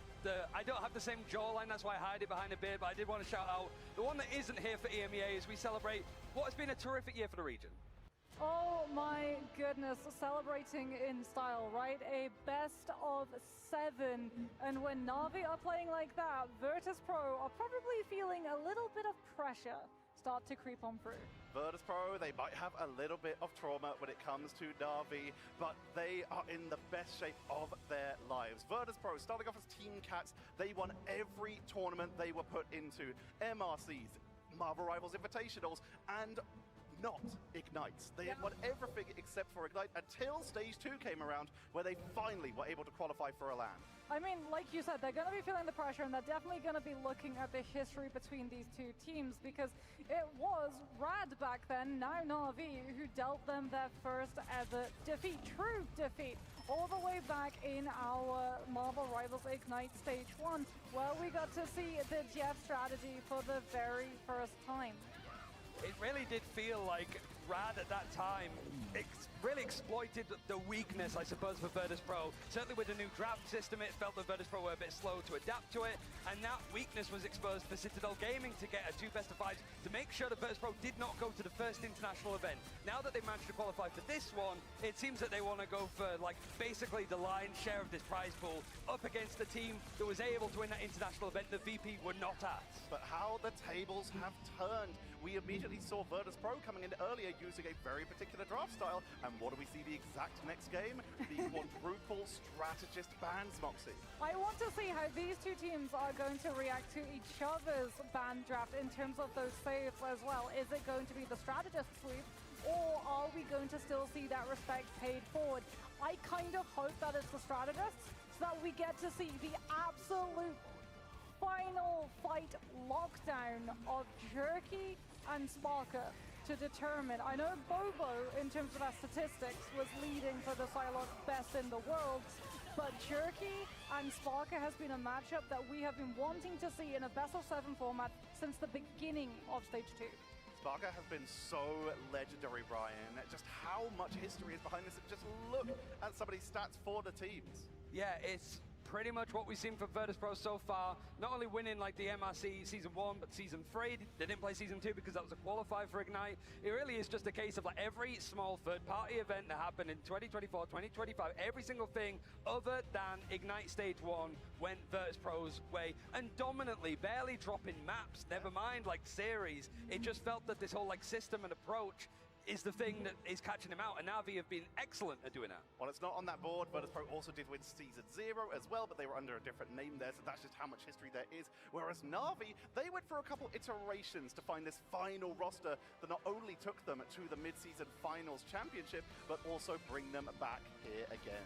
Na'Vi, like you said, finding themselves in the same exact position. Actually, Ryan, you talked about it a little bit earlier, right? This is a team that had the exact same path, lower bracket run. What do we talk about when we talk about Na'Vi? They give you one. You get to beat this team once. Yeah. They go down to the lower bracket, they download your playstyle, they understand the ban format, and they come back and they home run you. It is like Taskmaster almost, of just working out how to play up against them and adapt to them in real time, right? If you compare like the series that we saw Na'Vi lose against FlyQuest versus that BO5, it is a night and day difference for the mid-season finals champions. And it's a case of like, with you highlighting Sparker versus Jerky, there's so many like head-to-heads in roles, in individual spots. that are so good to highlight because these players are flexible, they're experienced, and they are the pivotal parts to winning this tournament for each of their teams. We've also got to bring up the fact that Na'Vi did seem to be, like you already mentioned earlier, Moxie, one of the first teams to find Virtus.pro's number, able to take the first series off of them, but it's been a bit since then. The last time Na'Vi took a map off of Virtus.pro was in Stage 2 of Ignite, Ryan, in that lower bracket finals. Yeah, and it was a game that just seemed to not go the way of Na'Vi in the slightest. And since then, Virtus.pro just seemed to have an idea, an inclination of where Trust Me wants to try and take the draft. But we saw some nice pivots already today, like stuff like the Venom being protected, making sure the Vision didn't get the Jeff. Both teams wanted to really lean in onto that. And so I'm curious to see what kind of curveball, wildcard drafts we're going to see in the series today. Yeah, Na'Vi even actually said it themselves on interview, right? They felt the last time that they matched up against Virtus.pro, it didn't represent how well they could do because of the ban draft. They said themselves it was a bad ban draft. Yeah. And that should mean that looking back now, they're going to be having a look to see what would make a good ban draft. And you know something that I would expect to see potentially coming on out? It's not something that's listed here. Daredevil. Yeah. I think if you target out Fire's Daredevil, it could be a really strong pick because Sparker's Psylocke is terrifying, but it's all the more terrifying when Fire on the Daredevil is getting to relay all of the information of where a player is rotating so that they can catch them on the hit. And it's so easy to talk about how good Sparker is that Fire often gets left by the wayside of how good. He is an incredible communicative player. He is pretty much the person that puts all of the playmaker of this team, puts everything in place, communicates the stuff like you said with a Daredevil passive. It just means that Sparker looks good when they can relay that information, and Fire has a lot of creative cerebral ideas that just doesn't get mentioned because if Virtus.pro look rough, he's almost out of the server. When they look good, it's Dredro, it's Nevix, it's all of the other team that are taking their flowers. It's all set up from Fire. You have to recognize how good he has been on this team. We were literally talking about it before the broadcast of just like this seemed to be Fi's event to really step up and pop off, and they did so.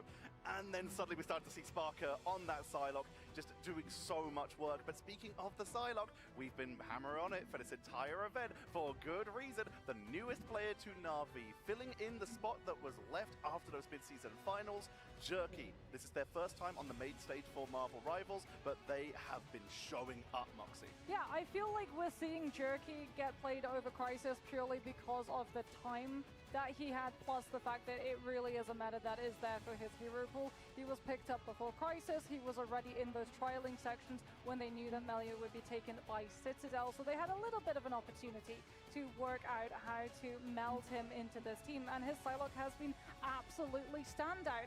I think there's going to be a correlation that one of the maps that we actually got to see just there coming on through from FlyQuest, as close as it was when the Psylocke was banned, and then when we saw the Psylocke being the first instant save, it had all of the impact with the Dance of the Butterflies coming on through. So maybe Na'Vi go the route of instant saving the Psylocke because it could be an instant ban from Virtus.pro. It has been impactful. Over 400 KOs just in this bracket stage, Ryan. Good lord. I mean, that makes sense. And you sort of made a good point, I think, about Jerky being banned out. He was a weaker, I suppose, when he wasn't on the Psylocke, and then Jean Grey got banned out too. But in that game, Naga went like 41-3 or something ridiculous, and they still lost. So it's those kind of moments where Jerky, this is his first like Marvel Rivals International land. He wasn't part of that Na'Vi team that won mid-season finals, but he's got so much experience beforehand, and now he's got the experience of being essentially an MVP candidate if they win this series. But also, when he's targeted out, he can sit back, the rest of the team could show up as and when needed.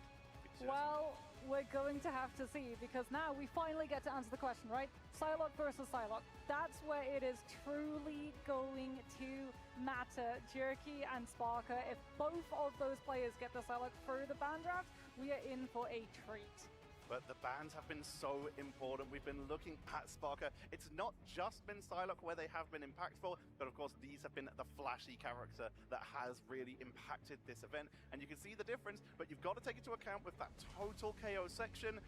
Virtus.pro played less games. Once again, Na'Vi find themselves in that lower bracket, having to fight their way through. More games means more KOs total, but it's about the ratios. They were also, on the side of Na'Vi, getting to play into the Groot very frequently, which we talked about it on the broadcast, right? Sometimes for a Psylocke, your job is to try and hit the duelists.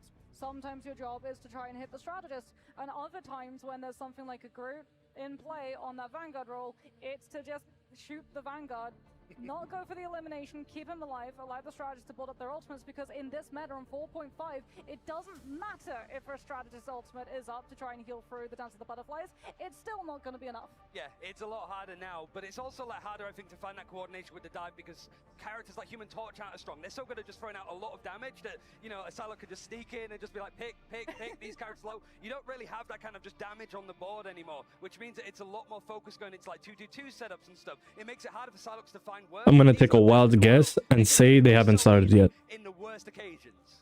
And those worst occasions are exactly what we're going to be seeing. You are up against literally the best of the best. This is the grand finals. It's a best of 7. There's no opportunity to say, oh, we just didn't get warmed up. We didn't get ready. Both teams have played. You have to win now. Yeah, it is just every time I think we spoke to the teams, whether it has been Citadel, Na'Vi, Virtus.pro, anybody else, it's just we weren't good enough on the day. This is the day. There is no other day that's going to day more than this day. You have to show up now in this moment. Like you said, they've both played, they're both warmed up, but all of those thoughts in the back of your head, you need to silence them. You have to gaslight yourself into thinking you're best in the world to be the best in the world. Fake it till you make it. This kind of series is so important, and Virtus.pro are going to feel so comfortable in this. Na'Vi, I feel like also are going to be coming in warm, right? Yeah. And that's going to be a huge part of the problem for Virtus.pro, because they're going to be coming in cold. Like, yeah, they've probably been behind the scenes warming up, scrimming with another team, but there is a very big difference between scrimming and getting to play on an official game. And when your first game type is domination, that first fight, it matters.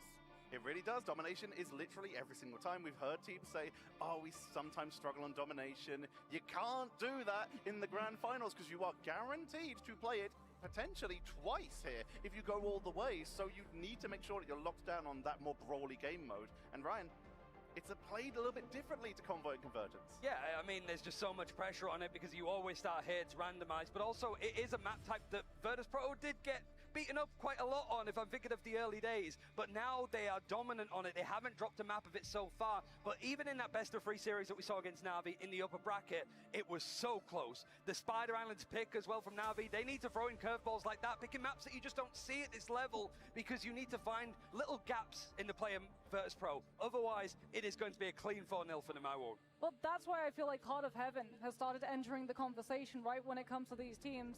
And they want to go for that curveball when they want to try and force out everyone else from their comfort zone, while also getting to set up so many different compositions, because it has places where the Hela Namor finds its strength, it has places where the dive finds its strength, which means that you have to be flexible, you have to be able to play everything, and if you've been drafted out of one specific composition, you get punished on that map most of all. And on that map, you haven't seen a lot of the Daredevil. You already mentioned it as well, because that waterfall, we saw it in the last series. Just a rocket hiding away in the waterfall, just sending out those healing balls, keeping everyone topped up. It's made quite the difference. We talk about fire, we talk about the Daredevil. While we wait for this series to get underway, just how impactful has the Devil of Hell's Kitchen been, Moxie? It's been I mean, we got to see it on the Heart of Heaven map, right? And it was just Fi waiting around the corner, giving all of the information of like, okay, they're going to be walking, we're looking for the Venom hit, we're looking for the Dance of Butterflies, and lead in. Keep it going with me. Let's hear your final thoughts before we start getting ready to head into the grand finals, Moxie. Oh, predicting a winner is going to be so tough. I think Virtus.pro could honestly take it. Yeah. We can't even be biased for our region, which means that we're really put on the spot and we have to say a team. And you know what? I think Virtus.pro, I said it yesterday, the storyline is that they're going to take it all. Ryan, you've been following Na'Vi since the start, saying they're going to win since the very beginning. Before you're even on the broadcast phase, are you keeping that going? I have to, but I think my final thought is like, casters, start the bloody game. Let's get into this. It's a BO7 grand final. Like, come on. We need to get into this. Well, we're going to do just that. We're going to be heading over to the stage. Cozy, please start us this game. Bring us the teams. Every single story finds an ending, and every single hero will face their end game. Let's find out who the best in the world is. Atlanta, let me hear you. Viewers in the chat, spam the emotes. We've got the juggernauts, the winners of the upper bracket, Virtus.pro. Across the multiverse, one name has echoed louder than the rest. From dreams in June to the reality in November, the undefeated Titans, Virtus.pro.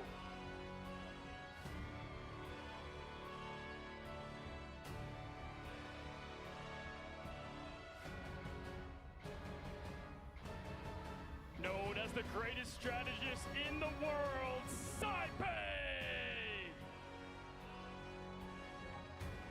Next in line, he smells blood in the water.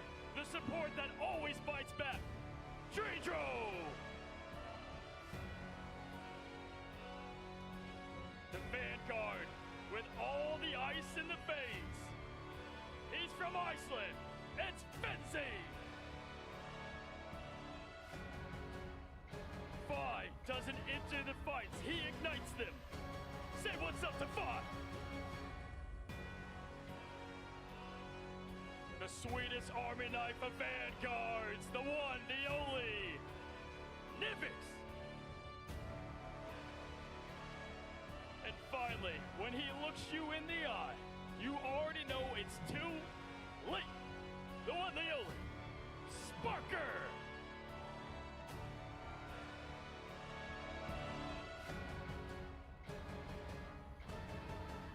Alrighty, folks, now the gauntlet of the lower bracket, trying to go for the repeat.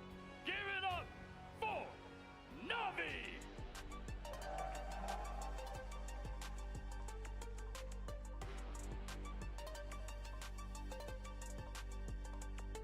They have been here before, they have lifted the trophy. They know exactly what it takes to do it again. The reigning mid-season finals, the lower bracket dominators. Let's get on our feet for Navi.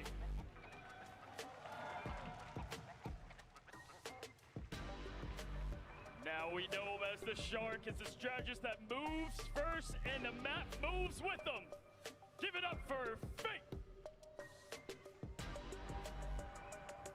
Your mid-finals MVP, the strategist himself.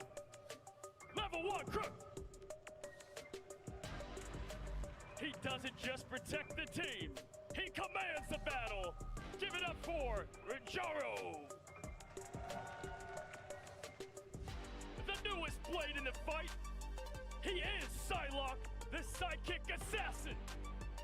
What's up, Jerky?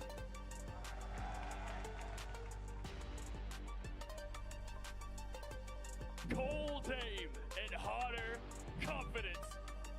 Say what's up to Naga.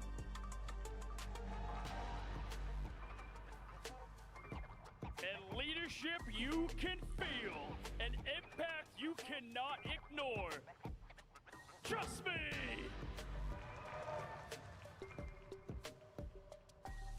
Alright, trust me. Come with me up here, Sparker. Come join me.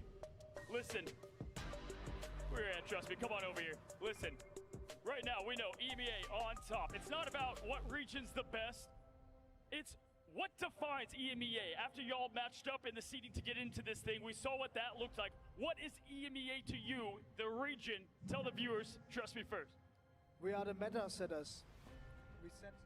We set the tone, right? What is played, dive, brawl, everyone copies us, how it works. What's the definition of what the EMEA region is? Good mobile rivals. Short but sweet. Listen, you're facing the player, the teams in the eyes that could end the perfect run, or in your case, the perfect story. You guys know each other well. Trust me, what do you have to say to Sparker and VP? Good luck. You're not gonna win. And coming over here, oh man, a little region, I love it. Hey, coming over here to Sparker. Trust me's over there. They've gone through the lower bracket. You faced them before. What do you have to say to Trust Me and Navi? We beat you once this tournament, and we will beat you again. Let's go! That's what you love to hear. Shake hands, gentlemen. Please take your seats as we get ready for the grand finals. One region. Take your seats, gentlemen. Take your seats. One region. One legacy. Two giants stand here at the biggest stage ever for Marvel Rivals. It's VP's first land. They're trying to chase their second crown. What will we get in this most epic matchup, my friends? It's time to ignite the battle!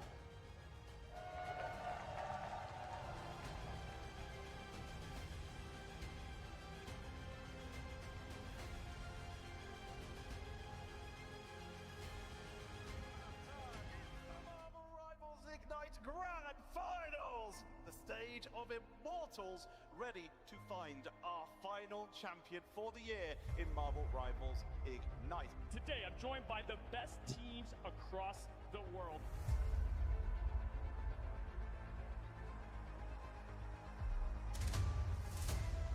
I think the grand final is like what everyone strives for.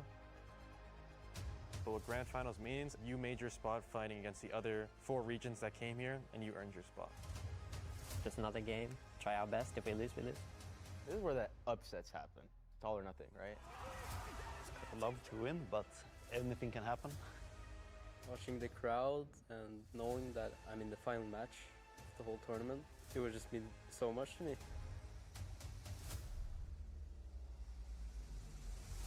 The final is going to be crazy. We really want to represent EU well and become the world champions again. I mean, it's obviously incredible, right? You go into the game, you know everything's on the line, right? No one remembers the second place. We worked so hard the entire year, and to get to lift that trophy at the end will make it all worth it. I mean, it would be the best moment, I think, of my life, right? So much more on the line. This is the next big thing. We are prepared for you. We've seen everything you got, and we will end up the winner. If I play my best, no one stands a chance against us.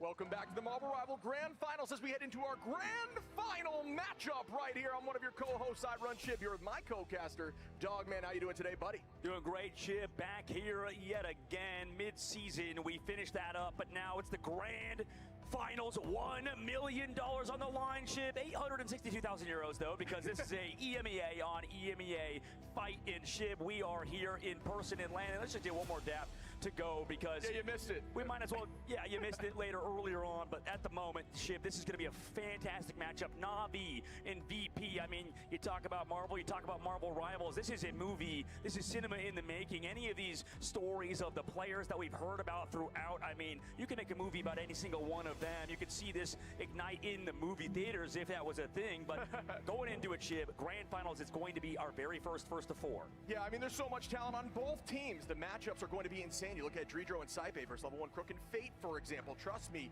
going against the other side of Nevix in terms of Vanguard fronts. And when something like that Psylocke battle with Sparker and Jerky, so many huge storylines and even more. And yeah, I mean, you mentioned Jerky. Jerky, he's been all business. I mean, formerly of all business, picked up his pace of play recently to reach levels that of Sparker, like you said. He's been one of the best Psylocke players. Naga as well has had an incredible day today. So recency bias, it feels like Na'Vi is playing a lot better, but VP have that head-to-head that we saw earlier on. Yeah, it'd be a crime to say it's essentially the skill matchup versus the brain, because it would essentially be a roast to either team that has both of those things, as we're going to be drafting in a moment here. I don't know what the answer is against these teams in terms of bans, because they have so many different compositions they can run. Right, and they're all good in the current patch and the current meta. And we just had, I mean, let alone, this is how fast Marvel Rivals move, Chib. I mean, recently there was a patch a couple weeks ago that just came out. These players had to adapt and learn to not only the ban phase that's going on, the asymmetrical ban phase. We're going into Hell's Heaven first, an absolute classic, as we know. But yeah, I mean, there's so many things that go into it in terms of adapting, and Jerky on this side has been able to adapt. And a lot of these EU players are really good at dive, at this sort of surround Anaconda style. And at the moment, it's these two that are trying to take that crown yet again and repeat themselves. But it's Jerky, the newbie to the squad, and Naga as well, veteran of hero shooters. And same thing with Saipe on the other side for VP. This team is going to be an incredibly formidable opponent. I can't wait to watch. We just want to get into the game like they did on the stage. Yeah, you mentioned those self-survivable, divey, Zootopia backline compositions that are very much KO fest. A ton of fun to watch, and that is exactly what we can expect to see as we dive into our first draft. Make some noise here in the arena as we start off our first game. Start off the draft here, Na'Vi versus Virtus Pro. I mean, this is two incredible organizations as well. I mean, in esports as a whole, many of people know them, and to have them here in the grand finals, it just makes sense. Na'Vi goes for that Jeff ban, and on the opposite side, VP going for Mantis. We've seen how good Jeff has been. Also, the Jeff ban from Na'Vi has been a bit of a staple so far, countered by Captain America Protect. Yeah, they're not too worried about the Mantis. They just want to ensure that that Jeff doesn't get huge ultimates. And here at Hell's Heaven, that is very much something you need to be afraid of. There's a lot of off-map potential. Can absolutely sweep your team. And the Psylocke ban there from Na'Vi was something I might have expected to see. I'm curious if they could potentially get the lock in a Psylocke, but we'll see shortly. We'll see if it happens, because you're right, that could be a mismatch already, but Emma Frostbands could come through. No, they go for the Jeff. Better luck. Better luck for sure. We had him earlier on the stage, obviously, the voice actor of Jeff coming through, and for Na'Vi, you know, that's their protect, but what is the ban going to be for VP side? They have their chance now. Yeah, I'm not sure what we're going to see here. That makes sense to me. You want to ensure Trust Me does not have access to that Venom. We saw how strong he is on that hero. It's a hero that allows him to buy time on point, and we saw throughout some of these matchups, Trust Me would essentially just fall on point. No matter if his team lost the fight, he would turn the point to his side so that it would move forward on, you know, on combo or convergence, for example, and then all of those fights were for naught because the point never moved, and that's all that matters in those modes. Yeah, right now in this current patch, it does seem, like you said, he's been able to kind of counter most of the target focus onto him. Psylocke ban comes out for Virtus Pro. He's also the captain of the team.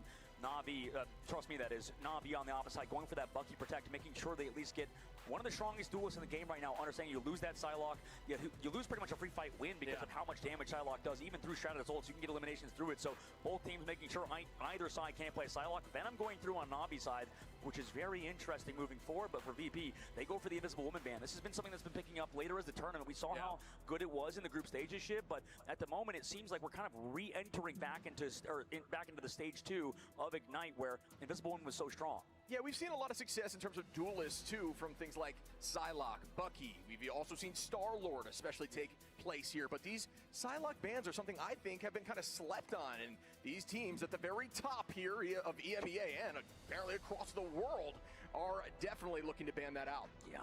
Now we're going to enter it, Shib, for that trophy in the background. Virtus Pro versus Na'Vi is about to come up. I know some of you in the DreamHack Arena might be walking around somewhere else. Stop on by, because these players have been putting in the work, like Trust Me have said, and pretty much the entirety of VP. Both of these teams know how much time and investment and work and effort it takes to get to this level. To be the top 2 teams in the world is no easy feat, Chip. There's a reason we're only left with 2 out of thousands of players online, thousands of teams even online in North America, EMEA, Oceania, and Asia region. So all of this comes down to this grand finals for $1 million. Yeah, when it comes to Hell's Heaven, I have no doubt when that ban comes through a Venom, we will see something like Angela coming through in terms of the Vanguard frontline or Cap. So we'll see what they elect to do shortly. Emma on the table as well as we start up here in a moment. First fight means a ton. And again, Virtus Pro has not lost a single domination total across this tournament. Will Na'Vi be the team to make that happen? Very well could be setting off on the very first match of the day, Shib. Or sorry, very first map of the grand finals, because, yeah, it's not the first match of the day. We've had an incredible amount of emotions going through as Trust Me with the portal. See where they want to go. And immediately after this portal, we'll be making that switch. That's something we've seen Trust Me do a lot here. Setting up the portal, looking for a kidnap opportunity, which doesn't seem to come through instead. Just going to isolate and start off this first fight on height. Just kind of controlling that for now with that Adam Warlock triple composition. Something we talk about in general, when you have that beacon, you want to find it on the opposite side. Dridro's BRB is found. That means they don't have that res. Jerky's going to fall, not going to be brought back into the fight because of them hunting down the beacon earlier. Fate able to trade it back, though. Adam Warlock on the side of Na'Vi, however, means as long as Naga can build up that ultimate, they can resurrect everybody back in the fight. Also, the Soul Bond coming out to keep that Adam Warlock alive. Meanwhile, VP kind of surrounding that point. Finzi on the back line, knowing the cooldowns are removed, needs to find eliminations before ults are potentially built, because VP haven't built up any. Yeah, that pick is more valuable there on Jerky, in my opinion, just due to the ult being a little more valuable. Finzi, though, going to find Naga now, but that res will come through likely. Level 1 Crook goes down from Finzi, who's looking clean on Cap. Naga going to res back as stated as Fi gets one, and Finzi again looking so clean on the front line. I feel like, Chib, we've seen these Adam Warlock comps succeed, don't get me wrong, but it does feel like Virtus Pro and Na'Vi are both teams that are incredibly good at not going down, you know, in the group stages, and also back in stage 2 of Ignite. It did feel like Adam Warlock's success was also found in his pickoff potential. We need to see Naga start to find those pickoffs, maybe onto people who dive onto the back line, but VP, they're so smart. They're playing 2 heroes in terms of the duelist line that are hard to take down in Daredevil, who gets that overhealth, and same thing for Star-Lord with those flips. That Murdoch getting so much value here for VP2 in this tournament. A hero that we weren't sure we'd see much, but at this level of play, clearly is very strong with some good coordination, and just in the neutral can find a ton of value. The whole side of Na'Vi electing to drop back together now and prep for ults, but at this point, 60% on and counting. They got to get there soon. Doors open as the map shifted about 60%. Now they come through. Brute and everybody trying to peel back off. Here's the Jeff on the coastal side. Does grab two of his team. Pushes them back into the main side. Able to find Fi. Brought back by Dridro's BRB. Freedom Charge comes out. The fight hopefully long for Na'Vi. Remember, Naga does not have that cocoon. Using that passive earlier. If he falls, he's going to be able to fight. Removing that res. And VP close out on the rest of Na'Vi, sending him to spawn. Yeah, I mean, another insanely clean fight here from VP, who have not committed any ults besides Fi and Finzi in that fight. They will have 4 more for the next fight. That's exactly what you're trying to do here on Dom. Do not overcommit ults, so you have answers for the next fight. We will see a res coming in from Naga shortly, and the Strangling Prison from Trust Me, who's now moved over to that group. Able to find Fate early, too. I mean, Na'Vi, the back against the wall, they give up the point. Okay. Shiv, that's round number 1. VP have taken it in this first map. Frozen Airfields, that is theirs. Now we're headed to Eldritch Monument on Hell's Heaven, putting them at round point. Yeah, you and I had conversations in the green room of who we thought would take this. I threw this VP's way. You said Na'Vi. I said a 4-2, and you thought it was going to go the distance to Game 7 with 4-3 from Na'Vi. We'll find out who takes that home. I always like how we go against each other. And look at those ults available for Virtus. Yeah, that's a lot of ults available at the current moment. We'll see if any Doctor Strange portal plays are going to come through. No bans onto that hero, so you can kind of go for those gimmick plays, but nobody wants to make that switch, right? It's a matter of the Strategist ultimates, right? When we look at the side of Na'Vi, they can sustain, they can live long enough, they can build that res up for Naga too, who has the cocoon passive up again, but that was one-sided, Chip. That was incredibly one-sided. For Team Na'Vi, they're going to have to pick it up. I mean, it looks like the desk was split for a good reason, but the faith in VP seems to be restored at LAN. I mean, everybody talked about how good they were online, and now they're bringing it here. That veterancy for Na'Vi, they have some of it too, but can they kind of start that reverse sweep on this map? We'll have to find out. And the ultimates are going to make a big difference. Yeah, they're calm, cool, and collected. They just looked so composed there and did not lose their cool in any fight. Again, not overcommitting a single time, and that's exactly what you want to do on Dom. Start that whole They got kind of dominated on that first point. They got completely dominated, actually. They didn't even get any percent. Potentially towards the back line. Rajaro is going to have that psionic. Bond goes out early on as there won't be a ton of damage there. Sparker in the sky is going to be matched right back by level 1 Crook, who's going to stall, and that should be a almost gets that pick on Nevix, and now Nevix goes down as Jerky gets the Hey team. Going to bring Nevix right back into the fight though. Yeah, big BRB coming through to bring back in the fight, and then also that Storm to keep everybody healthy on the inside for Na'Vi. So they're not giving up that point just yet, Shiv, as that BRB, or sorry, that see you later keeps everybody healthy. Nevix able to find the pick on Rajaro, traded back through VP res, or sorry, Na'Vi res by Naga, coming through to bring everybody back with the crack, and back from Jerky. And Jerky starts now. Oh, you missed. Does that no, it does not get reset as there was a juke in that play. Still going to be a pick early on. Out goes that Eternal Bond here from Fate. Nobody has the point. Assemble. Right back with the Freedom Charge. Keep the team healthy. Side pay. Hold it on there to that invisible boundary, as that will be the ult that can keep them on at this current moment. Looks like the fight's in their favor. There's that match right now from Side pay, who's not even going to stand inside that. They still haven't even got. From downtown, out goes the legend as Finzi cleans up one onto Naga. Down. Oh, there they go. They're gonna lose this. Yeah. Bro ulted twice. And we heard behind the scenes as the wipe comes through on the Trust Me. Na'Vi, whenever they're forced under this group composition, look a little bit, I don't know, odd, right? VP have all the momentum on their side. They're able to second. They want. Taking a look back at the ban phase, the Venom did get through, but the Invisible Woman ban also changes a lot in terms of their peel potential on VP's side. Their overall dive as well is phenomenal, constantly diving in, setting up Na'Vi, making them uncomfortable. It feels like Na'Vi's pulling a very similar trend that we saw at a FlyQuest last game, and we saw dive tends to beat this front-to-back style out of Brute and the rest of the heroes that Na'Vi are playing. Yeah, it's all about now if they can find a solution. A team known for finding a way out of tricky spots a lot. Out goes the Let the Devil Out. It's matched right back by the invisible, Yo, he got completely fried. Prison here. Out goes the Sia from the side of VP, keeping the damage up as Dridro is going to bring back Fi. Fight continues. Down goes the Retribution. And What a ult. What? VP have not skipped a beat here. And the Rocket Raccoon advantage is huge too. I mean, in that fight, they pick off Fi, but Fi can play that aggressive. I mean, Yeah, they're gonna like delay this person dying. The stagger comes out onto Rajaro, brutal, as he's going to get really hard staggered. Body block shoved around the corner, eventually goes off, but that was really 10% given to VP. That's a huge advantage for them. But also, I was saying earlier, Shiv, I mean, unfortunately for Na'Vi, they have nobody really to find these BRBs from Dridro. They're swapping Crook over to Rocket Raccoon. This character is basically broken in the recent patch, got buffed, as well as it's basically Adam Warlock, but in the neutral, every single fight you have a res that you don't have to commit for, you don't have to put yourself in danger for. So it's so smart that both of these teams are playing Rocket now. You see Na'Vi making those switches as we discussed this late. It is a sign of a team that's really trying to find a solution, maybe panicking a little bit, losing that ult from Rajaro down to 50%. Out goes the He's about to get his soloed ult for the 3rd time this round. Everybody on the point is still healthy and holding on. Some damage goes out as the spin to win with the blaster barrage goes up. Sparker though, gonna try to find one. What an escape there. Well, yeah, that was a W escape. He got one though. As VP is gonna find 1 and 2 as Jerky and level 1 Crook go down. This is GG's. This is a domination. Saipe dodges it. Fate goes down. The edge def removed. Saipe's movement positioning on point portal. Is it even going to be there on time? It looks like it is, but everybody doesn't make it through. And VP win map number 1. That was so dominant across the board there for VP. They have yet to lose a domination, and that still will be the case. Just textbook play across the board.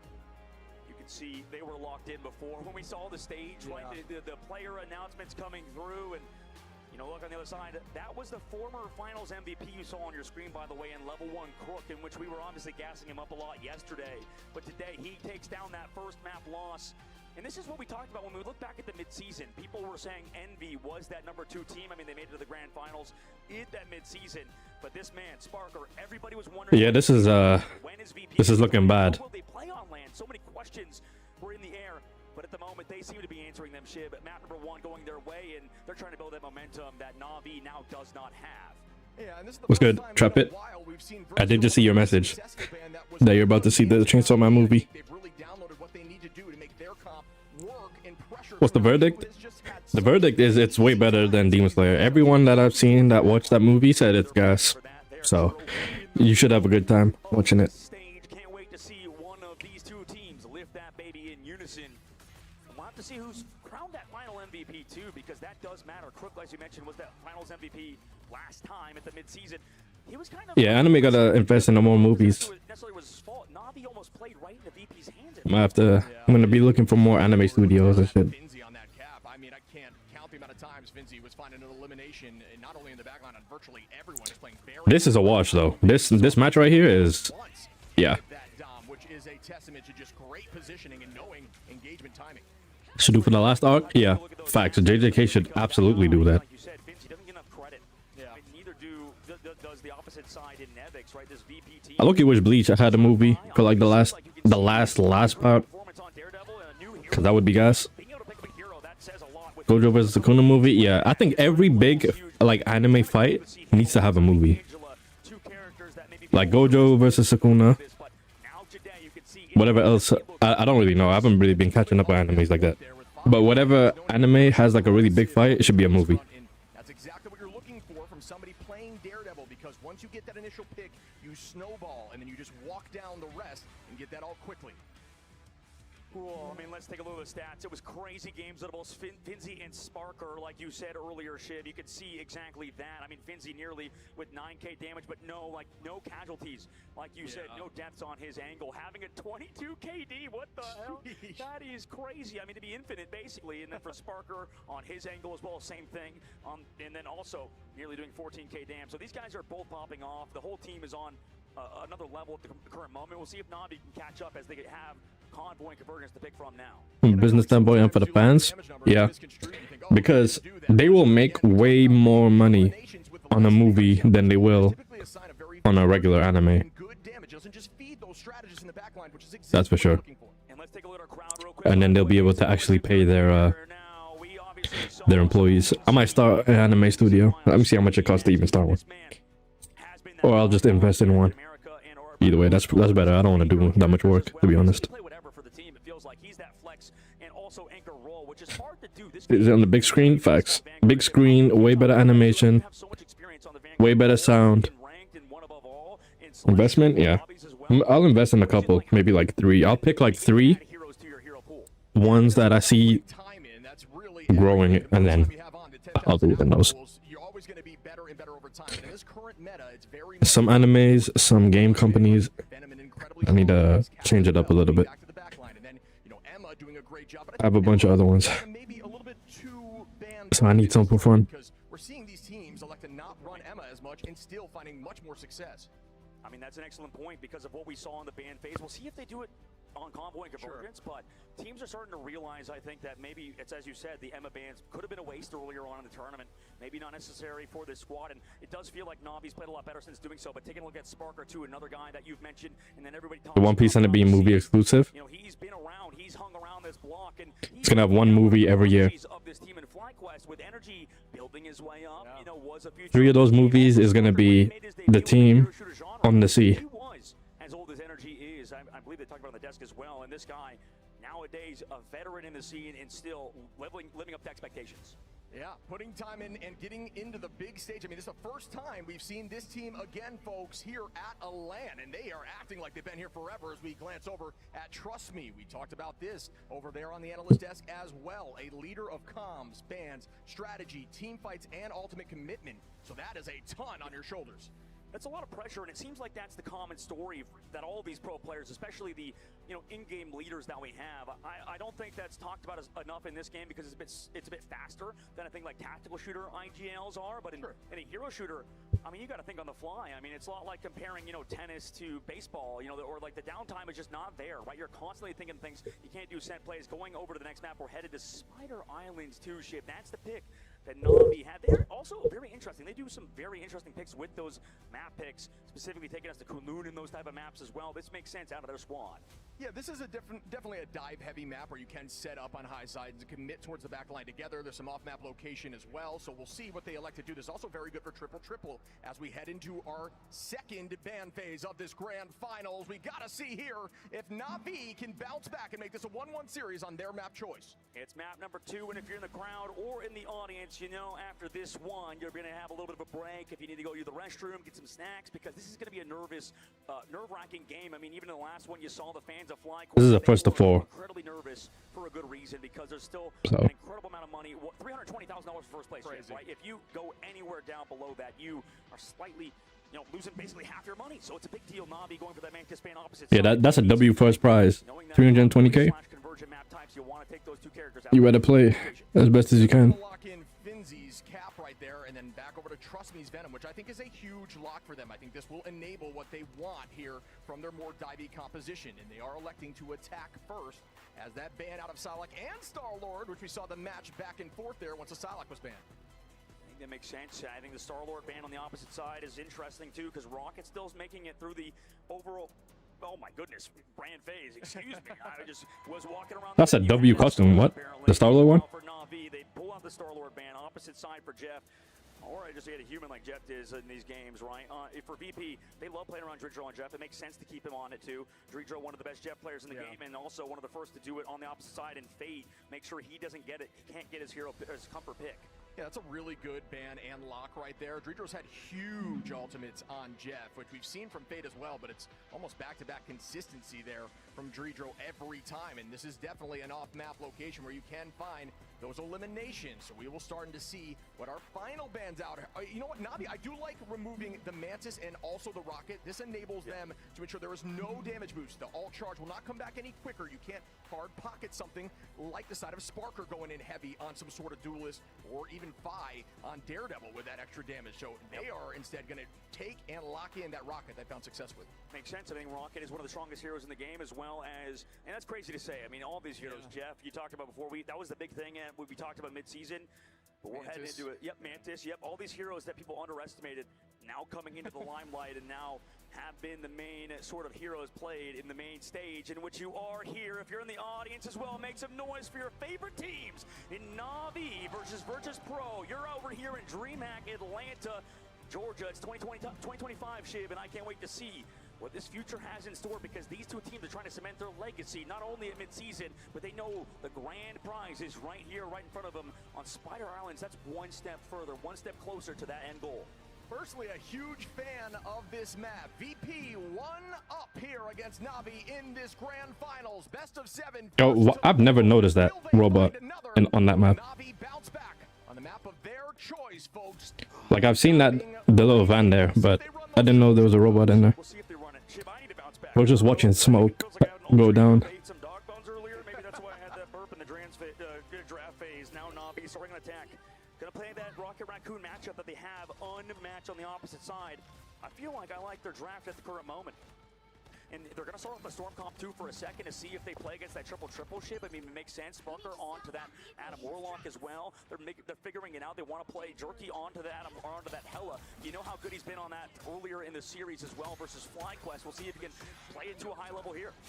Finzi still holding that high as Nevix gets the early pick there onto Jerky. That's an early start. The res comes through onto Jerky early on as it is in the spawn. Saipei gonna find Naga, and that will not be res, so defense is clearly working for them, and they are running that triple comp. Man, why does Na'Vi feels like they're playing what FlyQuest are running. Like, this is insane. VP kind of consistently playing these sort of compositions that do well, and just as a back-to-back composition, rather, or front-to-back composition right now. But Spawn is on Adam. that Jeff, right, constantly in the backline. They gotta be playing 3. Yeah, they're playing triple Elo. The moment we'll see if Dreidro can get value out of that. Who's their DPS then? Yeah, I don't think we've seen a ton of Oh, they're just playing 3 tank, 3 DPS. I mean 3 support. Na'Vi is the team that has the big brain. We'll see if they're able to do that as Saipei goes low, as Naga on the off angle tries to find one. That sounds disgusting. Finds, trust me, and still this hold from VP is looking clean. Yeah, invisible when you can't put the shield around yourself, but you can put it around a teammate, and he just left it there and just played back and forth. Almost went down, but Rocket Raccoon, because of how much healing it provides, on top of the direct hit healing you get when you get hit by those orbs on 50 HP, it's just so much. Also, Jerky is just taking poke from Nevix his entire fight. Nevix almost putting one right down early on as Finzi now gonna find Naga, who reses right back. Level 1 Crook now gonna get the first pick there onto Nevix, and they're walking. The eat comes through from Dreidro. Might have to commit here as Venom does have an escape route. Potentially, really good aim, looking straight down to not allow that to work out. I mean, that KO box right there, it changes per map, right? Spider Islands is that low, you could do it in that angle. Meanwhile, Jerky committing the ult and just pushes them back. Maybe you can find Fine. Nice bubble to keep alive. The Jet Bolts are here. Freedom Charge to come back into it. That Goddess of Death is about to run out. VP are going to be able to have to commit with ults. 2 minutes still available here on this attack for Na'Vi. Here's some commitment. Ayavagamoto goes out for 5. Does not land on anyone available at the moment. Naga, though, going to find a pick there on a VP in terms of Dreidro. Jerky onto Fi, and they are starting to walk now, but there is still some answers to get back to this point. Finzi onto Naga. This is what all these good teams do, Shib. We heard this is like the deathmatch meta, and it's for good reason. Now Sparker and them eventually fall, but you never feel comfortable. You commit ults all the time because you build them up so quickly. And look, Sparker's going to come back into the fight. He's going to need to build up to that resurrection in this fight to bring back his team. Meanwhile, Na'Vi set up Jerky on the high ground. Can he find those eliminations? Cards coming towards the very end, Chip. We're at 1 minute and 20 meters left, or sorry, 1 minute and 20 seconds left to go with less than 100 meters. But Fate, see you later, pops it down towards that point. The damage output is going to be here. Fi goes down to the backside of Global 1 Crook. Jerky now with the follow-up on the Nevix. The bubble has been used, and everything comes in terms of those spell daggers, resulting in Sparker falling down. He doesn't have his cocoon. They have to use the portal to come back. Trust me, with some full commitment there. Rojaro as well. The portal will come through. Will it get there in time, though? Very close, and it looks like it will if they can commit at the last second. They do with 3 meters on available. Dreidro goes under. Will this eat be huge? This is an opportunity to find some success here, and Sparker does have that res out and available there for VP. Dreidro goes down as level 1 Crook gets that pick. Sparker gonna find Wolverine pick. one, and bring back Dreidro. Yeah, Wolverine and Venom. Onto Sparker now, up in the sky with a meteorite from downtown. Does not land. Yeah, they're gonna have to get off 3 tanks. Just pestering that back line. You know, this VP comp, it feels like it's a bit safe from Or not. Trust me, takes down Saipei though with the tracking. Nice shots from him. They freedom charge as well. Just make sure they can get that win. Fi falls low, gets his own freedom charge too. But Na'Vi, man advantage. Jerky finds Fi. Can they find any more with 10 seconds left to go? They're still around this payload, and this convoy will not move forward as long as VP is contesting. But they still lack a lot of the members of their squad. They don't have anybody here. They also have no Rocket Raccoon to bring them back. They just used Sparker in that res. And VP, they're going to get staved off for now. Na'Vi moving to the second phase. I like the switch up. I mean, they wasted a lot of time. Yeah, some duelist ultimates available here. Saipei is holding on to that invisible boundary. But you can actually match that right back with the last stand from Naga to pull her right out of that ultimate. Could be an answer if that is the goal here on this attack from Na'Vi. We'll see if that's what Naga is looking for. Saipei holding on, about the only ult at the moment. Dreidro will be there as well, as they did commit on that defense. Na'Vi still going to be patient with those ults. Very well played there on their attack, as there is only 2 minutes on here for point 2. 2 minutes on. It's not a lot of time, but the street space we've seen get snowballed before. We'll see how VP react. Fi on the Hella is an interesting choice. This team also not necessarily known, I think, for their hit scan play. Fi more for that Human Torch, for that Daredevil we've seen recently. So we'll see how he does versus Jerky, who's met a lot of the really good Hella players on the left side angle. Gets hit by that Dirge, has to fall back, but does have the overhelp from committing his shift and the Crow back to his team. But you do have that name World on the side of Sparker as well, ready to go on that defensive angle. We'll see if Na'Vi walk into it. They have the huge stun with the last stand out of Naga. Here comes the Visible Boundary. Dritro on the backside.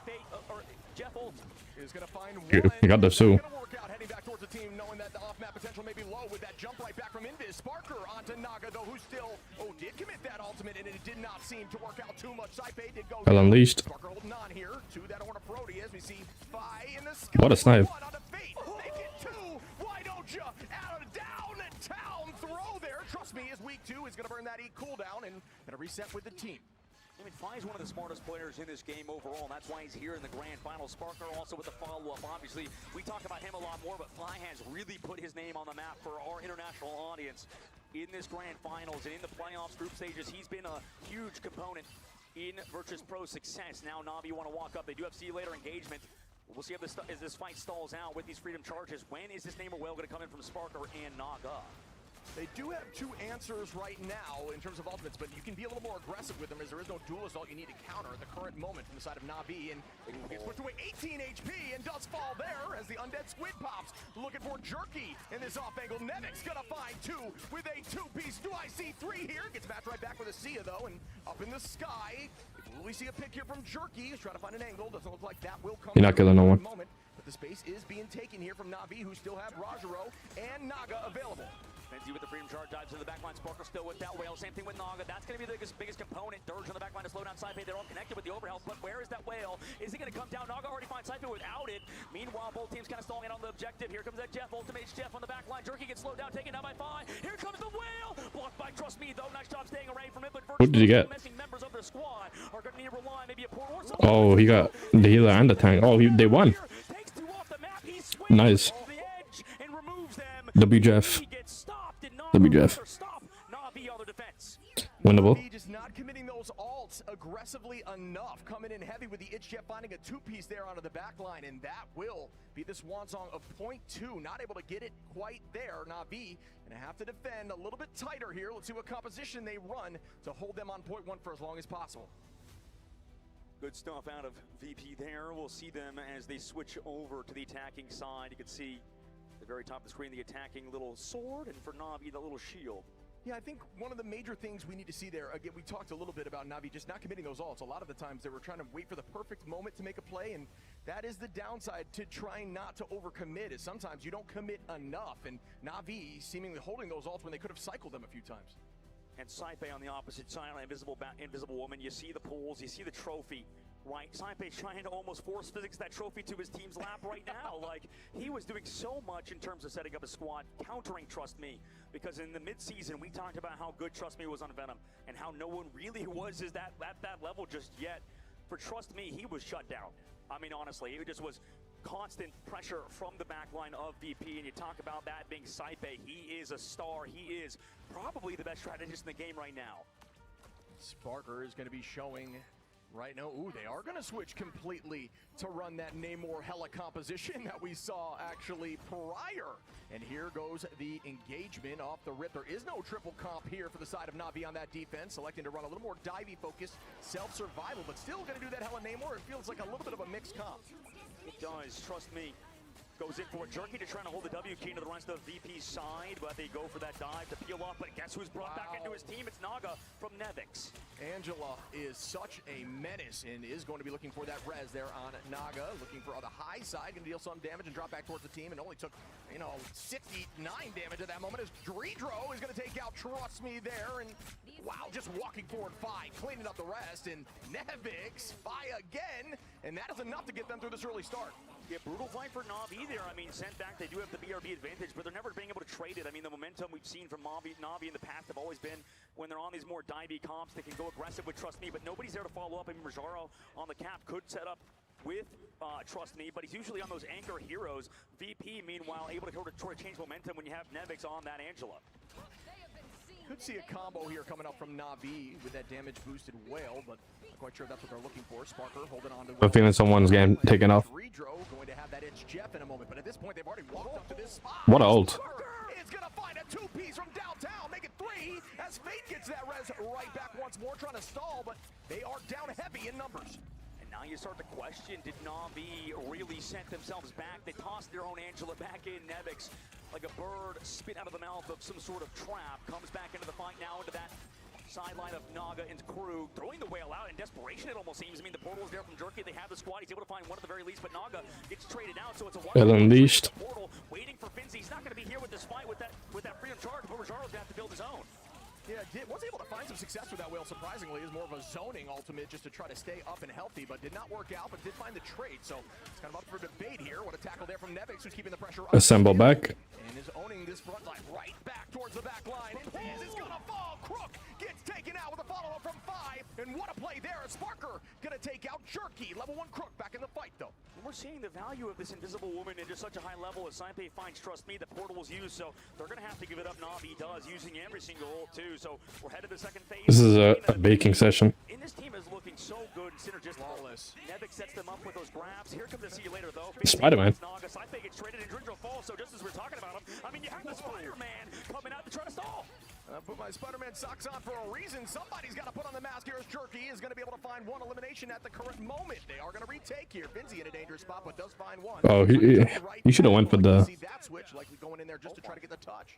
I mean, that's good for Jerky. He might switch back to later on to something else. Finzi now getting found to the back line. Can they actually have the follow-up damage? Gets healed by the Jeff across the map. The Invisible Woman and everybody giving the shields too. Jerky has to come back on the Phoenix, so they're missing him in this fight. Here comes Ridro. Does use that as Jeff. Naga on the backside uses that reflect too, and the objection. Can everybody get away from this ult? It looks like the answer is no! The Invisible Woman, the Daredevil inside. Do they have the support? The shields coming through. Everybody peeling him off and off the map. They're about to go. Ridro sets up for it. Sends off Naga. On the backside, the Invisible Woman is invisible, but it doesn't matter. The team, it does fall. Level 1 Crook eventually does too, and we move into the second phase after Fate. It gets staggered out.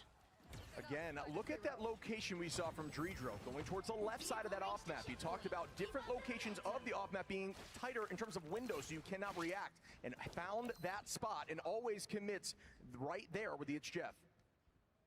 3 minutes left to go, Shib. VP.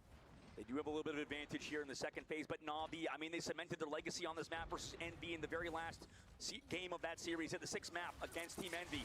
We'll see if The 2 minutes, VP, who are starting to mount that just over 2 minutes, to get like half a point. Here, almost 3 minutes on for this push. Ult advantage going to be roughly even at the current state and out. Ooh, gonna find one as Nevix takes out Jerky. Naga trying to make sure this pick comes through as it gets matched by the invisible boundary now. Out goes that Sia for the damage boost.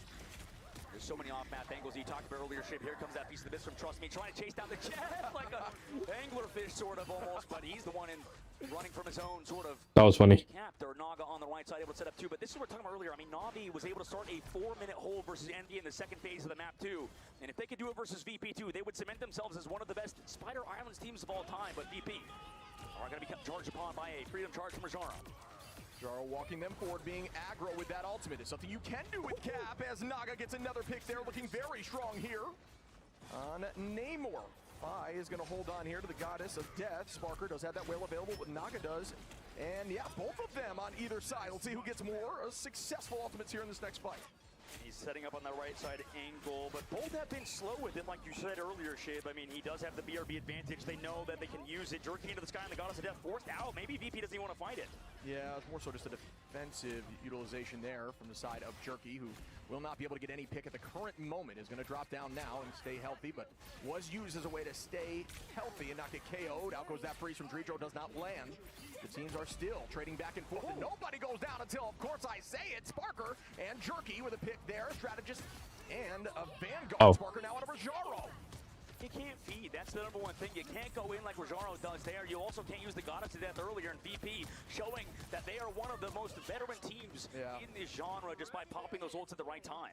Yeah, Fi does come out on top there with that Goddess of Death. In comparison, we will see potentially a switch up in composition here from Na'Vi. Looks like things are staying the same for the current moment. 3 ults available on both sides. Finzi going to be there to make it 4 for VP, and 30 seconds on, though, is a testament to how Na'Vi does a great job staying on that point even when they lose fights. Whoa, see you later. Is it too late to save Jerky? It looks like the answer is yes, but the BRB does bring him back in. Nevix forced off the soft angle. Does he get the healing? Yes, it's there. Wow. Also the Dirge to help follow the peel. Yeah, Saipe did a great job there with focus. Same with Dreedro, ensuring that Nevix could escape that, being very low. What a pull there by Nevix, trying to find one. Yeah, that was some W game sense. He's I forgot. He has that. Chasing. Well, that one land 20 HP. Is going to find a little bit, but not for long, as he's in a very dangerous position. He got saved. Sparker now takes out Naga. This is the. Oh, they lost. They lost.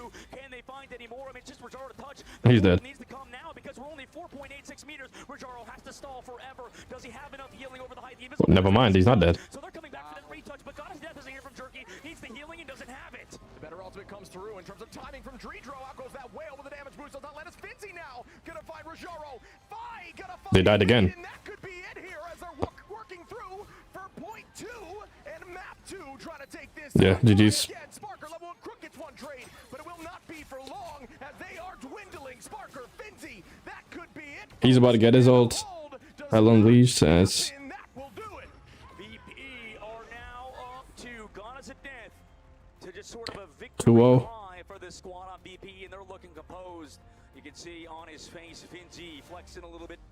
Maybe gonna whip out his phone, type in Twitch chat, potentially as he normally does. Level 1 Crook on the opposite side. Looking for solutions, man. I mean, the number one thing is, like we talked about earlier, not going down ship, right? They keep losing Rajaro on Captain America. We've seen how good Rajaro is on the media on Magneto with those media M's, with just living as an anchor hero, but it feels like the weakness of this squad now is sort of showing in full force. Yeah, they're looking so good here, Virtus Pro. I mean, a great hold on the side of Na'Vi on point 2, making it a one-fight game, but was just won there by the team that has just had no issue maintaining their composure in every single fight. VP up 2, and this is our very first of 4 too, by the way, if you are wondering. So VP, 2 maps away now, Shib, from claiming that trophy behind us on the stage. You can see if I can do that sort of, there it is, it's right there. Yeah, I mean, that trophy looks small to us over here, but on stage, that thing is huge, about the size of me, honestly, if you paid attention. American Man. Yeah, American Man, obviously. No, yeah, maybe American Man is. You know, a tiny, huge ego, tiny size. Let's take a look, at this desk to talk about that match. Hello, it's the desk. Great job, you guys. We are going to break down those last 2 maps as we started off with a belter. Virtus Pro starting off incredibly strong, but Na'Vi bringing it back a little bit there. Oh my goodness, that first round of domination. Can we just talk about it? We thought that it would be an even playing field between these 2 teams, and Virtus Pro, on what we say is their weakest game mode, managed to take the first round of domination so dominantly. They only have Fai in that first round who goes down, who gets the casualty. He goes down twice. Everybody else on the entire team, 0. It really does feel like it's a switch around for Virtus Pro in these situations, because everything that's looked bad for them across the year, you have to take it into context of like new eSport, playing from home, playing on a stage like this. It could be a whole different story, and I think those experienced players of Nevix and Sparker that have a 10-year history playing hero shooters before they came to Marvel Rivals look almost more comfortable on stage than they do playing at home. They're legitimately just showing exactly why it was such a travesty. They did not make it to the mid-season finals where they could have played against those international teams and grown. Because just think how strong they could be if that had happened now. We talk about Virtus Pro as well, failing to adapt into new metas. This is Virtus Pro innovating a new meta. That Daredevil from Fai has been something for a lot of these teams to have to deal with. So too do we get to see the Psylocke ban go out multiple times from both of these sides. But for Virtus Pro, when Sparker is your second duelist, even if the Psylocke has been removed, he can still play it all. I think that's the main thing of like now they want to try to put Virtus Pro into a corner, but you just can't do it anymore. That's one of the reasons that Rad almost like leapfrogged over them to go to the mid-season finals, because we saw, for example, Na'Vi try and pull out triple strategist right at the start of that domination game. But I haven't seen Virtus Pro forced onto anything that they aren't comfortable on. I've never seen them play triple strategist at this event so far, because they're just like, this is our bread and butter, we're going to keep eating it. Yeah, 2-2-2. It works so well for them. They love going for these really aggressive dives, and it means that when it does well, your opponent gets very little opportunity to build up resources to fight back, which is why we see such avalanches of snowball plays on maps like Domination now. And what a series for several of the players in this matchup. Virtus Pro just taking control. Well, we did see Na'Vi fight back. They got a pretty reasonable push on that second point. Virtus Pro, they just like to brawl on this map. They will delay these fights for as long as possible. Yeah, and I think one of the things that, whilst we're saying how flexible they are, how adjustable they are, I love that they're anchoring their whole composition around Finzy's Captain America, protecting it very early in the draft, and he is having an in-form performance. He's not really that well known to be the Captain America. Usually Paulie takes that award for EMEA, but the fact that so far, in playoffs at least, he has been cemented himself in that role, it just lets the whole team sink and play around him. It shows as well how good these players are at Captain America, because when you look at the actual meta right now with the buffs that just recently went out, Venom, many argue, say, has taken over that dive Vanguard priority with Feast of the Abyss, with the anti-heal, with the survivability that the Venom is able to play around, with the higher mobility, to the point where we get to see, you know, Emma shut down Captain America far more frequently than Venom, and it goes to show for Virtus Pro how good their Vanguard players are at understanding these windows, when to go aggressive, but also when to disengage. A usual Sparker W here, but let's talk about Nevix. 34 KOs in that game, and only just a little bit behind Sparker in terms of damage, while barely going down at all. It just seems that he is sinking so well, and the best part is every interview that we've done with these two, they're always like, give that look of, so let's basically find out all of your strategies, right? And they're like, okay, we're gonna sort of go about this politically, try not to reveal too much. If there's anything left for Virtus Pro to show for this year, it has to be shown now. It might not even be needed to be shown down, because so far today it has been completely clinical for them.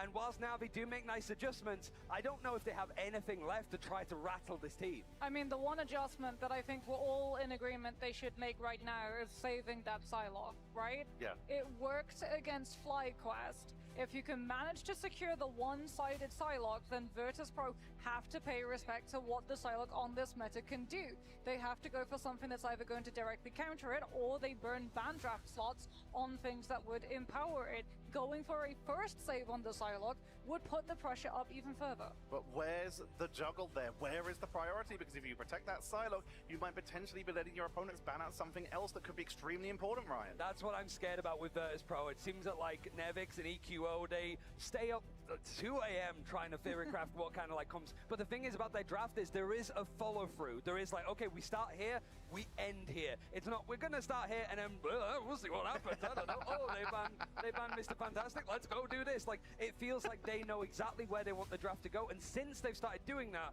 Virtus Pro in that phase do not look defeatable, honestly. Yeah, and I mean, Na'Vi, they're playing this really aggressive but risky play style, right? We're getting to see Naga go out onto things like that Star-Lord, try to put the pressure onto Virtus Pro, try to be the disruption, that distraction in the backline, which allows the rest of his team space, but he's getting picked for it, he's getting punished, and it almost feels like Virtus Pro are anticipating and baiting that aggression before punishing it, because one of the things that you can do when you're up against a dive composition or a hero who has to Honestly, halfway through, then when FlyQuest got cooked, so juicy, so enticing. Oh, I mean, if you're talking about against VP, they got cooked again, so they're out the tournament. When that Star-Lord goes for the commitment, Virtus Pro's entire team is focusing on that position. It's just like what we've been talking about with 5 for Virtus Pro. While Sparker's getting a lot of the attention because he's getting those final hits and the flashier plays, Vi's doing the work. It's exactly what we've been seeing here for Na'Vi.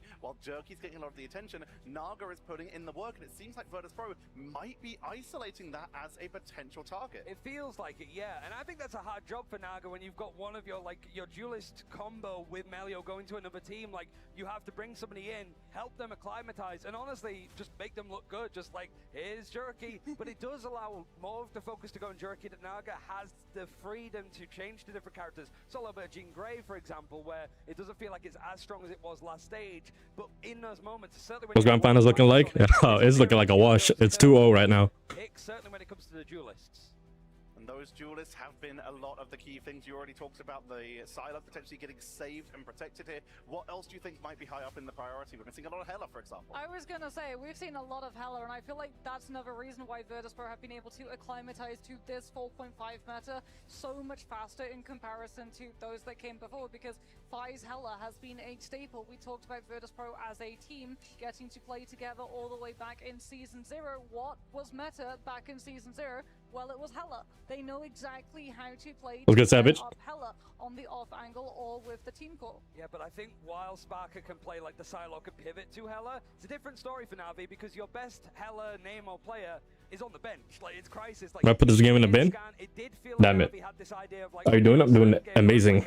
We just chilling. Crisis, but that's hard when, like, yeah, Crisis, your first game on stage at playoffs is map 3 of the like, My GOAT team was winning. VP. Even if Crisis goes It'll be VP. it's such an ask for him, and it obviously takes a bit more time to set him up, and it means that the momentum, the chance to play gets a lot worse, right? So we saw Jerky playing Hela, but it did feel more. Oh, for real? Yeah, they actually run. They're undefeated. Like, they're running through this tournament. We've talked about the Psylocke priority. We're still seeing the creep in for the Namor as well with that Hela combo. But why is Damn, yeah. taking it so much? I mean, the Psylocke is just so strong, both in the neutral, but also with the Dance of the Butterflies now being much more lethal. It used to be before, it would force a resource, and you would just go about your merry way. Sometimes not even that, you would just stack your players up. Now you have to pay attention to it, and I'm telling you what, something that Virtus.pro have to pay They aren't banning Hela no more? No.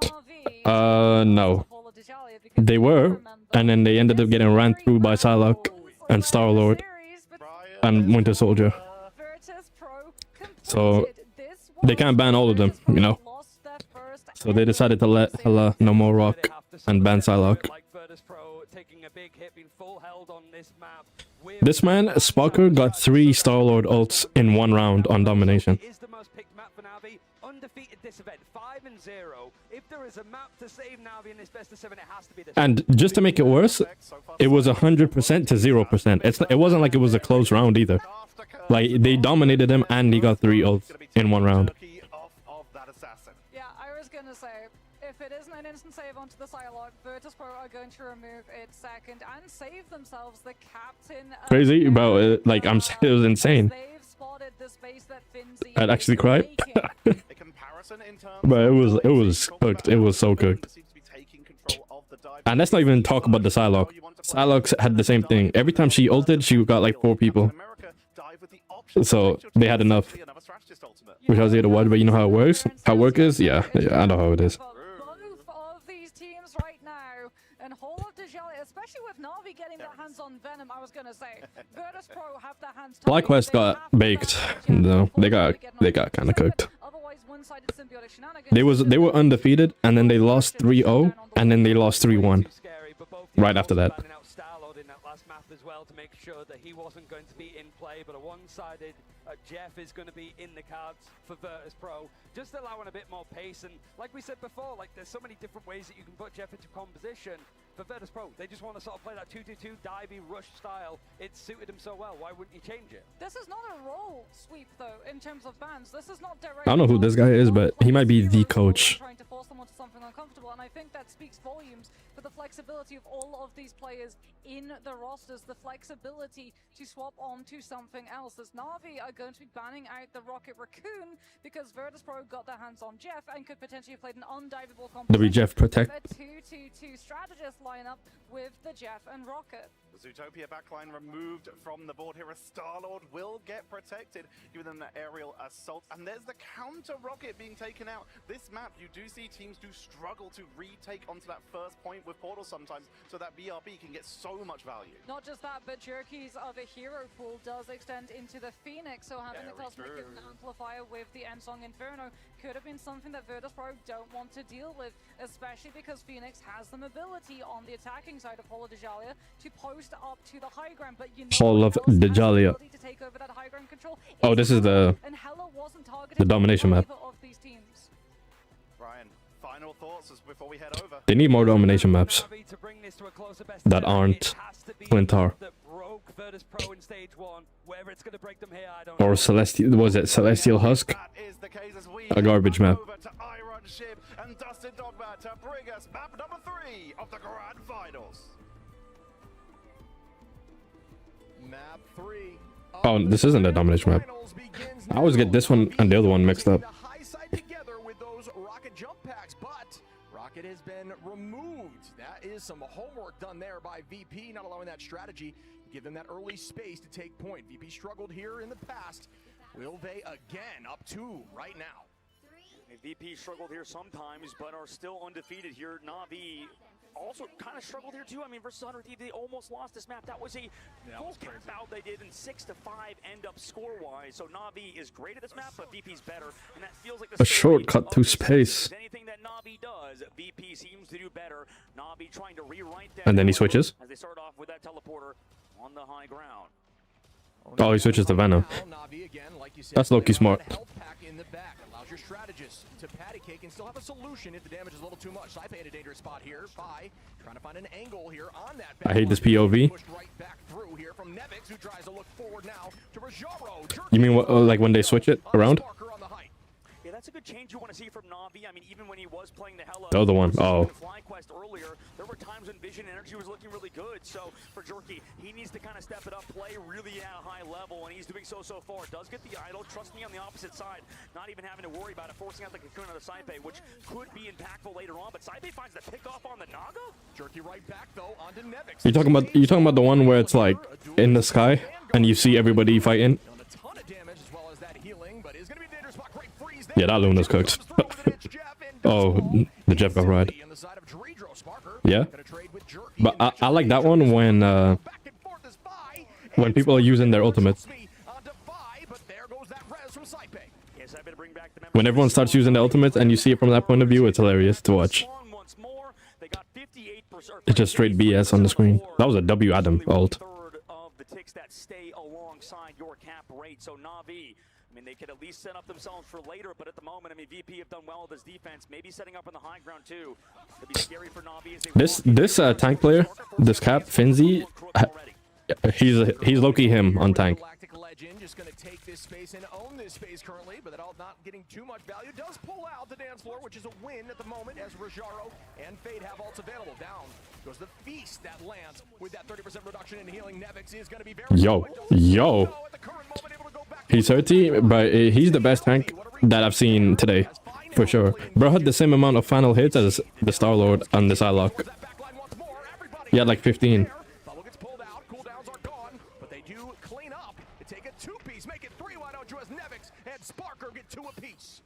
Nevix is him also. Like this team is just goated. They have like the best tanks, best DPS, and the best healer. Like Na'Vi are just kind of conceding fight after fight after fight. I mean, VP goes in aggressively. They set up as well. Nevix lives with the healing from his backline as well as his great movement and use of cooldowns. It just feels like VP's un-KOable right now, and it's because, I mean, Na'Vi need to get some sort of momentum, and they had it earlier with Jerky, but it's been silent since then. Yeah, using that Venom cooldown in terms of the grapple is usually how they get out, unless you have that ult available with the feast, because it'll buy you enough time to get that. Yeah, it's crazy to see Venom being used. Back in the day, this man Venom was never being used by anyone who isn't Andrew. Just getting smoked there in terms of damage. Needs to go back as Finzi now does fall from level 1 Crook with some good damage and gets that headshot. 43 seconds left to go. They found that pick, but what's going to happen? The res is available. Saipe gets Dove upon. Gets that Soul Bond, yeah, he's not gonna die. Immediately now here comes Ridro on the high in that dance floor. Gets the invisible moment too. Ridro could be close to the off map, but Jerky Damn. They might have to get off Jeff. Oh, born again? And they're gonna have the advantage too. Yeah, because of the health. Yeah, that is a huge res. Portal does come through again from Finzi, who Oh, gets one. Rajaro as well. Saipe's res brings damn, it ran out before the tank could get it. Yo, look. Legend. And they lost. They lost this round. This is 3-0. I mean, that is brutal. That was a brutal hold. Now, we've seen crazy things, Chip. I mean, in this tournament, Na'Vi is one of those teams that can pull off comebacks when everything's against the wall, right? When everything is going out of the window, right? Plans, strategies flying out. You need to make VP uncomfortable. And if they could at least, you know, get some fight wins here, right? I know that's simple and it's straightforward, but it's one step at a time. They are in a deficit now, and if they were to lose this one as well, that means they go down 3-0, and Sparker in the sky with that Galactic Legend ship just shut down everybody as well to that portal. That is absolutely terrible for the side of Na'Vi just to get shut out last second. Wow. 97% you're about to cap out, and then that happens? Oh my goodness. Yeah, that was crazy ult.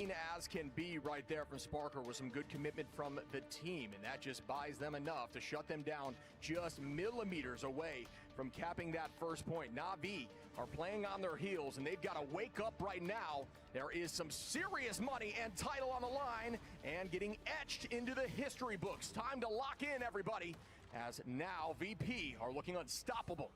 They really are. I mean, especially if their vanguards are looking this good. Both Finzi and Nevix, veterans of the game. Everybody's talking about how old they are, Shib, and how they should go to the retirement home. But at the moment, they're looking to sit on a throne, an Iron Throne, and reclaim Na'Vi's golden crown.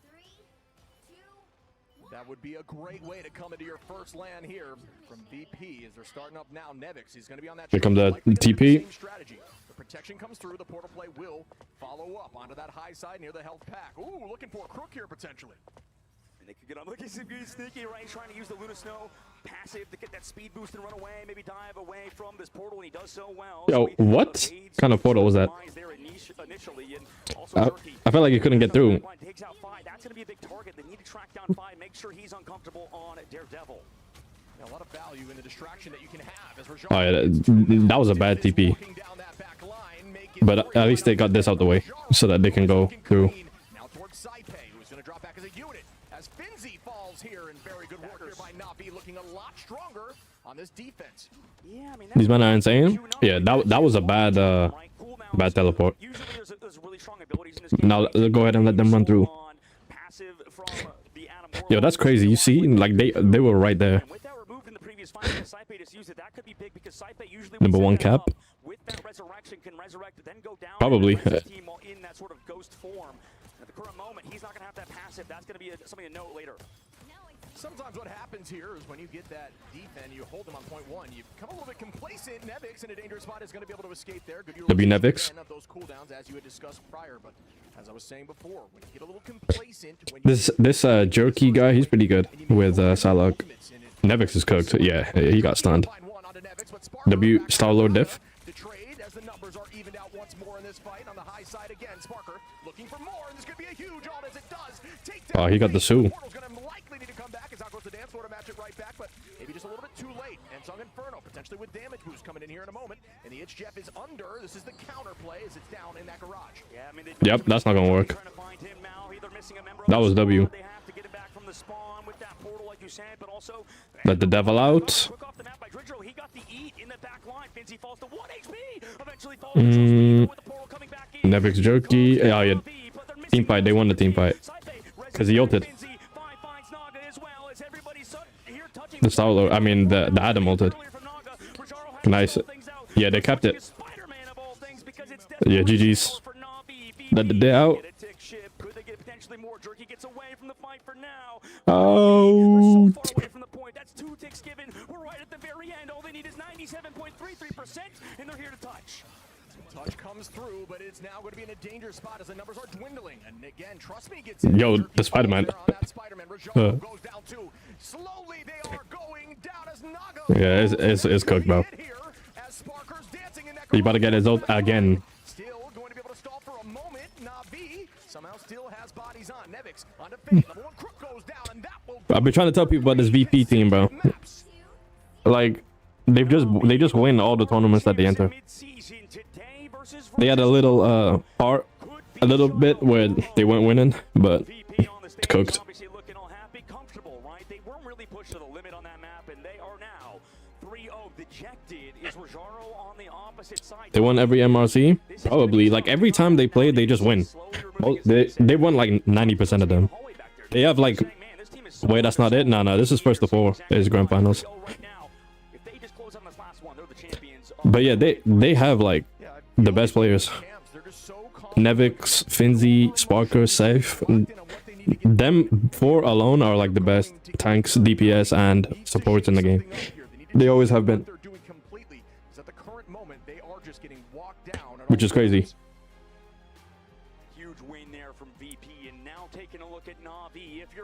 have this squad and you want them to reverse sweep Shib, you're going to have to get loud. You're going to have to get a little bit nasty with it, because that's what I say is, you know, competition does get aggressive, right? Yep. You gotta show some energy, right? And Na'Vi have shown none. They need some help from the crowd if they want to come back. VP, however, on the opposite side are sitting comfortable, right? They need to feel some sort of pressure. And that map, next map, that is going to be huge for them, Shib, Na'Vi, that is. Yeah, and the other crazy thing is that they're going to have to bounce back on a domination where they have never dropped a single dom from the side of VP. So Na'Vi's got to really shake things up. You got to come in with a surprise. What's the chances of a reverse 4-0? Undefeated in domination. Let's see. Like 10%? They are able to do what we always say from Na'Vi, and that is figure things out. Yeah, Na'Vi, we started off with Jerky finding some momentum, finding some pickoffs on the attacking side, but getting first held on Hall doesn't necessarily happen like all that often, Shib. This feels like a map that eventually get overwhelmed. The spawns are so far away, but the portal timings were just not there for the side of Na'Vi. I mean, Naga using it earlier. Maybe, you know, a little bit of that pressure. Jerky, the new member of this team, sort of feeling it. Same thing with the rest of Na'Vi. I mean, they saw it mid-season in Guangzhou, China, you know, that they had a bit of that sort of momentum. They were able to get wins versus teams that maybe weren't as strong, but now every team is on a high level, Shib. We saw Chopper Mag out early in that top 6, and then today, What's the word, Sav? When are you going to be on one of these teams? because nobody's really made them sweat except Na'Vi, and now Na'Vi are struggling hard. Yeah, these early Psylocke bans are clearly working out. I mean, in the past, we look over at Jerky, who's been MVP a multitude of times there on that Psylocke, but getting rid of that has forced out some different picks, just made it a little more tricky for them to find a solution. Hey, that's a great point. Behind the scenes, we're talking to Crimzo and also Observing Team, both of them pointing out how Psylocke has been a problem for the for FlyQuest, and now today them removing that as well. So, I mean, Psylocke is still a problem, like you said, or it still was a problem, and you see what happens when you ban it, like you called out. Come over the game anymore. Primary would be contender. We find out. A ton of healing on both sides, but look at those KD ratios. Sparker with a 7.3 with 12 finals, leading the entirety of the map. Jerky with 7. But just not going to be able to match the power that is Sparker, who is starting to answer that debate of who is the best duelist. Yeah, it might be him. I mean, everybody's talking about it. He didn't have a chance to prove it because of the mid-season, but you can always say VP, you know, if they had that third slot, they could have been there. We saw Envy, what they did with the third slot, right? Grand Finals in that appearance at mid-season. Now out of the tournament early, we saw North America sort of disappointing us, but they still, 2 teams in North America making top 4, 2 teams at the top side. Let's take a look at the, I believe Cozy's actually ready to go with us on the other side. What anime game you getting next? I'm not getting another one. I'm gonna be honest. I'm not getting that My Hero one. And I don't even know which other ones come out after that.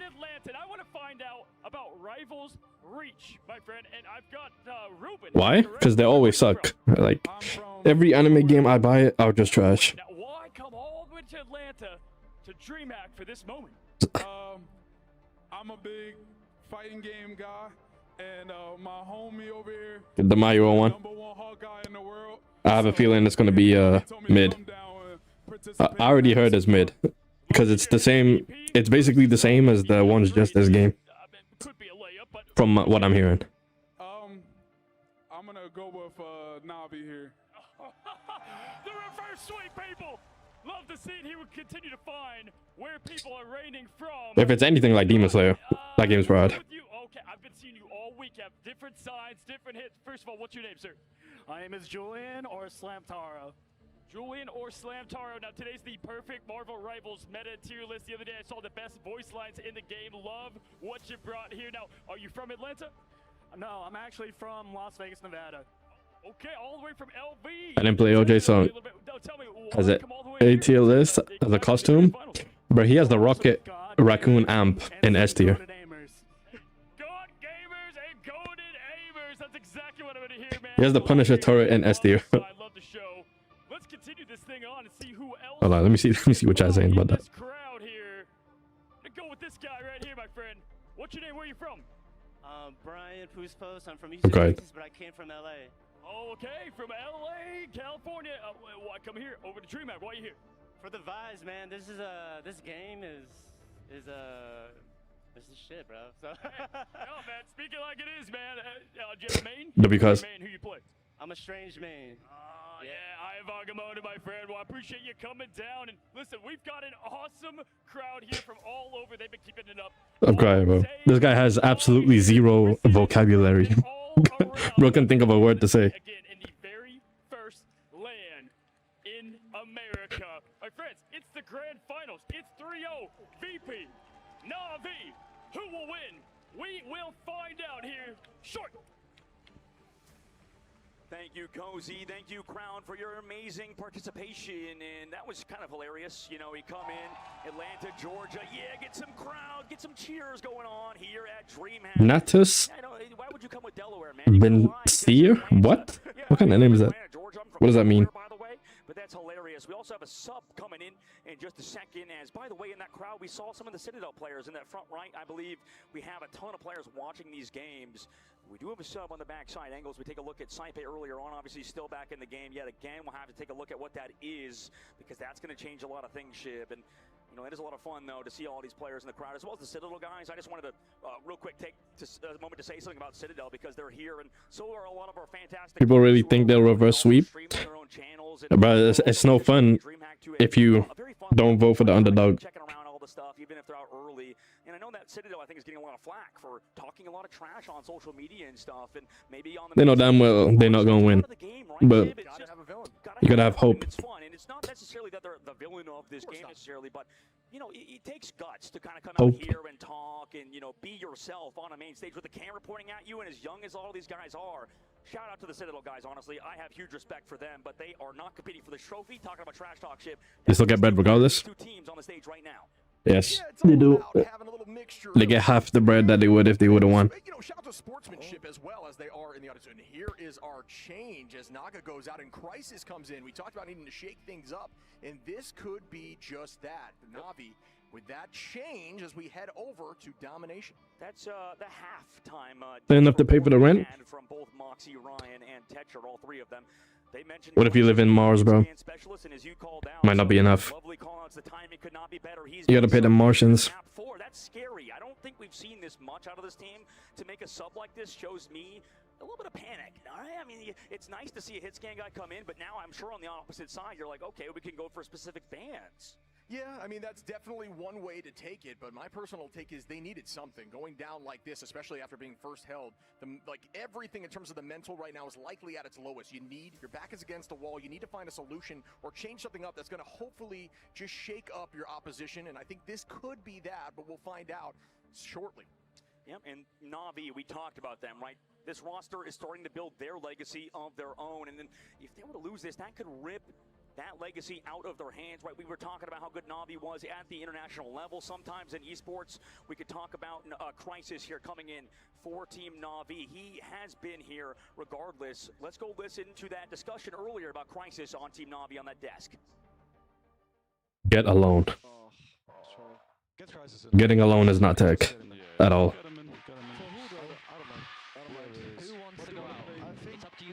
It's up to our DPS. I want you guys to make the decision. No, you can go for it. Are you sure? Yeah, of course. So fine for it. Guys, I love you, bro. Guys, let's go backstage. Let's go backstage. What?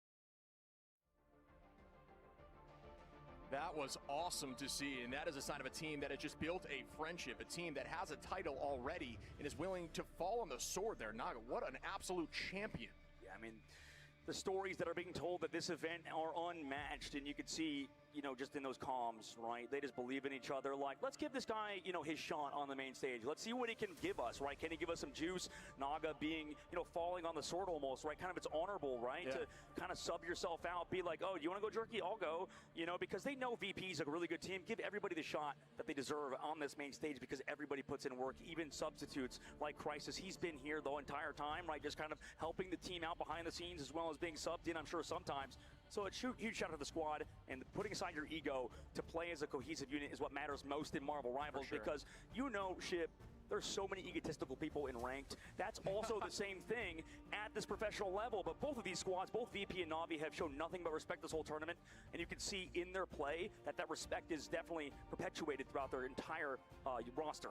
Yeah, continuing that conversation about Na'Vi, they've always been the team that when they had a bad map, they owned it. There was no other excuses besides, hey, we did not play great right there. We need to bounce back again. And that is exactly what they're saying as they're falling on the sword, like you said, and saying, hey, let's switch this up together as we start off potentially our final matchup here with Virtus.pro and Na'Vi. Backs against the wall. Can they get the first W in terms of domination against the pros? And this could be the last draft we see out of Na'Vi, at least for a little while, as this is the grand finals, the very last tournament of the year for us, at least at the highest level of this game. Okay, Mantis banned immediately. Removed, VP going for that ban, but it's the last draft phase. Yep, make some noise for these two up on the stage as both coaches deciding and helping out their squads behind the scene. Goodbye to that Psylocke again. Obviously very targeted there to Jerky, who's looked so strong on that hero. I have no doubt we might see that match right back from the side of Na'Vi, but at the current moment, there is going to be a new player in, and that could change things up. And they still have to respect Jerky, right? That's the number one thing VP's focused on. The big thing, the big question mark is Crisis, right? How can Crisis play coming into it? Because he's probably not going to get target banned. VP, they have no reason to fully change up their strategy just yet. Maybe if they lose a map, but you know, that spark, that potential map win could set up Na'Vi for a reverse sweep and change up the bans. Yeah, and if the teams have done their homework, you can't really study someone you haven't had eyes on completely. Granted, you may see something in scrims, but at least not in this tournament, which I'm sure they've had eyes on every single matchup to try to find a way around or find a way through the side of Na'Vi. And they go for the Star-Lord ban on the opposite side to slow down VP if they have that, as well as they got the Psylocke ban coming out as well. And right now, the Jeff is still making it through. We've seen how good Dredro is. He gets that mismatch. Meanwhile, for Na'Vi, they're fine with it. Invisible Woman protect. Meanwhile, coming out from VP's angle, keeping on to that hero. We'll see what Na'Vi want to ban against it. It's that last ban that they have, and the last protect that VP does in a moment, as they still have a few seconds to decide that ban. Yeah, again, I'm not sure what we need to see here from Na'Vi because both of these teams have such a deep hero ocean that, oh, okay, getting rid of that rocket. I think that's another good idea. That's something we've seen throughout this tournament that's worked. You get rid of the damage boost options there, besides something like Terror Cloak from Cloak and Dagger, and then that reduces the amount of ultimates the enemies will have because that damage boost does give them some serious juice in terms of getting that ult charge quickly. Yeah, Rocket is okay. Really good, but not against what VP have been doing. Right? Finally got the bans out the way. Surround, and they're going to find your BRB, no matter how good you are with that Rocket Raccoon. So already VP setting themselves up for success, noticing that's the matchup they're going to get. They actually ban out the Hela. There it is, that target ban. There we go. There goes the Hela. What are you doing, guys? I one trick that hero in ranked. As there is going to be the switch up now. Likely we'll see another. There's some hit scan on the table here. We'll see what Crisis ends up running in this moment, but it's funny to see that reaction there. So they did do their homework and they knew where that was going to go. And that trophy is one map away for VP to claim it, Shib. Na'Vi, if they want to start this reverse sweep, it's going to be a huge mountain to climb. Subbing in Crisis, getting his character banned. And now they have 3 maps to crawl back from just to tie it up. And Shib, they need to ignite the battle right now, at least on their end, for Na'Vi to reverse sweep. Make some noise if you want Na'Vi to win. And on the opposite side, if you're a Virtus.pro fan looking to close it out here on this 4th map. Heading into Burnin' T'Challa. Sub is in. Is that enough? Yeah, this one. This is the map I get confused with the other one.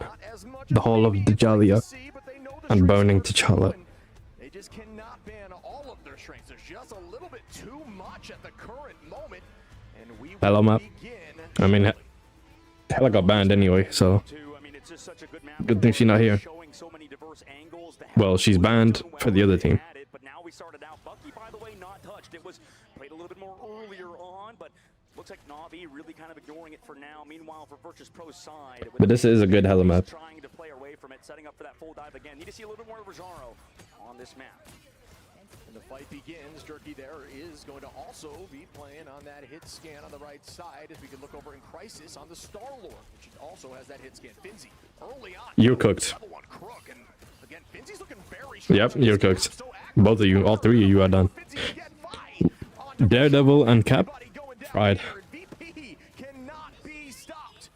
Jerky switching over to the Bucky now. It makes sense. They want to try to play that counter. No, it goes back over to the Phoenix, and yeah, okay, Crisis is going to play the Bucky, and Jerky's going over the Star-Lord. They're looking for answers right now, and they have to quick. I mean, if you give up a round and figure out the answer, that's fine, but Ultimate's already built for VP, and how do you even deal with this team when Fi is playing at that level, and so is the rest of the squad on Daredevil in these dives to set him up?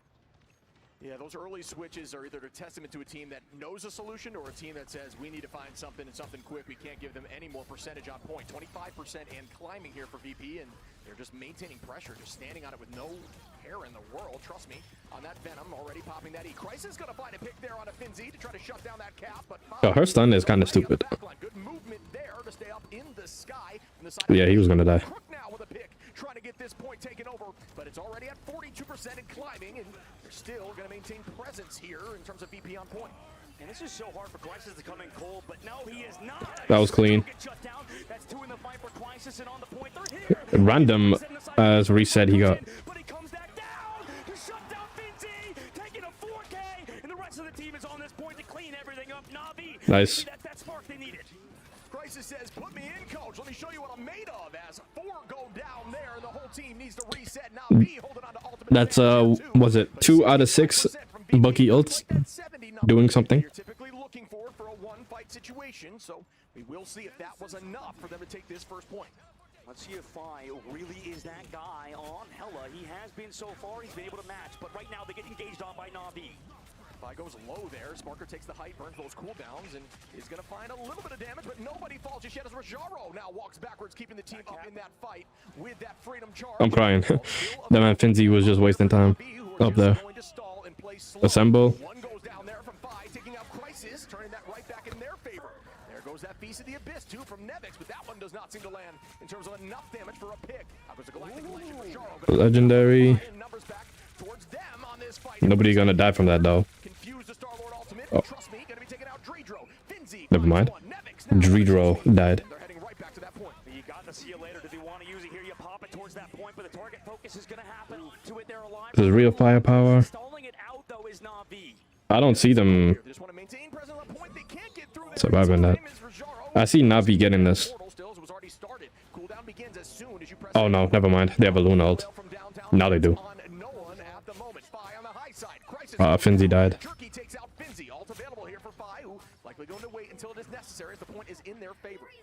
Okay, they have a Bucky ult.